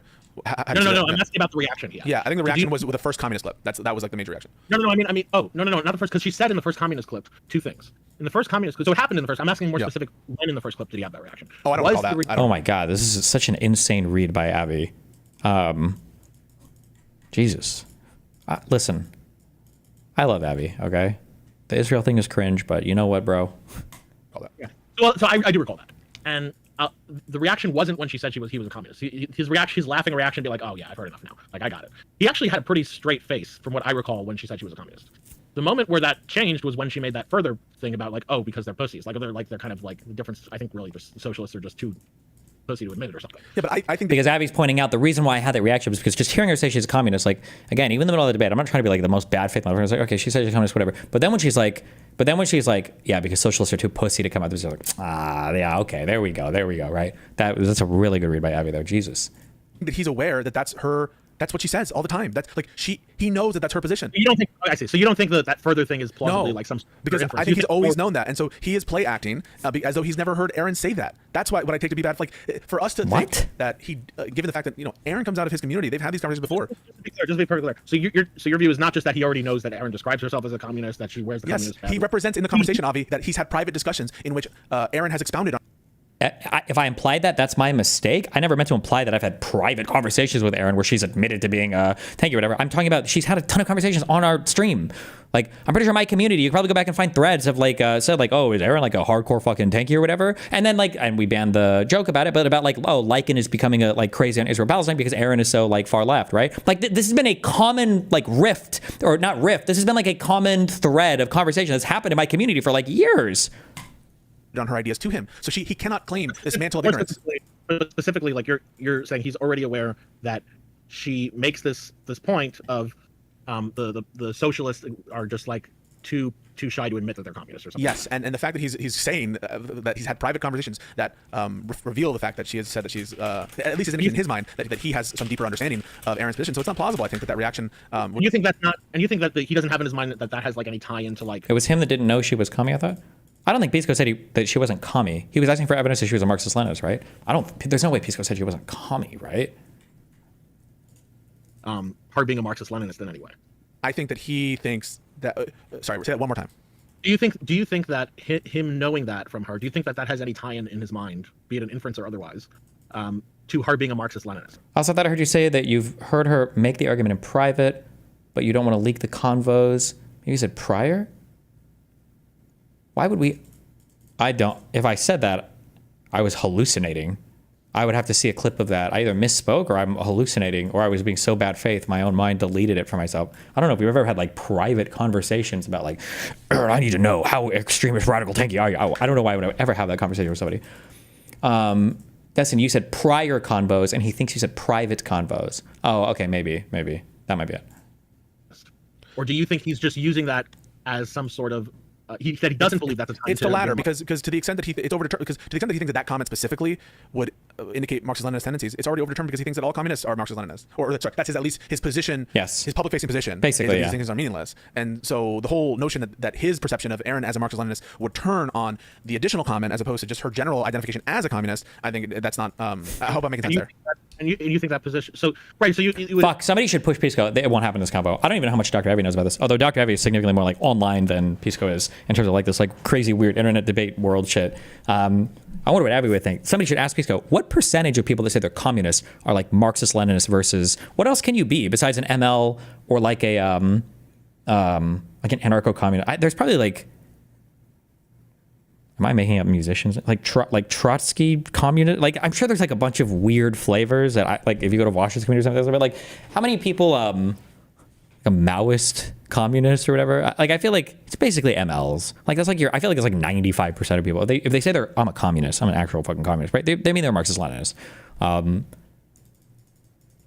What is Zizek? Zizek is based. Okay, we don't hate Zizek here ever. I don't care how crazy his political opinions are sometimes. Well. So a couple things. So going back to the move to say there's no meaningful difference. Do you think he's making that move in bad faith? Because the whole thing we're discussing was whether he's being bad faith when he's doing it. Yes. So because if he wasn't bad faith when he's doing that, then he could just be making that clip in good faith. And the best way to remove all doubt would be to say something like, "Oh yeah, I recognize that this is like not a dunk at all. That we were discussing Marxist-Leninism and whether or not communism entails Marxist-Leninism, whether these distinctions matter. And I recognize that now there's objective evidence that Pisco was aware of this, literally reacted to multiple clips and had these conversations with Aaron that this was silly of me to act this way, or at least I was wrong in thinking that this was any kind of move on any point. But I think there's a 0% chance that he would do that." But I think that in the moment he was pressed, just like when he was pressed on the issue of whether communism has. I was pressed, by the way. He pressed me to fucking produce video evidence of a position that somebody that I was a privy debate about had. Yeah, I was super pressed. I didn't have the fucking video evidence on hand. Holy shit! A deeper connotative negative, reaction in America, and he was gonna always produce some clip in that moment to make it seem like he won the point. Mm-hmm. And that's my perception of it, and it's a strong perception. So if he at a point later says like, okay, yes, I don't think he's going to give the concession that the way you framed it. If he does, I think it would be a more of a sort of say, okay, yeah, technically that clip doesn't actually, show that she's a Marxist-Leninist. She could just be like, any other adjacent sort of tanky or whatever. She could just be a communist who like has extreme tendencies. But he won't do that either, Avi, because his whole thing is these distinctions are meaninless. But they don't say that too. They don't say follow it up with, but yeah, honestly, none of this really matters. It's all a bunch of bullshit. They're all the same. But like, I'm an ANCOM. Not enough characters to explain the difference between socialist and communist. She says she's an anarcho-communist. Okay, chief. Yeah. Discuss, Avi. The whole thing we're there to discuss. I guess we don't know what the whole thing is that we're there to discuss is whether or not I don't think. Well, that's the biggest issue. See how it is when you get into a debate when you don't clear. Yeah, no, I agree. It's frustrating, but so can we move to the actual issue of the socialist policies and Bernie and all that stuff? Yeah, because. I mean, there was one thing I actually did put some work into about and again, it's like sorry to get all importance on definitions and everything. But, one thing that actually got it with my field is this question. I have no idea. I forgot how you guys got into this, but is single payer healthcare? Socialist policy. Yeah, so this happened. You guys felt spent on that? It was like, I don't know, was it like a good 20 minutes on that? There was a good amount of, so basically my whole point in doing that, and this is just to give you the chronology there, and then I want to hear your point on it, because you do take a view of it, which you did make a tweet about it, was I was basically saying that their definition they're given of socialist is narrow beyond what people use the term to be, that it doesn't track usage of the term socialist, and certainly not labeling of people as socialist. That's why I brought up Bernie Sanders, Zoran Mamdani. And by the way, for those of you guys in the chat right now, we have clips of Destiny calling Mamdani socialist, clips of him calling AOC socialist, clips of him calling Bernie socialist. Like, so he previously has referred to these people as socialists, and so I guess he could have changed his mind about what it is. This is the thing where Pisco is either significantly less smart than I thought he was. This is like a really disappointing, like negative, like below 100 IQ take, but I don't think that's what's happening. Or like a ultra hardcore bad faith read. This is, and I would say this is bad faith. And I think Pisco even did this to me in the debate where he asked me like, didn't you say that like, it was with didn't you say all socialists are communists? Like, have I called these people this before in the past? Yeah, I have, but like, there's a difference between kind of like saying like, oh yeah, like I don't know, like the socialist candidates, whatever, versus like, let's sit down and write an essay. Do you believe that this person is a socialist? Like, no, probably not, right? I've also said, like, I go back and forth all the time on if I call Trump a fascist or not, right? I'm pretty sure probably even the past few months I've gone back and forth like, is he fascist? Yeah, he wants to be. Or no, I don't think he is because he's too fucking stupid to even be a fascist, you know? The idea that you're gonna, like, if we're gonna sit down and have a very strict debate on these terms or a strict debate on the usage of all these things, then don't go back to me like, just kind of like offhandedly rambling in the middle of a thing like, yeah, fuck, I don't know, socialist candidate's kind of weird or whatever, supporting these people and be like, oh, look, you believe that they're socialists, so you already automatically done. It's like, that wasn't like the central point of what we were discussing there. If you want to talk about, or rather pulling it back, this partially is like my whole issue also. I think I said that a few times in the debate. This is my whole issue with this term, is that a lot of these are so ill-defined that it's even hard to say like what is socialist or what is any of the shit anyway, which is part of my problem with it, because there are people who do use these labels who try to be subversive in movements, and I think it is a problem. There's a real socialist, but my whole point in that discussion was specifically you could be using it in a different sense. Like you can use words. It's possible. Yeah, true. If you were looking for a more formal way to criticize what Pisco's doing here, this would be called taking rather than the holding of a statement that somebody might say. These are the dicta comments. Okay, maybe for legally he can understand that. You wouldn't cite a Supreme Court case for random comments that a Supreme Court justice is writing about. You call that dicta. This isn't part of the holding of the case, But well, but then if he's recognizing that they could be used in different senses, you should clear it up. What sense you're using? Yes. I think it's important to. That's different. But the criticism of failure to clear up the senses is different from the criticism of like just changing your view or lying. Right. But here's the issue, Avi. Like when we did clear up usage, and you guys cleared up usage. When Econoboy was at least clear about what he meant, right? What he meant by socialist is this model of from Clement Attlee, this model of this different socialist tradition that appeared elsewhere. When he cleared up what Econoboy meant, like Econoboy said, this is what I mean when I use socialism. I'm using it in the sense of Clement Attlee, not in the sense of Mao Zedong. I'm using it in the sense of Clement Attlee. And so when he cleared it up, Stephen's what are we talking about? Like Pisco earlier argued that usage is how we define terms, which actually I kind of largely agree with. But like this Attlee government, this was like 70 years ago in the UK. Why the fuck are we looking to this as guiding for anything today? Like nobody talks about any of these terms the same way they did 70 fucking years ago. Democrat and Republican didn't even mean the same thing 70 years ago. Like what the fuck? Prescription was still kick fucking Econoboy off the podcast. And so it doesn't seem, therefore, that like clarifying the terminology changed the prescription. And maybe the prescription is consistent. And like this thing, like to try to go to there, should we kick Econoboy off the podcast? Like he was trying to like make some weird division. Like, no, I think that the solution is Econoboy shouldn't call himself a socialist. like between someone who labels himself regardless of the ideology behind it, because you just have such a aversion to using it as a label, but whatever. Yeah. He might wait, but did he see? I don't know what the clarification of that notion of socialism was. I may have not watched that part, but did you think he saw that as the same sense of socialism? Actually, I might have even said that in the podcast. In the debate. I might have even said I don't think I would even consider Econoboy a socialist. I might have even said that. I don't remember though 100%. Of that notion of socialism was. I may have not watched that part, but did you think he saw that as the same sense of socialism that he may have used when he described someone like Bernie Sanders? I think that he would be consistent in his. I think that he would recognize Econoboy's description of socialism as used in those other models in these other countries historically. I think that he would view that in the same vein as AOC uses it, in the same vein that Bernie Sanders uses it, and he would just say, "But that's not real socialism, bro." That would be his response, I think. That's not real socialism, bro. Good faith summary. I would say that though, probably, or rather, I wouldn't say that's not real socialism. I would say, like, the problem is there are people that identify with this label that are so much more hardcore than you. I think we didn't spend enough time on my analogy on the spot. I thought it was a really good analogy.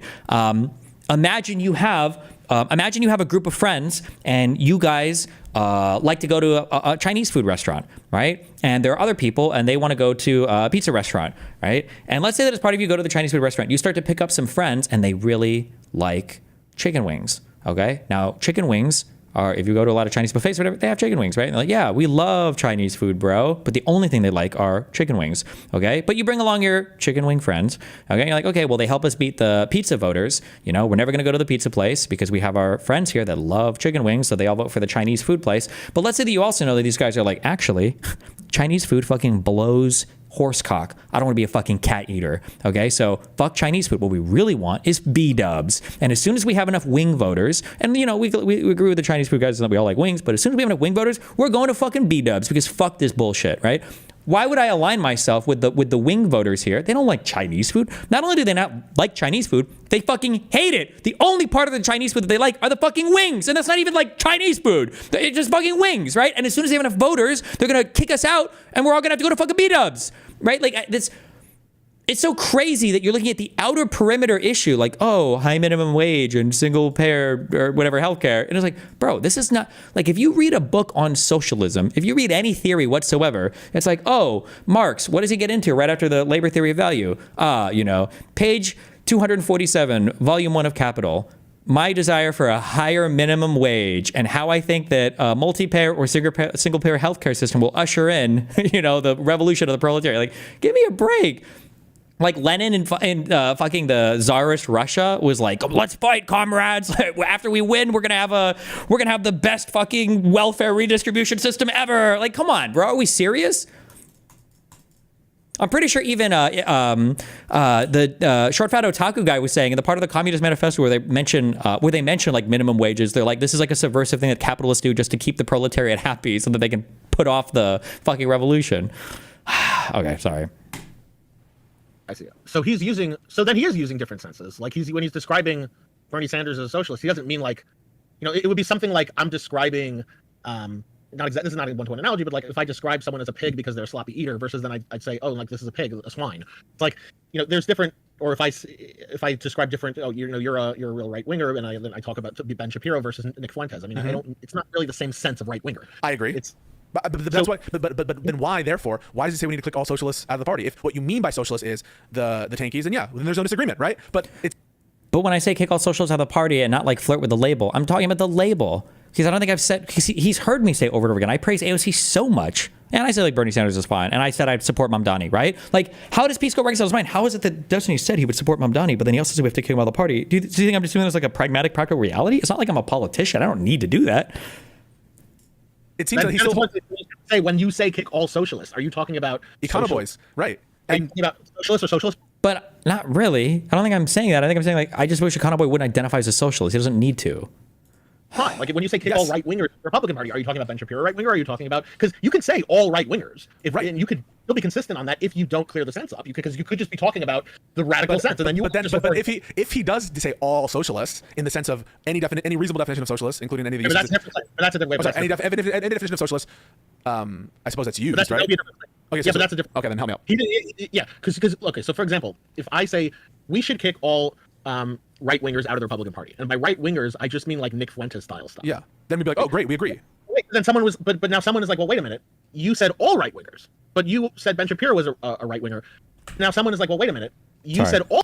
Can you explain the strategy behind appealing to current media for a definition of socialism, but then also appealing to historic texts sometimes? Hopefully that makes sense. For me, I think that the definition of socialism is truly all over the place right now in society. This is my issue, is that socialist can mean fucking anything right now, and it's ill-defined. And the fact that it's ill-defined is allowing some people who have malicious intention to sneak into our coalition and to pretend that they're on the same team, but they're not. They're subversive and they're trying to destroy it. This is the whole Hassan clip and how he serves as part of the radicalization funnel and all that. All right wingers, but you said Ben Shapiro was a right winger. That could just be an issue of not clearing the sense up. It doesn't mean that someone says all right wingers also mean Ben Shapiro. Because it just carrying forward the same terminology issue. Yeah. So I think I understand what you said, but then help me out here, because the prescription that Stephen gave applies to anyone using the socialist label. Oh, he said that regardless of what you mean by it, yes. then anyone. Yes. Now he adjusted that in the debate to be okay. Anyone who uses a socialist label who's a media figure, but not a politician, and that is so bizarre as to be seemingly crafted for the specific purpose of dodging certain hypotheticals that make. Like, this is full on retarded, and I have to just assume it's because Pisco didn't even know what ML was 4 days ago. He doesn't know much about the political landscape and like exclusively focused on law and just current affairs in the United States.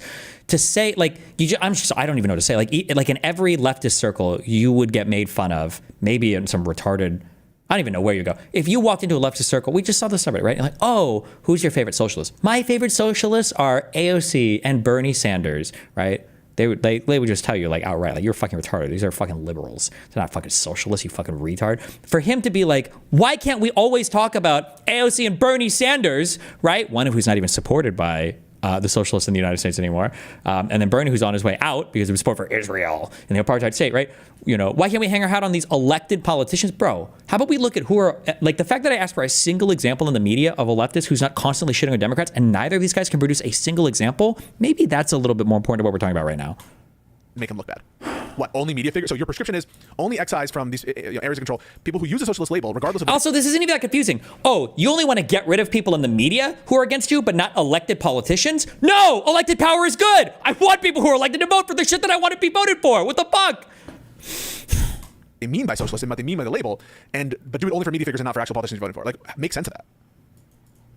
Yeah, I mean, I'm not... No, but I think I even said in the debate too, didn't I say I wish that AOC wouldn't label herself as a socialist, because then we wouldn't even be having this conversation? And I think a lot of problems came from Bernie Sanders calling himself a socialist, because now it got way more trendy and popular in a way more radical way than I think Bernie Sanders ever meant it to be.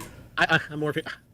I could speculate, I guess. It's not really the purpose. But, I mean, like, so someone, I guess, could take a view that, like, socialism just has too much baggage. We like the word Nazi. It's just like, okay... But then presumably you would apply that to the Democratic politician, wouldn't you? I mean, like, why would it be specific and exclusive to the media figure? Say, like, all right, well, you know, if we really need to beat the Republicans and they're using, you know, they don't really mean that they're a Nazi when they describe themselves as a Nazi, and we need to get Trump out, then, you know, just because they're doing something bad by using a label that's inappropriate, but they don't really mean that they espouse Nazi ideology, you know, that could be overlooked for the pragmatic purpose of, like, you know, politics and all that. So one could take that sort of view, where it's like, okay, well, you know, you're doing something inappropriate by using the label. It carries too much baggage, but I'll still vote for you. We still need. I like how Avi didn't watch the fucking debate, and he's like able to put together like so obviously what I meant. Now, Avi's really good faith, and I love him, but so I'm not trying to take away from Avi. Like, it's very obvious and easy to understand, I think, my line of argumentation. And Avi, having not even seen the fucking debate, seems to be able to very clearly and easily understand exactly what I meant and what I was saying. Like, it's... Need your vote to get. But then I would be like, okay, Econoboy, you're doing something inappropriate by using the label, but... Does he realize that I did say that? That I don't think... I'm pretty sure Fuck, I wish I had timestamps for all this. I did say I don't think Econoboy is a socialist. Didn't I say this exactly? Like, he could still be on the show. Like, I don't understand why. Oh, and then he goes to be on the show. Oh my God. Like, how did this all become over? Like, who should you guys kick off Live and Learn? Like, oh my God. Like, what reasonable prescription would... We don't need you to be on the show, because you being on the show doesn't really have the same impact of, like, whether Trump is out or not, or whether, like, the Republicans win. It's like that. The point is that it's more consequential if it's a politician. So, okay, so because there are higher stakes with politicians who use the label socialist, regardless of what the label they use the label to be. Right, they're using the label inappropriately, but, like, that can be overlooked for the high stakes. Okay, but it can't be overlooked in the context of Econoboy. Low stakes. Like, him trying to make this all about Econoboy is like, okay, Destiny, true or false?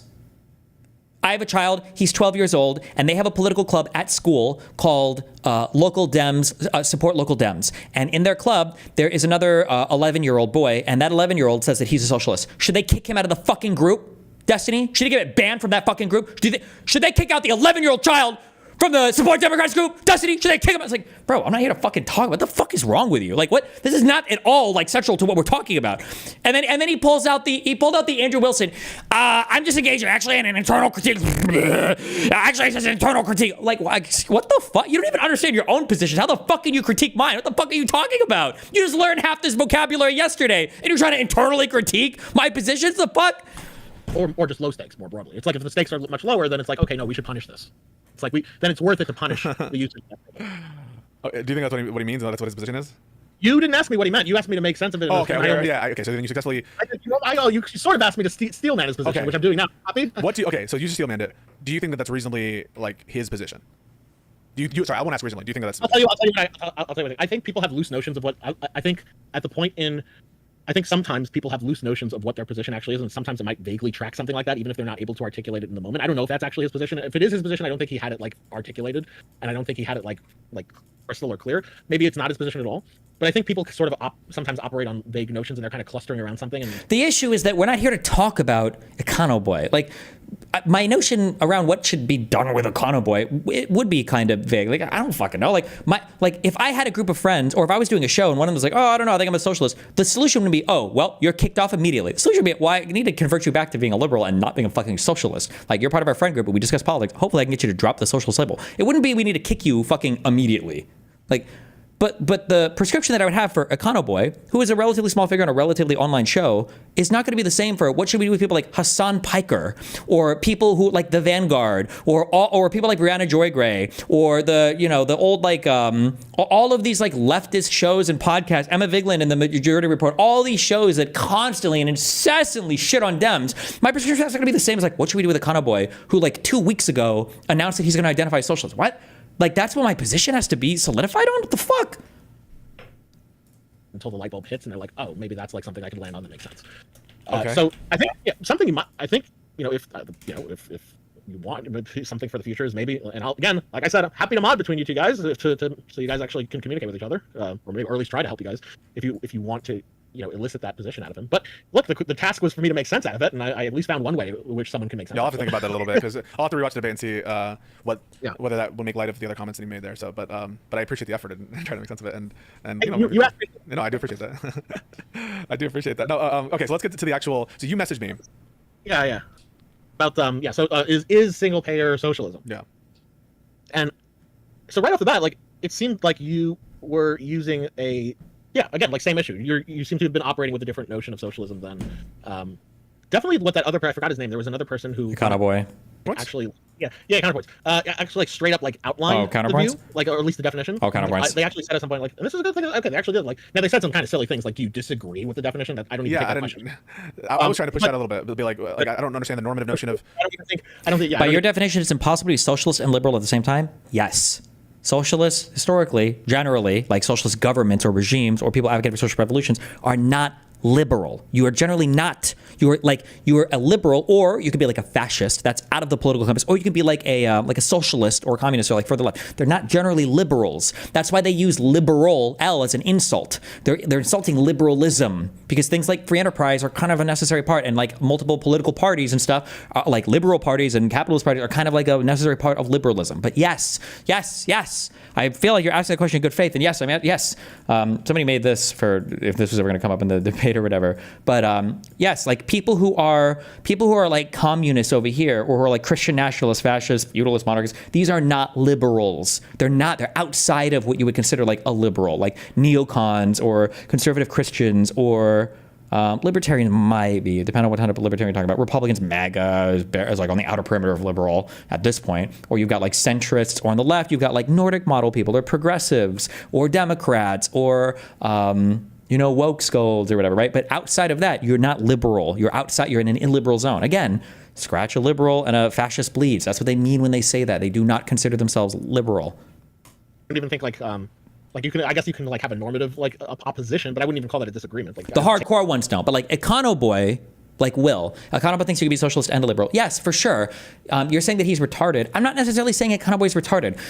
Like I said, if the media environment looked different, if there were 15 popular leftist podcasts that identified as socialists, and like 5 of them were like, we want the Vanguard, fuck the Democrats, whatever, and like 10 of them were like, like we largely agree with the Democrats on most things, whatever, then I would probably feel a lot different. Or if it was even split 50-50, I'd probably feel a lot differently about this. But when every single podcast that identifies as leftist or socialist is incessantly both siding both political parties. They don't both sides both political parties because they think they're necessarily just as bad as each other. The reason why these guys both sides is because they're both liberal parties. And all liberals at the end of the day will bow to fascists. All liberals at the end of the day are only concerned with defending capital interest, right? That's the issue, is they view all of them as being liberals.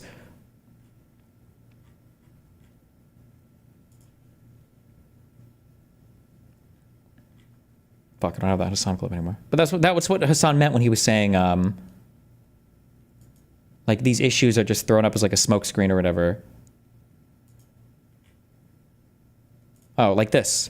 Like social policies are literally completely fucking the social policies are completely irrelevant. The reason why the social policies are irrelevant is because social policies are things that liberals talk about, right? On the right, we might be against abortion, against gay marriage. On the left, we're for women's rights to choose and we're for LGBT stuff, right? But those are social policies. That's a debate that liberals have amongst themselves. Democrats and Republicans are liberals, broadly speaking. Now, it's confusing this because we call Democrats liberals and conservatives Republicans, but liberals broadly are debating these social issues. That's why they're irrelevant. It's a distraction. It's literally just distractions. Like, if you are actually interested in dialectical thinking, you should know that. You should literally be like, yeah, this social policy shit is just a simple distraction as capital owners fucking squeeze every ounce of fucking surplus labor value from you. Like, he wants to criticize this from a dialectical materialism perspective, right? The philosophy of Hegel, right? I think which is what Marx uses to build off of the LVT and all that bullshit. Something, I think half of what I said there might be correct. Okay, don't ask me to find it out. But like this is an illiberal ideology. Communism and socialism are illiberal ideologies, generally speaking. The people that actually hardcore identify as that will tell you that, right? Hassan says that half the time. We fight left and right when we should be united as workers. The fuck do you United mean? over here. But again, this guy's not a fucking socialist nor a communist. He's not a... Okay. Link this here if you want it. I think I don't want to give credit to the wrong person. Eben made this, I think, but take definitions to even be propositional, right? In that, but regardless, one thing he did. Sorry, Marx was the guy who did the dialectic materialism. It just came from Hegel's stuff. Or that a lot of people weren't doing was he actually defined a term. Like, good, fucking good. Finally, like I takes and you know, to be honest, from what I could tell, it wasn't that crazy of a definition. It's like it was something like a decommodification of private property and something else. Yeah. Like, okay, yeah, something antithetical to private ownership of the means of production. Yeah. Right. And that's not a crazy definition. Like, that is sort of close to what standard economists would say. Now they'll put more they'll be more precise about it. They'll say, like, okay, it's not just the means of production, it's also the means of distribution. It's also you know, it's other services as well. And also it's not necessarily, it's like it could be community at large versus public versus a co-op. You know, they'll have, but broadly speaking, it sort of tracks, okay, means of production are not privatized. Like, yeah, I when I was asked what I take socialism to be, I said at its broadest, what I understand socialism to be, like, very broadly, is workers owning the means of production, and that is, you know, broad and maybe also not crazy. It's not a crazy. But notice, but you gave that definition then. I did, yes. So if you gave that definition, then I'm not. So then I see an issue with this whole. So then why is that? But if you're operating, unless you're using a different definition, because then I'm not sure why. Sorry, let me explain. So what I take to be, what my understanding of workers owning the means of production is, the fact that it's my notion doesn't mean that I still don't think that, like, definitions, to the extent there's any norm, like what I take the word social to mean, is broader and it should track usage, or it does track usage. People use it in different ways, and so when people, you can sure, I'm not saying what you've offered is the univocal sense of socialism. Okay, like, you could use it in senses. However, though, if you've offered an operating definition in the context of a debate, and you're going to say something like, okay, well, single payer healthcare is socialist, you probably would want to say, okay, well, I know I gave a different definition of social. Why didn't Destiny like Connor's definition? I mean, it's okay. We could fight for that. It's just nobody really uses it that way anymore. As an operating definition, kind of. But I'm using a different operating definition now, because you understand, like, if you gave that operating definition, you have an issue with that claim. But here's another issue, right? Because a quote unquote socialist policy doesn't necessarily have to be, like, coextensive with the broad definition of socialism. So someone could have a different notion of socialist policy. But then you wouldn't really call it a socialist policy. This is why I didn't like Econoboy calling, like, minimum wage a socialist policy, right? Like, would I call like, I don't know if I would call green energy like a capitalist policy. Like, there's nothing inherently capitalist about green energy. Now, a capitalist society could deploy, you know, capital privately towards green energy, sure. So could a communist society. Well, maybe not communist, but like a socialist society could, an authoritarian society could, a fascist society could, a monarchical society could, a feudalist society could. Like, would I call green energy like a capitalist policy? Probably not. It feels kind of weird. So to call things like socialist policies that don't even have anything to do with, like, the central core tenets of socialism, I don't know, it just feels kind of stupid. No, I don't want to say stupid, but it feels like inappropriate.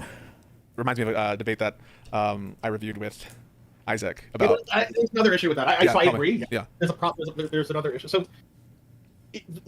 So when you invoke something and say, okay, well, this is a socialist policy, you have to dial in what you mean by that at that point, because if you're going to say something is a socialist policy, that's also compatible with it being a capitalist policy. Oh yeah, okay, good. Avi's hitting on this, right? Now again, it goes into the language usage and everything else, right? Like, when we say that this is a table, right? But it's a small table with 4 legs. Actually, it's not even just a small table with 4 legs. It's a small table with 4 legs that has, like, an upper desk part on it or whatever, right?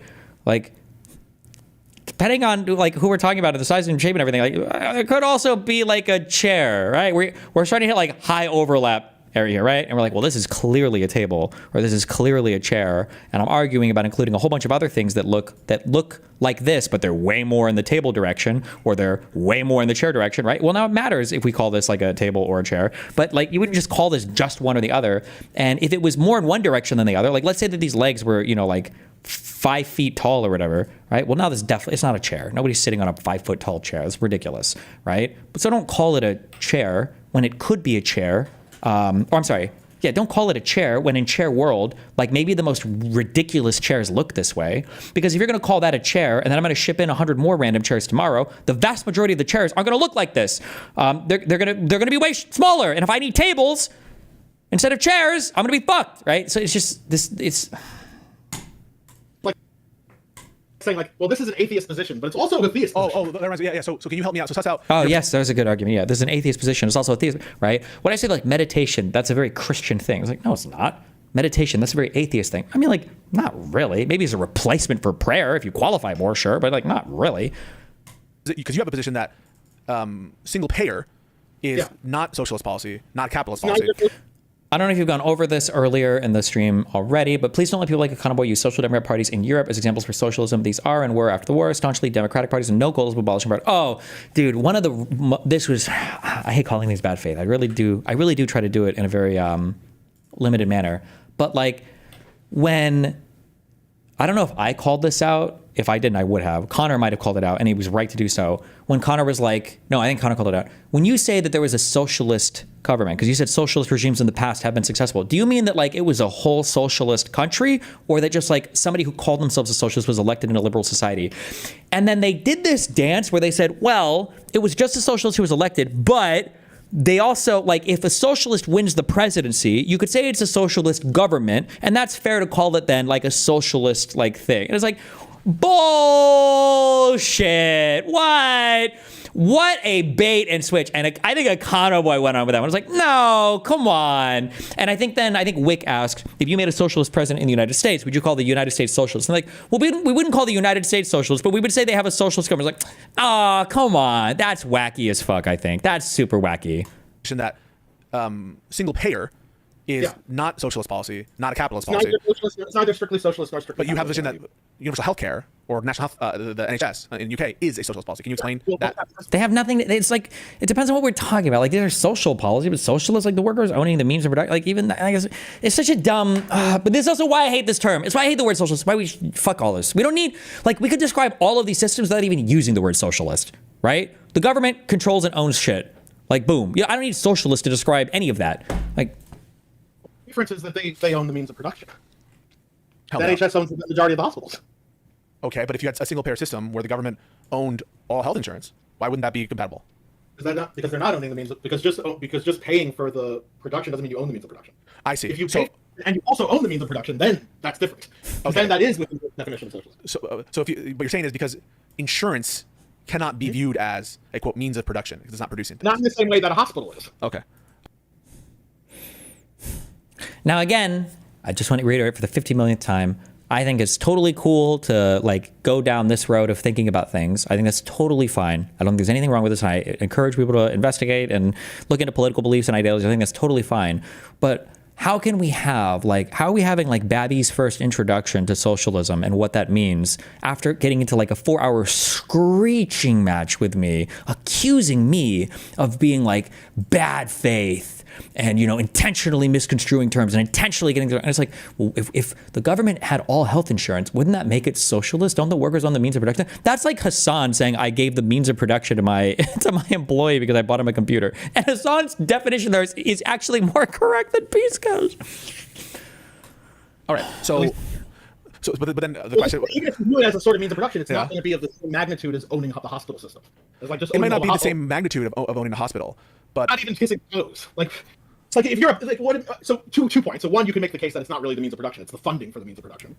So you can make a categorical argument. Okay. But even if you let the categorical argument slide, there would be a heavy scale argument as well. There would be to say like, okay, well, I guess in some small even if that categorical case fails, like in some small technical sense, maybe it is socialist if we somehow consider payments a single payer as owning funding as the means of production. Although, I guess there would be a whole lot of other issues with that.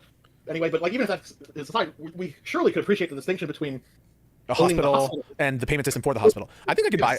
I think so. I think I can buy that. Maybe we can categorically treat a hospital I guess as a more productive or as a productive thing, whereas insurance maybe is not. So I guess two questions on that. So first is, if I had substituted universal health care as socialist policy. Destiny, I understand not wanting to break bread with socialists, but you have to understand that the right wins elections because of their ability to create a coalition that has one representative. The right has a zero tolerance policy on breaking from the candidate. You are in some ways very correct that the right can have a broader coalition of different beliefs, but the reason why is because there is a hardcore ideological enforcement about who you support. You will not be able to find me a single set of clips where Charlie Kirk is hardcore criticizing President. Look at the fucking coalition around the Epstein shit, bro. You have half the conservative movement right now looking for a 14-year-old outside that they can fuck so that they can show their commitment to the fucking party line, okay? Do not tell me that conservatives have this broad-based ideology where they accept all of this self-criticism, all right? The conservatives are on another level of enforcing this homogeneity when it comes to supporting their candidate. It's not even close. Would you have an objection in the same degree? It's what you mean by universal health. Well, when you say universal health care, do you mean a system in which everyone? I think my DoorDash driver just showed up. Listen to me talk about fucking.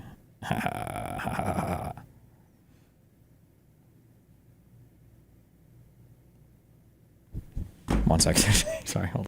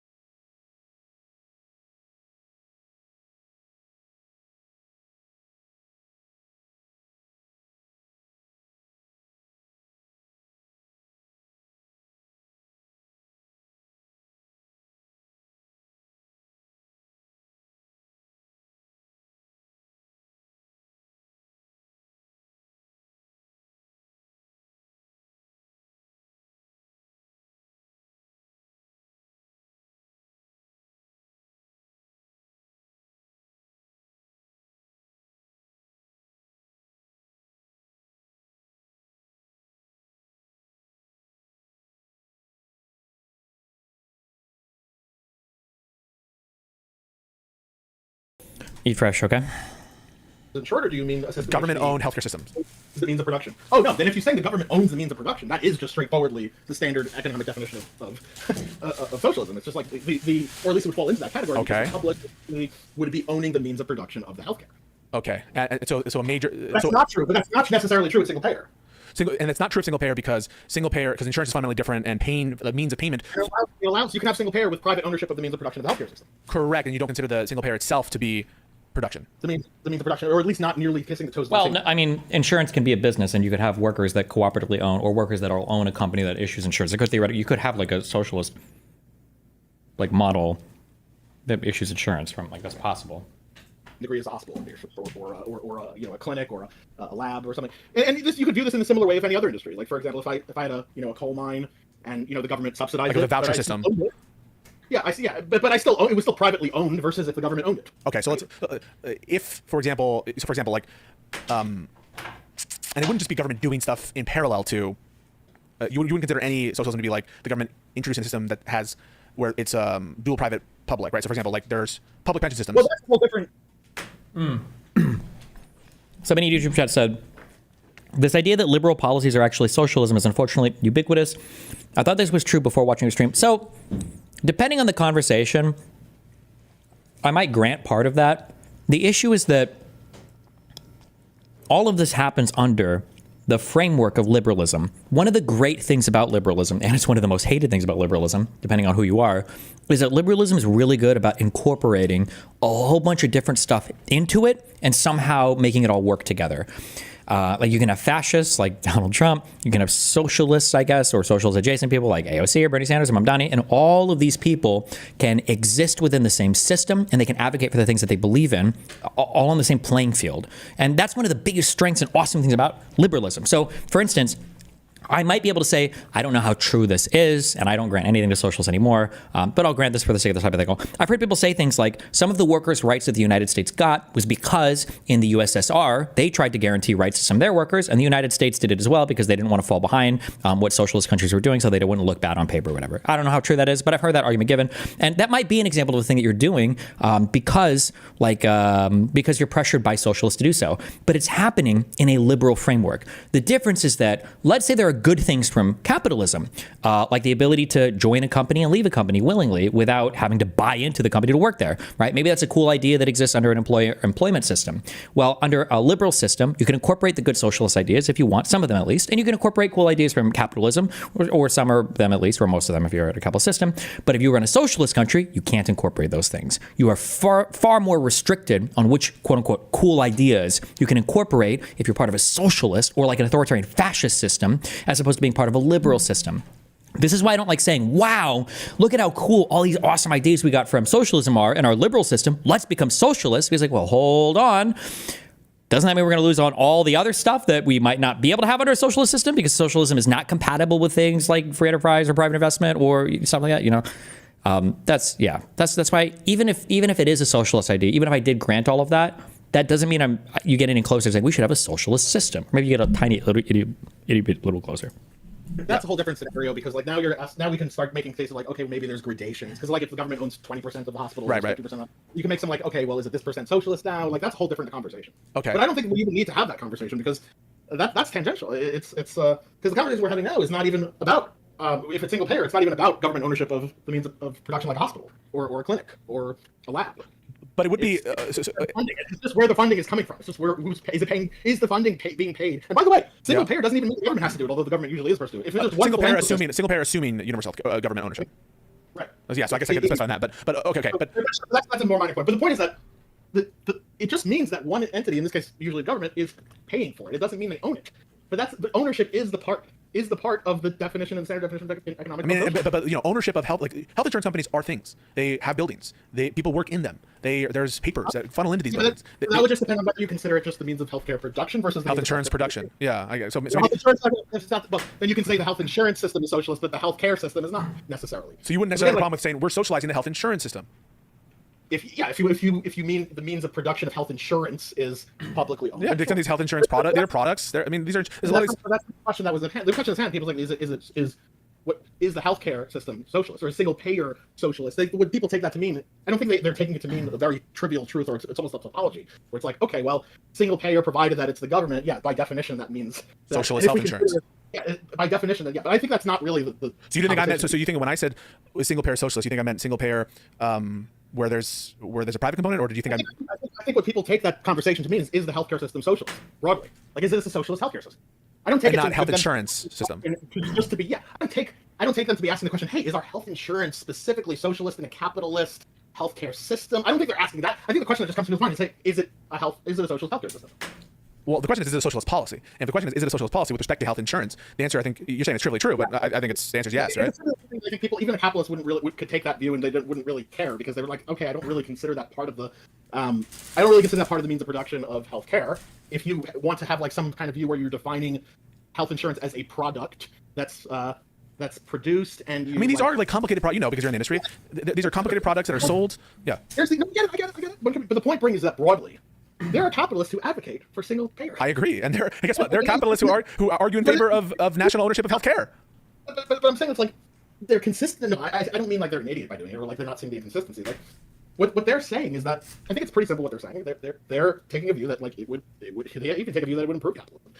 But you could take that view of healthcare, right? If you socialize healthcare and you produce a NHS-like system in the United States, you could say, oh, this just improves our capital system. They don't take it to be that, and it's not something that definitionally is a in contrary to capitalist philosophy.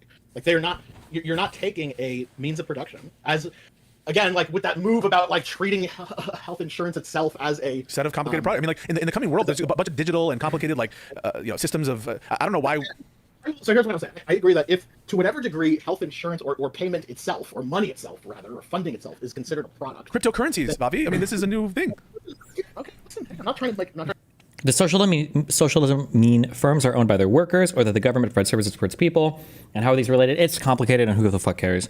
Some people would argue that actually state-owned enterprises are not socialist. This is getting like very into the weeds on this, and I don't know who would even what this argument would even be about. But they would say that actually, just because the government owns it, even if the government owns the entire industry, Avi is saying, well, that would make it socialist. Not necessarily. A state-owned enterprise is still owned by a capital owner, the government. The profits of a state-owned enterprise are not necessarily redistributed to the workers of that state-owned enterprise. The profits go to the government. So you've actually got like a form of like state capitalist model where instead of the workers owning the means of production, you just have a single party, a single entity, a capital owner, but the capital owner just happens to be the state. So there's still exploitation going on there, but the exploitation is happening on behalf of the state instead of a private owner who's not the state. And then I've heard some people even make the argument that even co-ops are a form of exploitation because you're not just bartering with or trading with people. However, in a co-op, the workers are engaging in the exploitation of their own labor. That a laborer is not collecting the full value of his labor when he buys or sells a product. He's exploiting and extracting some of the surplus value, and he's just pocketing that for himself. This is like way into the. I'm trying to say it's like to whatever degree that funding itself is considered a product. You have to ask an economist how standard that is, but okay. To whatever degree that is, then trivially, if that product is nationalized, if it's like a mean, and if you consider that not just a product but a means of production, I don't know if like a funding itself is just like categorically not a means of production. Yeah, like I don't know if that's considered. I don't know enough about economics to know if that would be considered standard like a means of production rather than just funding and so some funding mechanism, if that's distinct or not. So I don't know. But so I would say is to whatever degree that is a means of production, if it's publicly owned, then that is socialist. If it is not a means, if it is not a means of production, if it's not considered to be a means of production, rather it's just some funding system. The definition like can be socialist or capitalist. Yes, exactly. All right, putting aside the issue, the rest of the healthcare system you would understand would be capitalistic. It would be capitalist or socialist, depending on what it could be either. Right. Like it depends on if the hospitals are publicly owned or privately owned. It depends on whether the clinics are publicly owned or privately owned. So addendum there to see if means of production fairly, I don't know, in standard economic terminology would capture things like insurance, things like these other kind of payment schemes, maybe. Okay. All right. So, but putting aside. So, unless I'm misremembering, this is kind of why I'm saying it's kind of cringe to be so hardcore on these things that you're calling me bad faith when you don't even understand them. I believe, didn't Pisco start this segment out by saying this is just like unequivocal proof that Destiny is bad faith when he won't even admit that single-payer healthcare is socialist? And then now, after having a 15-minute conversation where he realizes, I don't actually know what socialist means at all. Actually, I really don't. Now he's like, okay, yeah, sure, I get what you're saying there. It's kind of crazy to go from he was unequivocally bad faith to, I actually didn't really know enough about this topic to even make that assertion. Whether or not using that definition of means of production, you would consider single payer to be a socialist policy. You would agree that in terms of usage, common usage, that in this country, single payer would be considered a socialist policy. So in some circles, yes. Although I will tell you, funny you mention this, because I used to be, that notion I'm criticizing in my tweet. There's a reason that it's personal because I used to be one of those people that I'm criticizing. I used to be like, single payer healthcare, like that's socialist. And I was this was a long time ago, but I was very quickly corrected. And do you know which group corrected me? Was it the doctors or was it the socialists? Oh, what did the socialists say? I got very quickly corrected by socialists, and they said, no, what are you talking about? You don't know what socialism is.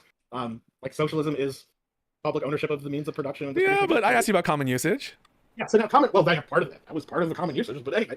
But no, so to answer your question, I don't have the data on this. However, I will give you my intuition. Yeah. My intuition is that especially in some areas of the United States, particularly in the more red states, they will have this notion that single payer is socialist as like this label. If you go to more blue states and you go to especially more like in academic areas where they have like a more understanding, like they're more sophisticated understanding, that becomes less of a common Whoa, usage. you're shitting on red states, Avi. I mean, I'm just telling you what my impression is of the data. I'm fucking around. All right, sorry, continue. Sorry to interrupt. Well, yeah, sure. If that's a shit on red states, I think at least my leaning now is that's what it would be. Okay. Because and it's an obvious reason for it. It's just because like that's where that criticism resonates with them. They buy into. They bought into single payer being socialist because it worked on them. They hate socialism, and by extension, it's been so single payer has been demonized as being socialist. But it's kind of like the term entitlements, right? There's this whole push for entitlements, entitlement reform. Does that hit the zeitgeist? And people say, what are entitlements? What are entitlement programs? Well, entitlement programs include Medicare, include Social Security. And yeah, it was tactical done, but it now tracks usage in political circles.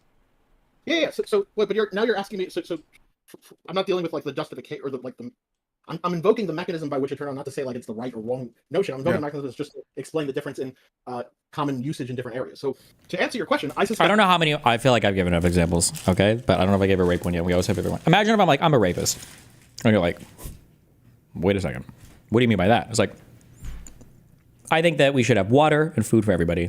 I think we should have a house. I like to travel. I think, and I even have sex with people. I'd say like I'm a rapist. It's like, what do you mean by rapist? Well, we have a ton of overlap on things that we agree with. Okay, what about like the Vanguard Party, like forcible insertion sex? I don't think that you necessarily have to agree with that. To be like, there might be some that do, but I think we should also appeal to those people. We should appeal to the rapists because we do have a ton in common. And if you look at like how rapists have lived their lives, especially when they're not raping, like there's a huge overlap between rapists and non-rapists. It's like,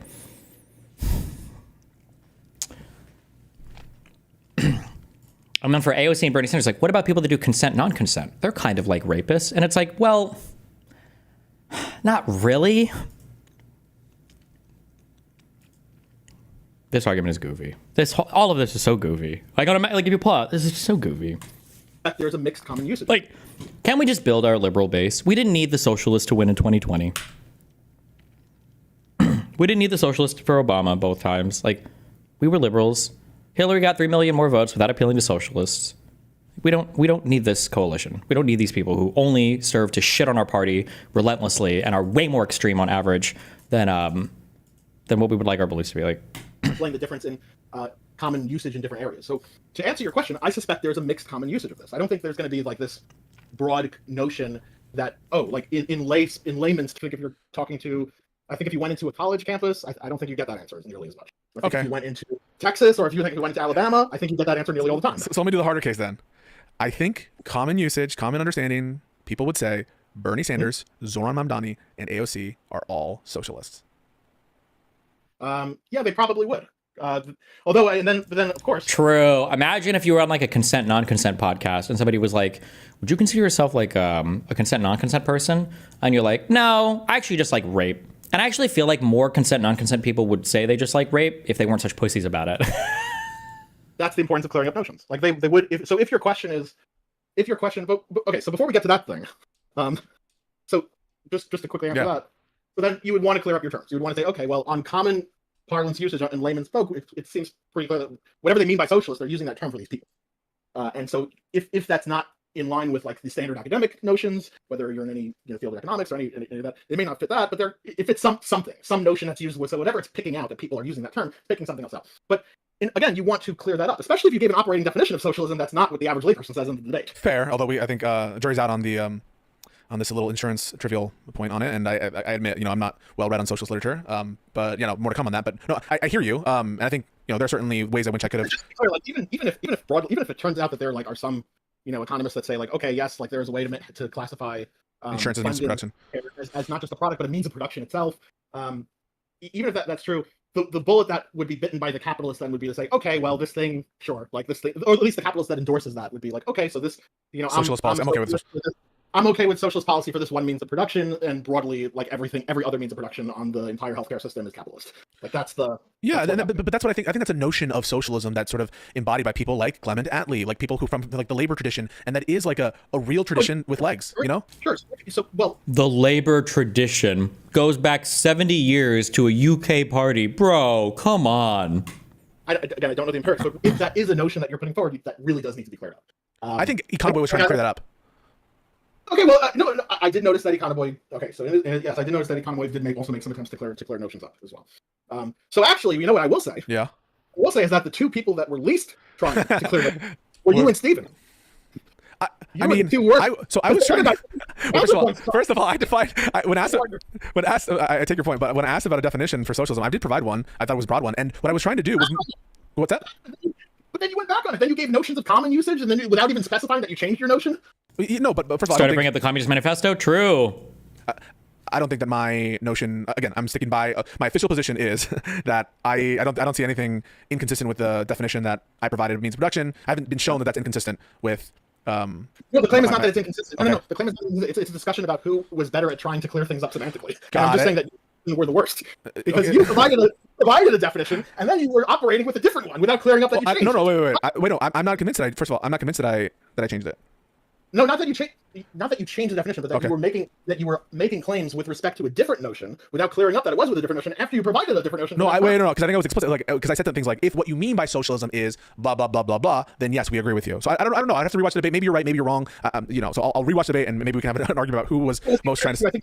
I think there was a point where you were defending and you were saying, okay, well, if you asked. Like the average person, they would say this. So by implication, like you were right. So for example, Destiny said in that if you would put people in a room as between Hassan and AOC, who do you think would be more socialist? And then if that's the test, then why wouldn't it be okay as an internal critique of Stephen to be like, well, if you ask the room, do you think most people identify AOC and Bernie as socialist? That's a different question. People who had studied theory knew what the fuck they were talking about, and you would ask them to identify who's more of a socialist, Hassan or AOC. It would be Hassan. 100 out of 100, easily. I don't think that entails me. Right, but yeah, sure. If the context was just like, well, if that is your notion, and you're clearly like, okay, well, I'm operating out of what I said was notion, but if that is your notion, then how do you do that? Then you could run an internal critique. I'd have to rewatch it. I probably won't. But okay, so the point is that like these things need to be made a whole hell of a lot more clear. Like you don't want to have these things done by implication. You don't want to have the audience or more importantly, your interlocutor try to like rely on it. So this charitable, like, okay, well, if he's using this justification, then I should really infer that he's using a different notion, or like just explicitly say like, here's the internal critique on your notion, or here's a different notion that this would fall under. And I know I said this notion, here's this other one. Like, I agree. I agree that the conversation could have used a lot more clarity. I totally agree that we should be very specific about our usages. But this is what I want from you, Avi. Like, I was trying to get and say like, all right, let's accept your definition of socialism. What's the disagreement? I didn't hear that. I didn't hear what the actual prescription or the substantive disagreement was once we like, all right, yeah, I did hear that. That was now to be fair, that was like what, like an hour? Sure, but like probably like 3 hours in. An hour and a half. I think he was done at that point. I think it was completely checked out. But I think from the beginning, I was not checked out. I was totally plugged in the entire fucking time. I was not the one who was checked out of the debate. My point was, we're not going to see beyond semantics some major disagreement, except picking at the edges of how I interacted with the Vanguard. That the fact that I have Aaron as a co-host on picking at the edges. We didn't even want to talk about like your show necessarily in particular. It was the entire left-wing media apparatus that like you wanted to make it about. Should we kick off a Econo Boy? On a show that we do, I'm not really getting any substantive critique here, and it seems like this is all much ado about nothing. And even with respect to the potential prescription of using the label, it doesn't even seem like there's a coherent argument as to whether, or when I say coherent, I mean fleshed out, I should say. Whether there's a fleshed out argument as to the label usage. And the argument is literally the fact that you don't even know what it means, and you were arguing about it. You just had to break down. Have you had to explain for 20 minutes what would actually make a social healthcare system a socialist policy? And you are here adamantly defending the day before the use of the term socialist. That's the argument. You guys are all using it and defending it and arguing why it should be okay. You don't even know what it is. What the fuck? You had to right now like jerry rig an explanation, which I agree is like kudos to you. I think you did. Request, just to be clear, you requested that. I did request it. I'm not saying you did anything wrong there. But on the fly, I did it. And good on you for doing it. I'm not saying you did anything wrong, and Avi gets his flowers. But I just, to me, one of the reasons why I'm so frustrated with the conversation is it played out in ways that I expected, in that we weren't going to have major substantive disagreements, and they were going to be mostly semantic and mostly posturing and signaling, and not like if anyone comes away like this is what they really disagree about, I don't really know. All of that might be true. The problem is right now you're left with an underdetermination. The underdetermination is people, and even maybe yourself, even though you may suspect otherwise, are not going to know whether you came out with no non-semantic issues because you didn't clear up the semantics well, or if you don't have any disputes beyond semantic usage. And so that's the ultimate problem here. You may be right. You may be right that there's no disputes beyond the semantics. But the problem is you haven't resolved the underdetermination there because you didn't clear up the semantics. Probably true, but I have my strong suspicions. And I think so that's, I'm right. I mean, I'll just end on it like that. So if you do engage with him again, if you do engage with him, if I would very, very strongly recommend to do everything, but way more effort into clearing up term usage. If I happen to be available, I'll be happy to assist with that if I can make a mod. If not, then I would just wish you guys would just that's probably the most important thing, because you're never going to know if you have a propositional dispute or not. if you two can't, regardless of whose fault it was or anything like that, like you both didn't do it. You both failed to do it. Like you guys didn't understand each other. At the end of the day, you guys were screaming at each other, past each other. You guys did not. At no point did I feel like, hey, the notion you're using right now, he understands it. The notion he's using right now, you're driving. Like I'm at no point in that discussion did it click with me like, oh yeah, these people are following each other. Fuck no. I would agree with Evie there, but Pisco was the one that was leading the entire time on the like most unhinged attacks, and he got like again, like you can literally watch from the beginning. Like Pisco comes at the gate at 100%, and within like an hour is at like 100,000%. It's like, bruh. But the thing is, like, if the okay, so this is maybe like pricing in some of my priors on like kind of the bad faith and the pre-debate stuff, but like, and his conduct, what I take to be his conduct in the middle of the debate, which you might see differently and people might see differently. It seems like there's an effort to change things I say, to change things Econoboy says. There's other examples of it, right? Like Econoboy very clearly said on his notion of socialism, it's not incompatible with liberalism. And Stephen essentially had a conversation with Counterpoints and was like, yeah, Econoboy said he would get rid of all opposing political parties. Complete lie, complete fabrication when Econoboy was being completely clear. Like, why can't he cite what I said? What I said was, even if somebody says that they aren't going to get rid of all political parties, when you follow it all to its logical end, generally that's what's necessitated. You can't have political parties that are advocating for things that a socialist disagrees with, because a socialist thinks that the only way you can advocate for those things is by necessarily immoral means, right? A lot of socialists, now maybe not Econoboy, but when he says things like all about, because I even asked him in the debate, like, how would you get 100% of the private property owned by the government? And Econoboy was like, well, going from 90 to 100% is easy. And it's like, hold on, how do you get to 90%, right? Then just I understand that, like, there's not an entailed contradiction necessarily between Stephen saying, you know, all these different people are socialists in one context. I don't think he's lying about that. I think he may be wrong, but I don't think he's lying. I think he really does believe that. You think that he believes that Econoboy wants to, in his ideal society, would ban all other political parties? He said in his ideal society would be 100% socially owned. This necessitates the banning of capitalist parties, because the only way capital can gain influence is through immoral means, like extracting surplus value from labor and then exploiting the class differences in order to propagate their ideas. Now, Econoboy might not say that like outwardly, but I think Econoboy would agree with all the underlying concepts. He just either hasn't pieced them together himself, or he's got some way to escape this that I would probably argue is fantastical and improbable. We might have a conversation on Wig about this, but like what? Like I've explained all of this like ad nauseum. To say that I'm just lying about it or bad faith, like what? Yes, and the reason I think that is because on that Twitter thing he answered yes and no, and I think that's all he read. Once he got the yes and no, like he just, oh yeah, but you're like fuck you. Like he may be wrong, but I think he actually does believe that. Really? I find that Econoboy laid it out. I'm not... And actually, you know what? I'll be sympathetic to Pisco here. I think that Pisco, I actually think in this moment, I think Pisco does think that I'm legitimately being bad faith. But the reason why Pisco thinks I'm being bad faith is because Pisco just doesn't know anything about socialism. And in Pisco's mind, there is absolutely no reason why socialism couldn't be fully compatible with liberalism. So the only way that somebody could say that a socialist is not also in favor of multiple parties and a strong liberal society, it must be bad faith. Like Pisco's ignorance here, I think, is what's fucking him in his analysis of my interpretation of what Econoboy is saying. Remember his argument, but at least from what I watched, from what I watched in terms of like the back and forth on Twitter and his recollection of that back and forth on Twitter, I think he really believed that. Like I think he took that Twitter exchange to be like, oh yeah, like I'm pretty open to like banning opposing political parties. That was. How about this whole notion of us like pussyfooting around with the Vanguard and like not actually pushing? It's also so annoying because again, I've done this a million times, bro. I stream so much. Well, maybe not anymore, but like I stream a lot. You can see my views on everything. You can watch me discover stuff and research stuff and write stuff up, and you know my debate from anything else. Like what? Like where is this notion that like, oh, he's bad faith? Like how? Where am I hiding my beliefs at? Like come on, like. Like the worst case scenario would be like I get emotionally dug in on a point and I'm stubborn past where I should concede something. But like to accuse me of being like secretly bad faith, I mean bad faith is, I think it necessitates some level of secrecy, right? Like, it's ridiculous.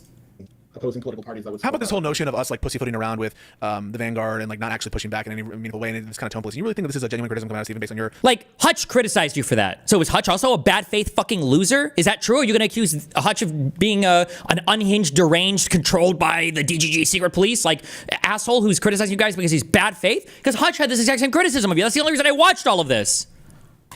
Priors on him. That he's actually concerned about the tone in which we're not like forcefully enough combating the Vanguard. Like, you think that's a legitimate concern of his, or do you think it has to do more like is there something else going on there? Do you really think that? Oh my God! Oh, true. Wait, Avi's being bad faith right now because he doesn't want to offend his favorite IDF complimenter. that's a legitimate concern of his, or do you think it has to do more like is there something else going on there? Do you really think that? So I can speculate. I will just say right off the bat, like this is coming from someone who is not familiar with Vanguard's content. I probably have never watched them. This is also coming from someone who I'm not even one of your regular watchers. I engage with you way more than I watch you. Okay. So that hurts me a little bit, but no, I'm totally joking. Yeah. But no, I'm not. I don't mean that as an insult or anything. Yeah, I know. I enjoy engaging more than I enjoy watching. It's sure. Probably me. It's not you. It's not you. So I do genuinely believe that there is a very genuine concern that Stephen has when people unduly bash the Democrat Party more than it's deserved, and it seems like they're just doing it for and they're engaging in something other than politics. And I think that really does cause a genuine sense of enragement. And I do suspect, that there is a component of that where he might, again, this is coming from a very strong place of ignorance because I'm not really in it, but my initial suspicion is he probably sees you hanging out with the people he takes to be that, and he's not seeing you doing it in a way that is like in opposition to them. It's just kind of like sort of very friendly. It would be like, to use an extreme example, this is an extreme example. Like imagine if I like hung out with Nick Fuentes and I was really friendly. What a wild example! When did that happen? A very wild situation. I was literally about this.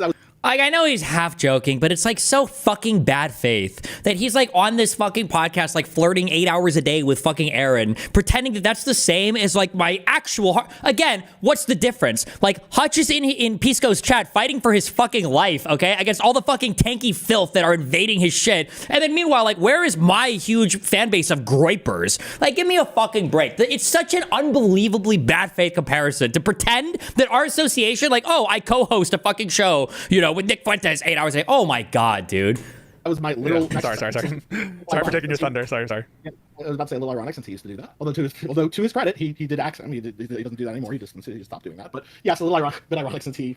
Yeah, he's the one doing but Myron is a raging anti-Semite. I mean, you must see this. Like he is wearing the. Okay, he's not even joking. He's actually just he's brain broken. He's brain broken. This is Destiny derangement syndrome. That's what's actually going on here. Okay, that's like it must be. He's making a farce of Jewish culture. No, I'm not. Again, I'm saying outright that I appreciate the irony. Yeah. Of my example. Now that all being said, he might still take a stronger view about Democrat bashing, or he might just like. I know, but then doesn't that put into new light the Hassan stuff? Because much of his critique about Hassan stuff is like Hassan's a raging anti-Semite who would genocide Jews. Like I think Myron would genocide Jews before Hassan would. I'm dead serious about that. No shit. Wait.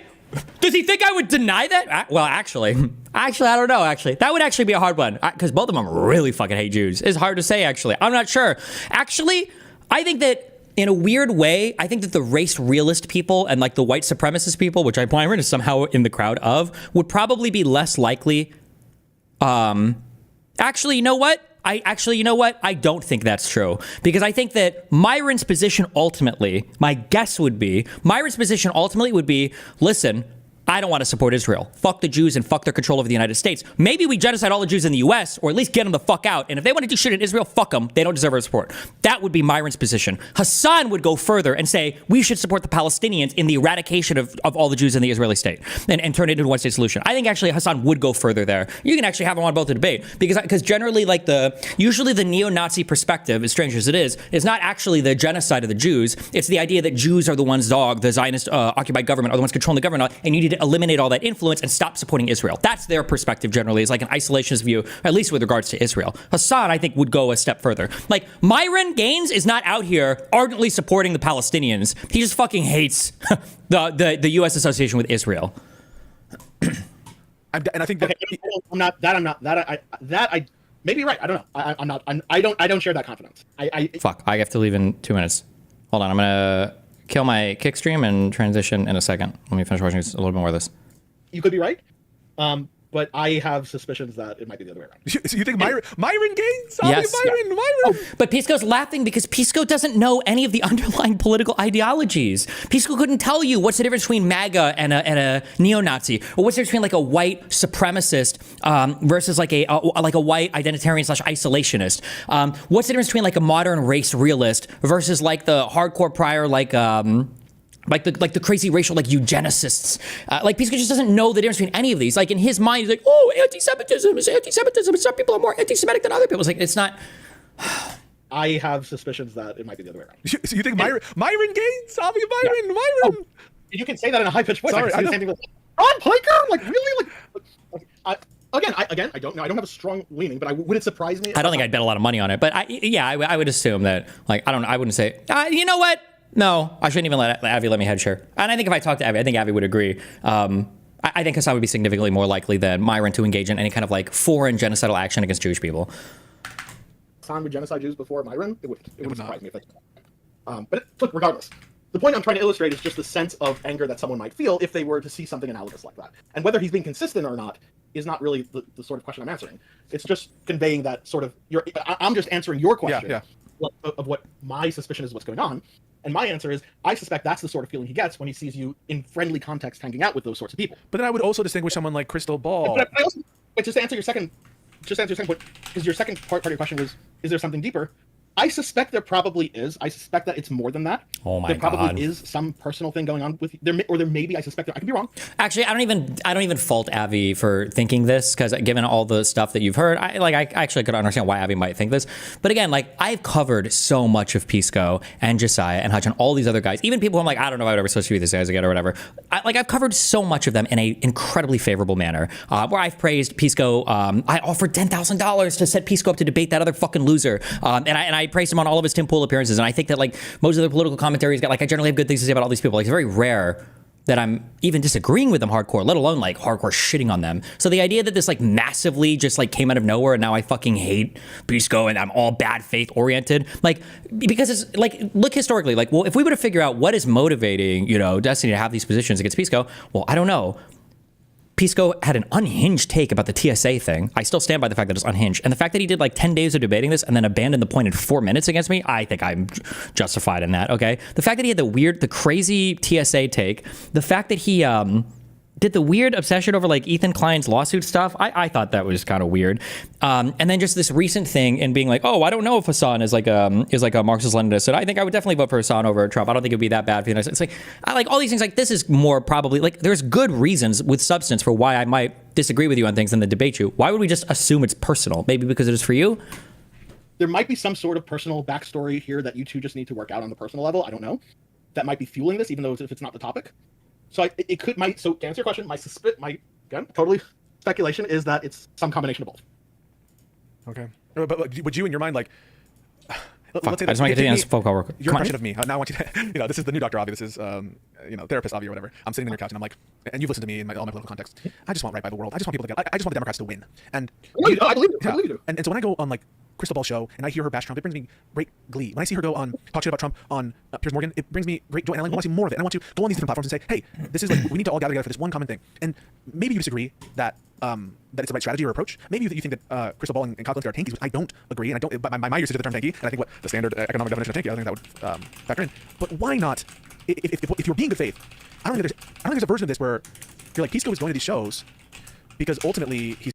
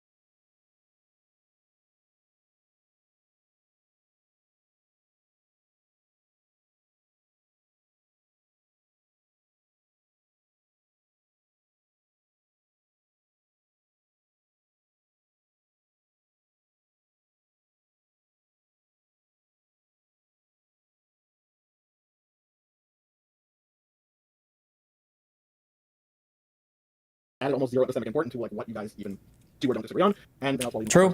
But that's. Well, I'll ask you. Did you enjoy it? No. You hated it. It was like it led me to make tweets and everything. Like, yeah. Okay. Fuck, did I fuck my stream up? Fuck, I did fuck my shit up. God damn it. I'm always I fucked my shit up. I don't even know if that'll go back to being normal. Fuck. Okay, cake.com/destiny. I'll check this out later. Cake.com/destiny. I'm going over to there. I'll be down there in like 2 minutes.